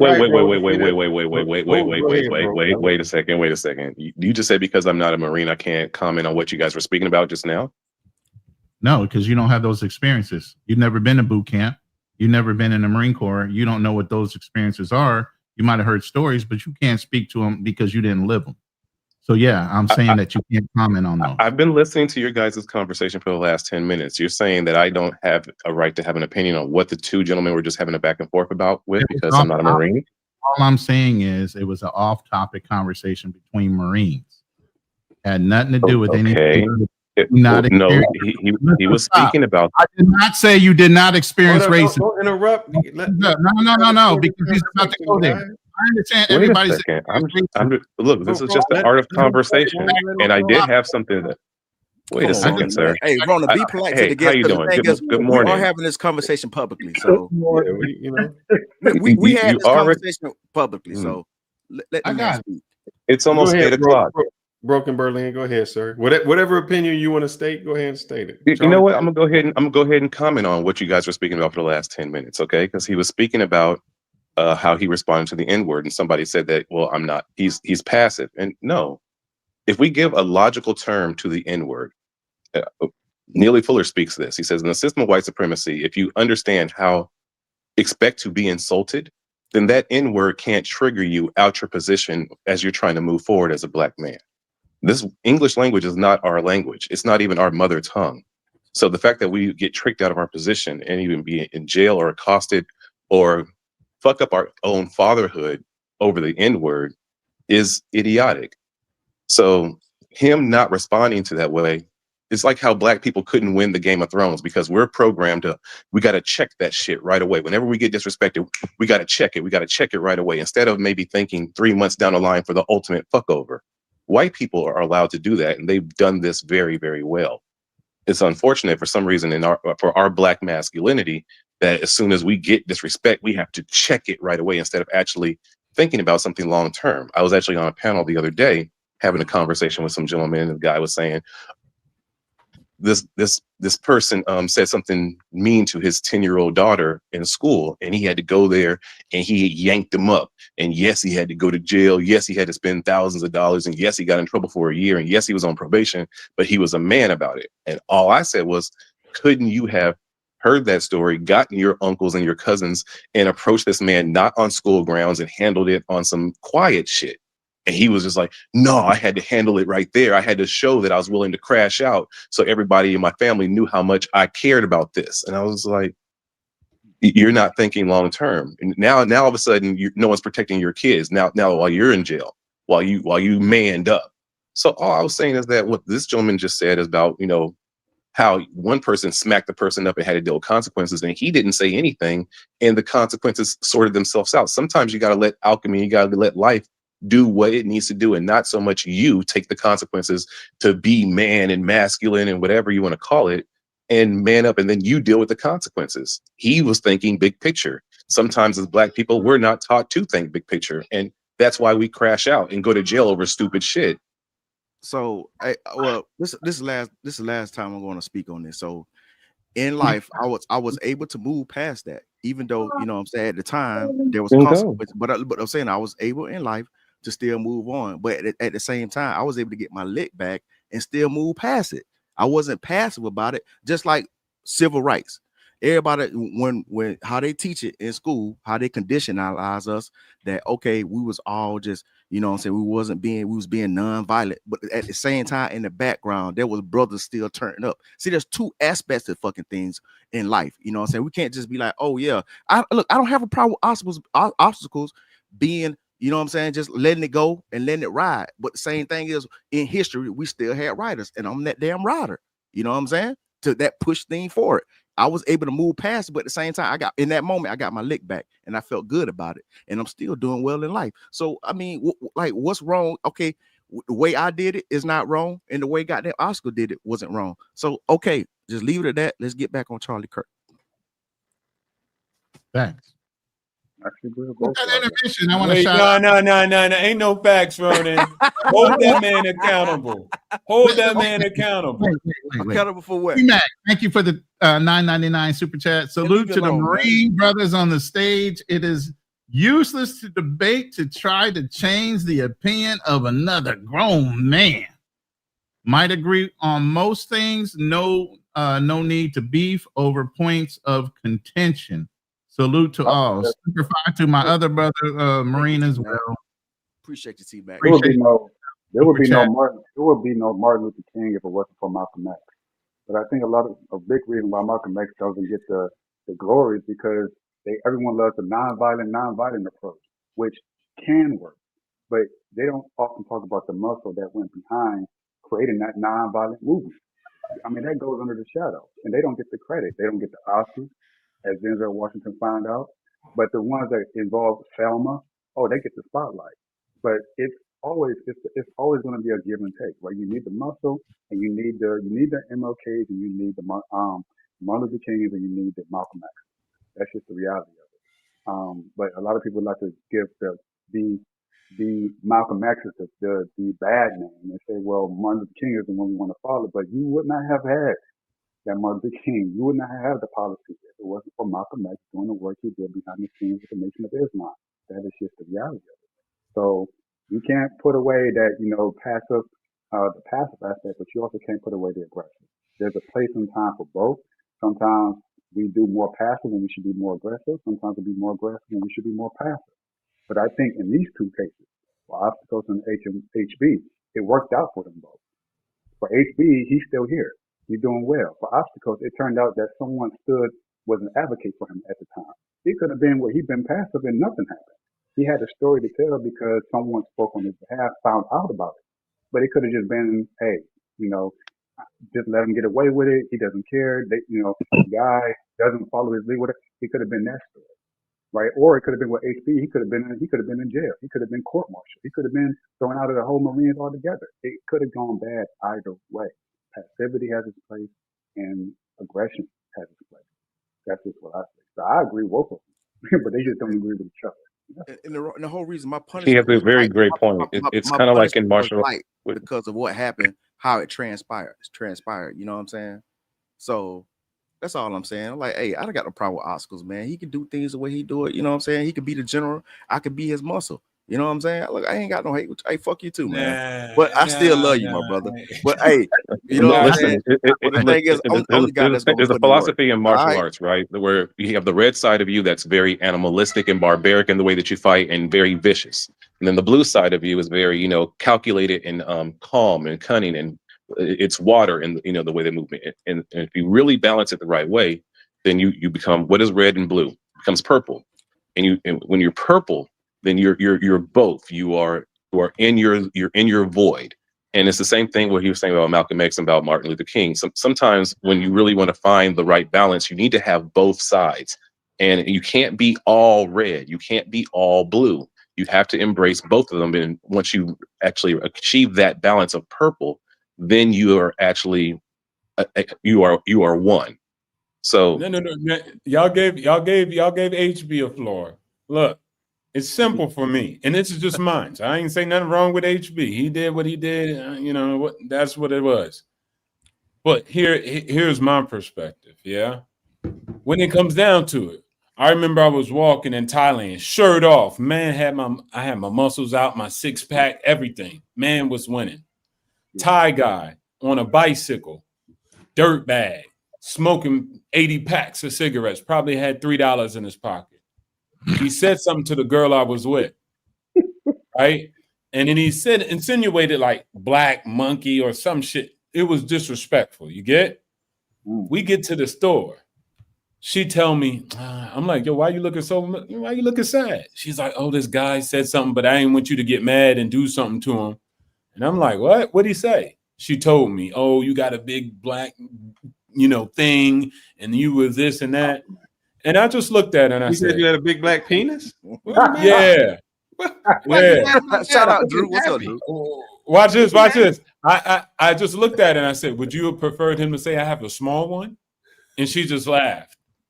Then I also followed up with she was like, but he said all these other bad things. I said, listen, babe. That's all he had in this world. Men's is winning. He can't touch me in real life. He can't touch me on economics. He can't touch me on anything. The only position he got is just to say something and hope you crash out so he could sue you, hold you accountable, and all this other stuff on the back end. You are powerless, and I'm going to show you that your words hold no power in my domain by keep winning and keep moving forward. Because he's trying to turn you into he's trying to turn you into the stereotype. He's trying to turn you into the monster. And the Thai people would have came up, ganged up on me, beat, it would have been a whole situation. And I couldn't have been like, well, he called me a monkey, and nobody would have cared. So that's just the way. Wait, hold on. I said you did what you did and it was cool. Right. What I'm just saying is, I get it, but the dude was powerless. And so you know what? Boop, that's all you got in this world. It ain't like he was H sitting at the steps of Germany getting everybody riled up. He was just a bum, underperforming, mad because a brother was winning. And guess what? Get in line because HB's mad at me too. HB mad I'm winning. Listen. Break it up. Break it up. I done had those same situations happen to me in life. You know what I'm saying? Don't get it wrong that I'm just crashing out all the time over shit. You know what I'm saying? I done had instances like that happen in Thailand too. I'm like, all right, man, I'm in his country. Okay, man, you got it. But I'm just saying though, man, if you're in proximity in my country or wherever I'm at, you're in proximity and you talking that shit, I'm about to deal with you straight. You know what I'm saying? Right then and there. That's how it is. That's why I say, like, you know what I'm saying? These people, you know, deal with you. What does that mean? Deal with you right then and there. What does that mean? I'm just saying though, like, you know what I'm saying? You come to me, you assault me, you know what I'm saying? You disrespect me. I'm about to deal with you right then and there. So wait, assault you or call you the N-word? Which one? Either one. So if you're in America and some low-level white person calls you the N-word, what are you going to do? It's my country too. If he in my face, I'm gonna have to deal with him. My question is, what does that mean? What are you going to do when you have to deal with them specifically? I'm about to smack him up. Oh, hell no. You're not going to jail over that shit. I'm going to smack him up. I done did it several times. What are you talking about? And I ain't go to jail. Oh, you a repeat offender and shit. Oh, damn right I am. Yo, because I'm a rider. He knows the police response time. That's what it is. Nah. This was like 2 occasions where the police showed up and they asked what happened, and then they said, "Okay, all right." And I done been to court, man, and I done had the judge say, they said they was like, "Who instigated it?" I'm like, "He did," and they said, "Okay," and they just let it ride. You know what I'm saying? So I'm just saying. You were very fortunate to find that. That's what judge. I'm saying. I was fortunate, but I'm just saying though. But a lot of times, even when I was in Marine Corps, when it happened, they said, "Hey," they was like, "Hey, who justified it?" I mean, who instigated it? And they just said, "Okay, we can't not do nothing." You know what I'm saying? But I'm just saying. Would you advise See, that? look, he didn't say that earlier though. What? So they look every time, even though he beat somebody up, they let it ride. But it's the thing is, I wasn't passive about it though. I wasn't passive about it though. Look, hold on. You can call it whatever. You can be I ain't passive. call you a Crash Bandicoot. But the net. What happened? Crash Bandicoot, you got the Crash Bandicoot. They didn't stand up on for me. Talking about? They didn't stand up for me. They didn't stand up for me. That's what he said. Nobody stand up for him. And the cops stood up for you. And the judge. Listen. We're gonna shut this down. Hold up. We're gonna shut this down. We're gonna continue it at 11 o'clock tomorrow. You want to hear anything from Drew? Yeah, I'm gonna let Drew G talk real quick. No, I'm good. I'm good. Go ahead and shut it down, man. He just wanted to come up here. No, he wanted to fly his goddamn U.S. Air Force saving Marines. Damn bullshit. right. Damn right. Yeah, Drew. I seen you over there on Anton Daniels' had to come program. break y'all up, man. Giving Anton Daniels all your money. What you doing over there? Shoot. What you doing over there? He was over on Anton Daniels' show giving him all man, I his like money the Anton. for I like 10-second some of talk. Anton stuff. I mean, the same. He wasn't even cooking. Anton actually agrees with Charlie Kirk. Anton agrees with Officer Tatum. Some of his talking points. Yeah, he had all that. Anton said, "Hey, fearless, but fearless." Hey, let's say this though. Let me say this about this Charlie Kirk guy, since we went to come back on him. It's just that some of the same talking points he has had, we've said it on our panels before. Okay, Drew, before you say something, let me. I've already said something. That's what I'm saying. Okay, Drew, but hold up. you were on the show when we were talking about blackface, right? It was a show about blackface. We were talking about Drewski. Remember? About what? Drewski. Oh yeah. I think so. Yeah. Okay. Well, I'll give you a quick synopsis. Drewski dressed up. There's a black man dressed up in whiteface, and I said, "Why isn't it okay for a white person to dress up in blackface?" Mm-hmm. And what a lot of people said, it's, well, if they did it like in Tropical Thunder, that's fine, but when they dress up like Sambo, that's wrong. Mm-hmm. You agree with that? Like if a person who is white dressed up like Sambo and they watermelon and fried chicken and they make fun of, "What you doing that, master?" That's a little different than Tropical Thunder. Right. Okay. What we're saying is Charlie Kirk did say things that we say, but his was coming from malice. His wasn't coming from how do we repair it. It's saying all he said was, "Yeah, you niggas out there go to jail all the time. You niggas go get out of wedlock. Y'all always in jail. Y'all always in trouble. Affirmative action ain't help." It was never a solution. So we may say something, but we try to find, like, we don't say it out of malice. We say it out of, look, man, we got to do better. We out here in wedlock. We got single mothers. We got to do better. That wasn't how he came. Hold up. That's not how he came at it, Drew. He came at it as making accusations. Not I'm trying to help you, because if it was about help, not every time though. Not every time. I've how many heard times this you got to? dude- How many times does a I've heard black dude this got to say dude- nigga? I've heard And you this say, well, he dude ain't say it say- every time. I mean, he ain't I've say heard nigga this. every I time. heard this man say the same talking points we've said before about black men need to be back in the home with their families and stuff like that. And we've talked about the deterioration of single black moms raising young boys who come out and just do all types of crazy stuff. Listen. Hold up, Ronan. Hold up. I'm talking to Ronan. Me and him having a conversation. All right, Drew. Here's the thing. Read that super chat, Ronan. Did white people did in the 1940s, 50s, 60s, were there more white people who were married and more white men in the home than now? I don't know, brother. Okay. Meaning across the nation, divorce has been up. There's more single white mothers than there were in 1960, just like there's more single black mothers than in 1960. Why did he feel the need to only concentrate on black families and saying black people in the house and black people on welfare? I think that when we're looking at a Charlie Kirk snippet, we're looking at him addressing a black person.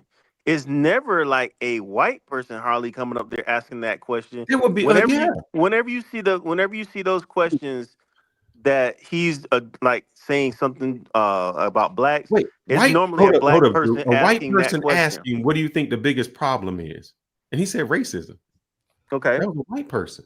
Man, okay, what they got to do with blacks? That was him addressing. Not only doing, he was addressing. So the white when we say racism, it's just us. Is that what you're saying? He only talks about blacks because he said affirmative No, you action. said racism. Racism. There's more than one race, isn't it? Correct, but he only talks about blacks. But he's the same person that said, when I get on a plane and there's a black pilot, I'm scared. Well, what he says is that there are certain, what is it, like American Airlines or somebody like that, who had a DEI push saying they want 50% of the pilots to be African American or whatever. Drew, but they said they lowered the standards of the Army to be black. They still have to do so many push-ups, so many sit-ups, run so far. But what he's saying is he didn't want the standards lowered. We said that in the military. No, hold up. There you go. Nobody said they lowered the standards because they didn't lower the standards. They just said did. Okay, if you bring somebody in, if you bring somebody in a DEI program, right? You don't lower the standards. They still have to be qualified. That's not true, bro. Come on. They still got to be qualified, Drew. That's just a racial thing to say, oh man, I'm scared because I don't think they're not qualified. Let me tell you, ask this. Do you know how much an airplane 747 costs? Billions. Do you think they're gonna say, you know what? This is $1 billion. Just give it to some nigga. Let him down. I'm just saying because that's how Charlie Kirk thought. Do you think that they're gonna say that to say, we just need some DEI? We don't fly a plane, fuck that. We don't care. He can crash. What common sense? Use your common sense, Drew. Do you think they would let an unqualified person fly a 747 with 200 passengers on it? Come on, man. I hope they wouldn't, Fearless. I mean, you gotta be I hope they would. Than that, but man. it's just like what we're seeing with the trucking. We would say, why would an unqualified person be allowed to drive this truck and bust a U-turn on somebody on the road? Why are unqualified people getting behind these wheels? It could happen the same thing at airports. Those was not DEI hires, bro. Those people trying to get some money. They were trying. Those illegals. Yeah, I know. They was trying to run cheap freight. Yeah, I know. Those are illegals. But I'm just saying, I'm just trying to correlate the two. What we're saying is that, we would never put somebody unqualified behind an aircraft. Well, could it happen? Yes. All right. Could it not happen? But most of the plane crashes are happening. How many times have you heard of a by black white pilot pilots crashing the plane? What's that again? How many times have you heard of the black pilot crashing the plane? I don't know because no one ever says what they always do. The pilot is. Yeah, they do. How many white pilots crashed that plane? So when those planes crashed in Ethiopia, those new Boeing, those were black pilots, right? We didn't have nothing to do with that hire. He didn't get on the plane. No. You said black pilot. That was a malfunction of the equipment. Yeah. Isn't that a black pilot? There was a malfunctioning equipment. They're Bowen all already admitted it. malfunctions. Most plane crashes are malfunctions of the equipment. So why does it care? Then why does it matter what color the pilot is? I didn't bring up the color of the pilot. You did. I know. You were saying Charlie Kirk was okay, and when we came back to say, yeah, you believe in what he says, and I'm saying he can say the same talking points, but it comes out of malice. It doesn't come from what can I do to solve the problem. All it comes is I don't like you niggas. But what I'm saying to you is this: I don't look for some dude that's going to debate kids at a college to solve any problems. All he's doing is getting YouTube. To me, the dude is a content creator. That's all he is. He's out there creating content, creating shorts, making a living off of that, and debating college kids. So this is what we get out of it. I mean, and that's what killed him, a college kid. But you support it, right? What I said is that some of his talking points are some of the points that we made amongst ourselves on these panels. And there have been. You cannot deny some of his talking points we have not made on these panels. That is very true. A lot of the points he brings up, we have said in our rooms. Yes. Do you notice there's a distinct skin tone color situation where just like a FBA would say, we don't want a Caribbean or an African to speak on FBA history and all that. There has to be a delineation in some of the conversations you have. You can bring out the point, but if you're not adding to it from being an outside race type of person like a white man, then all you're doing is throwing a heap of fucking shit on top of an existing problem that everybody is full aware of. He's not bringing up any facts that are brand new and awe-inspiring. Right. He's not saying here's how we can fix this issue. Right. He has a whole fucking nonprofit organization, not $1 that I know of he's ever contributed to the issue of relieving those problems. I agree. It adds to or enhances it. And coming from that skin tone, it looks like you're actually giving us a backhanded slap, not an assist or a hand up. I agree with everything you just said, Ronan, because the way I look, like I said, when I see that dude, all I see is some content creator who's generating views, who's being controversial, but some of the things, the points that he said, and that's why I go back to it, some of the points that he's made have been points that I've heard on many panels and many of these from content creators all over YouTube. So Ronan, real quick. I got a question for you. You said that have you looked at the complexion of our skin, which basically gives us license to talk about the same issues that Charlie talked about, which Drew made a point about. You said the difference is that it's the color of our skin. It is. That being the case, and I would pose this question to Phyllis as well. I would venture to say that none of you, not either one of you, fairly you like to post the Palestinian stuff. What causes have you done, or what organizations have you put into place, or what money have you donated to the Palestinian cause? And since you're not Palestinian nor Jew, what gives you the right to speak about the issues that are not related to you as a black man, or in your case, a mixed man? All right. One, I told you in the beginning, I'm a humanitarian. That means I look at the world all over. So I don't look at that race or that person. I give to the people who are needy. And yes, I have given. I've given money. I've given speeches. I've given time. So I do all that, whether it's to Palestinians, whether it's to blacks in the inner city.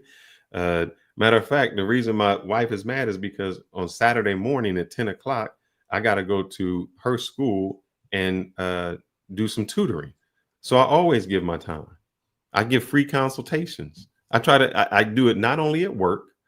So not only do I do it at high school, I mentor the college kids that come to work, and I mentor other people there. So I always do that. I don't look at that. I want to better everyone. And so what right do I have as a humanitarian? I want to see other people succeed, whether who you are.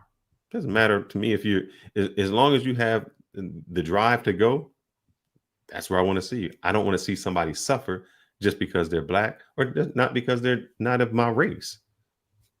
So you feel like that? Okay. You feel like that Charlie was not at all. He should have every time he's asked that question or he presented a situation. He has to answer. It doesn't have I don't believe every time because it doesn't have to be every time. And like I said, just because you don't call me a nigga every time doesn't mean you didn't call me a nigga. Right, but the point Drew was making was that you guys spoke about the same exact topics, but because it's coming from a white All right, you have a wife or a sister? Sister, yes. All right. If I called your sister a bitch, how would you feel about that? And if you said, man, my sister be acting like a bitch sometime. What's that? would there be a difference if I came at your sister, we was out somewhere and I'm like, bitch? Even though you use the word and reference her to be a bitch, but him saying it outside of your family and not even close to your sister, that's a different difference. Do you think those are different? If I called your sister a bitch and you called your sister a bitch? I would say, I'm going to answer this question. I love that question. You're very clever. I would say it's more offensive coming from me. And it would be even more hypocritical if I was to try to check you on calling her something that I'm calling her. And someone that I know, and then hearing you saying the same thing. But when you say it, Joseph, did you mean it like malice? Did you mean it like, man, she's really all that? Or you would just say it because that's your sister and you can be angry, like, man, that bitch be tripping. Well, that's a different tone, though. But even how you say it, even if I said, man, that bitch be tripping. Not how you say that. It's always going to be a different tone when it comes from us. But I'm saying if the opposite on the opposite end of the spectrum, how about the white guy or whoever said, yeah, that bitch be tripping? Said it just like you said. But he said it to your mom. Offended? But if he said it to your mom, if he called your mother a bitch, you'd be like, yeah. No. Who's talking about your sister? Sister, mom, whoever. Because I'm gonna say, hold up, you don't have the right to do that. All right, Drew, is it okay if I be like, Drew, man, that nigga be tripping? Or a white dude say, that nigger be tripping. which one is okay? All right, B-Dub. That's an accent different. No, I'm just saying, if a white dude, if I was mad at you and I'm angry with you, but like, man, you motherfucking niggas, man. I say that to you. And then a white dude say, man, y'all niggas, man. Same attitude, same. Do you see it differently or you see it the same? I hear a lot of white dudes listen to a lot of our music, and I don't even fault them for repeating the things that they hear. And they don't think the N-word is a bad word. They're just saying, oh, that's what I Oh, yes, they do. Come on, Joseph. Yeah, they know the difference, bro. Listen. They will sing it all day long around their friends, but they're around some black people that don't know them. I swear to God, they won't be screaming nigga out loud. They do know the difference because even that was one thing Charlie Kirk brought up. He was like, the rap music out now is one of the destructions of the community. And we've said that on our panels too. I've heard us say that. Now, can we all agree that some of the lyrics that we're hearing, I mean, Fearless, I think you've even rapped some what's that red, whatever that girl with the red hair? Sexy Red. Yeah. Gorilla or somebody? Yeah. I don't listen to none of that shit. But go ahead. See, but we from a different generation where it's like, man, that's garbage. We don't listen to that. But you gotta think, this dude's he was a 31-year-old man who has listened to a lot of rap music. I can tell he has. But here go the thing, Drew. Go ahead. I have no problem with the dude. Look, all right. I have no problem if he criticized rap music, if he criticized black single mothers, if he criticized the people incarceration. But the problem is he only criticized blacks. Well, there's still, why not say, man, you know what? Single fathers or parents without household or fathers without being in their house is just terrible, no matter what the race. But you know what, Fearless? When you look at his stuff, I've never seen a Hispanic come up there and ask a question. Well, I think I have seen one or two, but I've never. I think they've come up there and asked about illegal immigration. But when we come up there, it's always about race. Yeah. Because he the one who's saying you're not qualified. So if someone no, because somebody could come up there and ask a question. Like I saw a black dude ask about being a father and stuff like that. He was like, I'm about to have a child, this, that, and the third. And the guy was, Charlie Kirk was like, stay in your child's life. That's the most important thing you can do is be there for your child. And he was speaking positive to the dude. He didn't say nothing about race. nothing like that. He said, I mean, you can look up the videos out there yourself and try not to find something that's a snippet and listen to it. He just basically said black men need to be in their households with their kids, raising their But children. has he ever said white men need to be in their household with their kids? Nope, he has not said that. But that's that's my only thing, Drew. I have no problem. I'm not disagreeing with you saying that what he said was not true. My problem is he became accusatory. It was always, you guys ain't doing this. You guys ain't doing this. The problem with you blacks are this. That's fine if you're going to say the same thing about whites. You're white. I never go and say, man, whites ain't doing this. White. When you heard us talk on this panel, have we ever mentioned like the whites ain't doing this? Or do we talk about our own and say we need to do better? You just did it. You said the Jews aren't doing this and this and that. I mean, so you gave an example of talking about other races of people in their. I said the Jews aren't doing this. What I say about the Jews? You said it's not. They haven't stopped killing the Palestinians. Right. You just because war. That's a humanitarian thing. That's not a group of people. That's a country versus another country. Oh wow! So now you're redefining what it is. Yeah, because I'm saying Israel versus Palestine, not a Jew versus that person. Jew is just the people who live there. Not all Jews in Israel are bad. So I would go between Zionists and the Jews. Ultra Orthodox Jews. Wait, before you guys jump around again. Yeah, let me get. No super chat. I'm staying on topic. No, he joking because go ahead. I know what you're saying. I know what he's talking about. Every time you get on a roll, I say, "Go, hold up, Fearless. Let me read the super chat real quick." And you are on the flow. I got it. All right. Fathers being in the home, it's an absolute fact. Okay, a lot of black fathers. There's a huge population of single black mothers. Absolutely. But the disingenuous part about that, since Charlie Kirk is so intelligent, so he claims to be, like I said, there's a whole story and then there's portions of the story that you can nitpick at to make it sound true and factual. He doesn't talk about the systemic reasons why black men are not in the home. He doesn't talk about how for generations that our families, through redlining, through social services and different warehouses closing down, the steel mills, the plants, and all these things closing down, why fathers chose to step away from the house so that the system could help when it was needed. Then when we tried to come back in, the government stops them from doing that. They don't want fathers in the home. You could literally be a single mom and have a different man that living in the house now, but you can't have the father of your child living in the house. And Ronan, do you know? I've heard Charlie. I heard Charlie say that in one of his speeches. Listen, but I understand that. He said that like the welfare system messed up black women.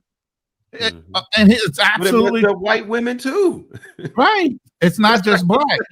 The welfare. I'm talking to a panel. I'm talking to a panel of black men that have had this discussion about black women. I'm not talking to a panel of white men. Charlie Kirk will go to Utah. No, listen. All white people and say the same thing. He's not talking to a panel of black people. He's not talking to those white people. What I'm saying to you guys is this: we're having a discussion amongst black men. Drew, you how just am I going to talk about white people? But Drew, you just got sensitive about us bringing up white people should be inclusive in those stats. There's a lot of white women that are on social services too. And you said, well, this is a panel of black men.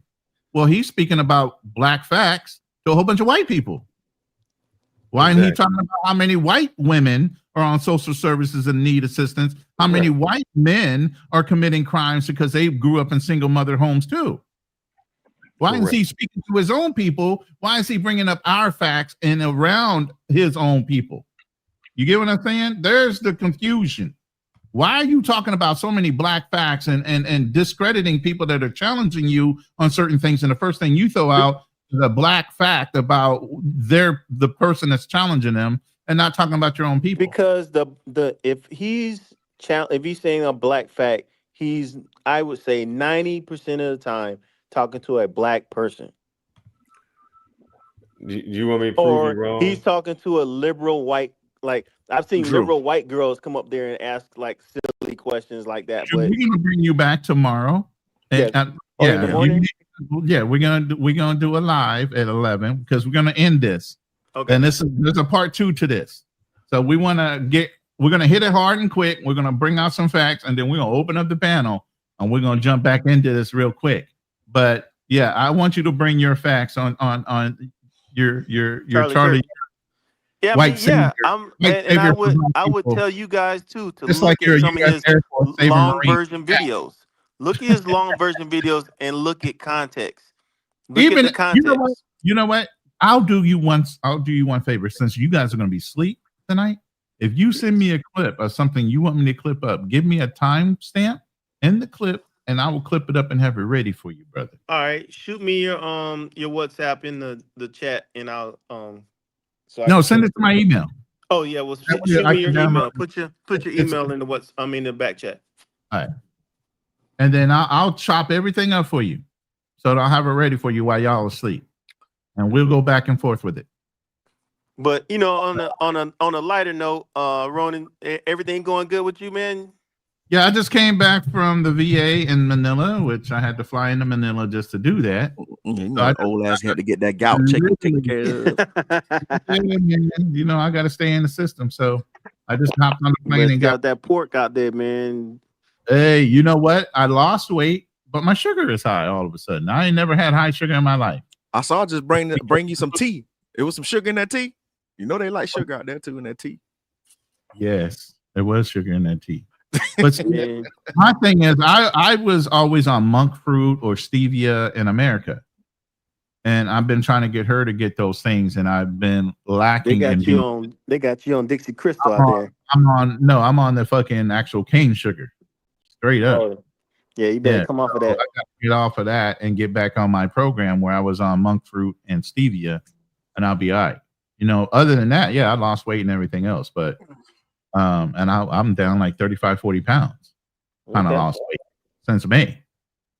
So that part was good. It was just the other elevated things, obviously, because of the diet and access to certain things here, when I could control my diet a lot better in America. But everything else is going right. So put your email in the back too. I'm dropping that right now. Yeah, I want to ask something. Hey, when all the guys on the panel, man, when we gonna have like a get together, man? We meet in person. Meet in person, man. You might have to take that trip to the Philippines, see Ronan, man. Yeah, I'm for it. Last time I tried something like that with a panel of people, everyone was so gung ho. Yeah, we're gonna do it. And this was nobody shows up. And they forgot. He's too busy. So usually these things are like parasocial type of things, or like the extent of these things is like this. But I'm down for it. I mean, I think it's because of opportunity. People got kids and families and shit like that. Me being single with no kids, I can do it. But on one level, I understand. But you're offering it, yeah, I'd be down for it. So I'm going to the other side of the world before the snow hits the ground this year. Yeah, we're gonna have to work something out and pick a location. But Fearless is married, and so is Black Man Travels. So, some of those guys they got to rearrange family lives and real jobs. Not that you guys don't either, but I'm the only one that ain't punching a clock like that. And obstacles, obviously. Cool. All right, well, then I'm gonna sign off, and I'll send you some things. All right, send me some things, and I can give me a timestamp of where you want me to pull out, because I'm not you. I don't know exactly what you want in hand. So you give me a clip, tell me what timestamp and how many minutes. I'll clip it up and have it ready for you. When you go over there to Anton and you give him all your money, you make sure that he at least reads your super chat correctly and let you get on there and talk, man. Hey, bro. And how much you do give up to him and he ain't read $4.99. He gave him $4.99. He at least he didn't even read the super chat right. He's like, I don't even know what this is talking about. Next. You don't do that. We bring you on, we give you time, we let you talk. Yeah, I know the Anton on your money. Anton rich, man. Anton got that money. I need child support. I'm like Jay Rainbow. I need child support, baby. Listen, T-Mac just reminded me there is a boxing match. I don't know what time does that come on. Oh yeah, that's the night. It's Saturday night. Yeah, tomorrow.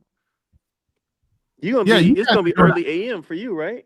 Yeah, it's gonna be in the morning. We're gonna do this at 10 a.m. He's doing it at you're doing it 10 a.m. your time. I'm doing it at 11 p.m. my time, and that's fine. But I'm already on Saturday, so the fight don't come on for me until Monday. Is it a Sunday night fight or a Saturday night fight?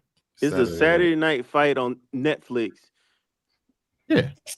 This is Negro guy. Hey, Ronan, y'all just said something about a meetup, right? Who's that? I'm down long as HB ain't there. You feel me? Okay. HB, you crazy. Okay. Yeah, hey, the reason I said it because I want to meet up with him. That's what I said. You know what I'm saying? See, look, he trying to crash out. Nah, he ain't trying to. That's why I said it because I had him in mind. He gonna flex up on you. He gonna flex up on you, show you the Mavs, man. Tell you, Yeah, I ain't passive. I'm a Marine. Yeah, we're all right. I'm messing with you, HB. All right, fellas, peace, man. All right, brothers. Yes, Fearless, you want to take us out, man? You started this, man. I just jumped brother, up. I don't think I got to exit, but I will say this. Please subscribe. I appreciate everybody come here on the end tip. I know we talked about Charlie Kirk. Just to say this, I don't think anyone should be unalive just because of what they're talking about. I think we should give everyone the benefit of the doubt. Just like here, we got to be able to have conversation. I may not like everything he said, but I think the best thing to do instead of trying to fight it out with him was to fight with words and ideas. And maybe through my words and ideas, I can change somebody else's opinion or give them a different view on that. With that said, I would just say, hey, go ahead and subscribe to my channels. Like I said, I got to pay child support, and we want to make sure that the kids is taken care of. We don't want to, you don't want to see Fearless in jail because he can't afford to pay for the kids. I figure if you can give Jay Rillo some money for messing with a girl, you can buy me diapers and milk. Hey, why not? I'm begging for money. Drop it in the chat. Drop it in the chat. I'm gonna drop them all in the chat. All my channels and my thing, my Cash App. With that said, please make sure you subscribe to all of our channels. We will be on here tomorrow.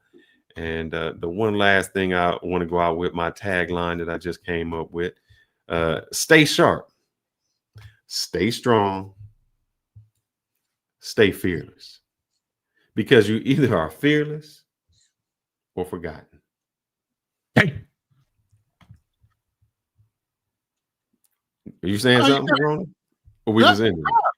Oh, You started this off, man. You the lead. I'm just following your coattails tonight. That's why I'm not even promoting my shit. No now problem. Tomorrow, like thing. Make sure that you like. I appreciate it, T-Mac. Thank you, brother. I just need something. You see it? I can't even afford a drink. You see, I can't even afford ice. I got metal balls in there. I can't even get ice in here, man. So I appreciate it. Oh, appreciate it. Like, subscribe, and comment. We'll see you next time.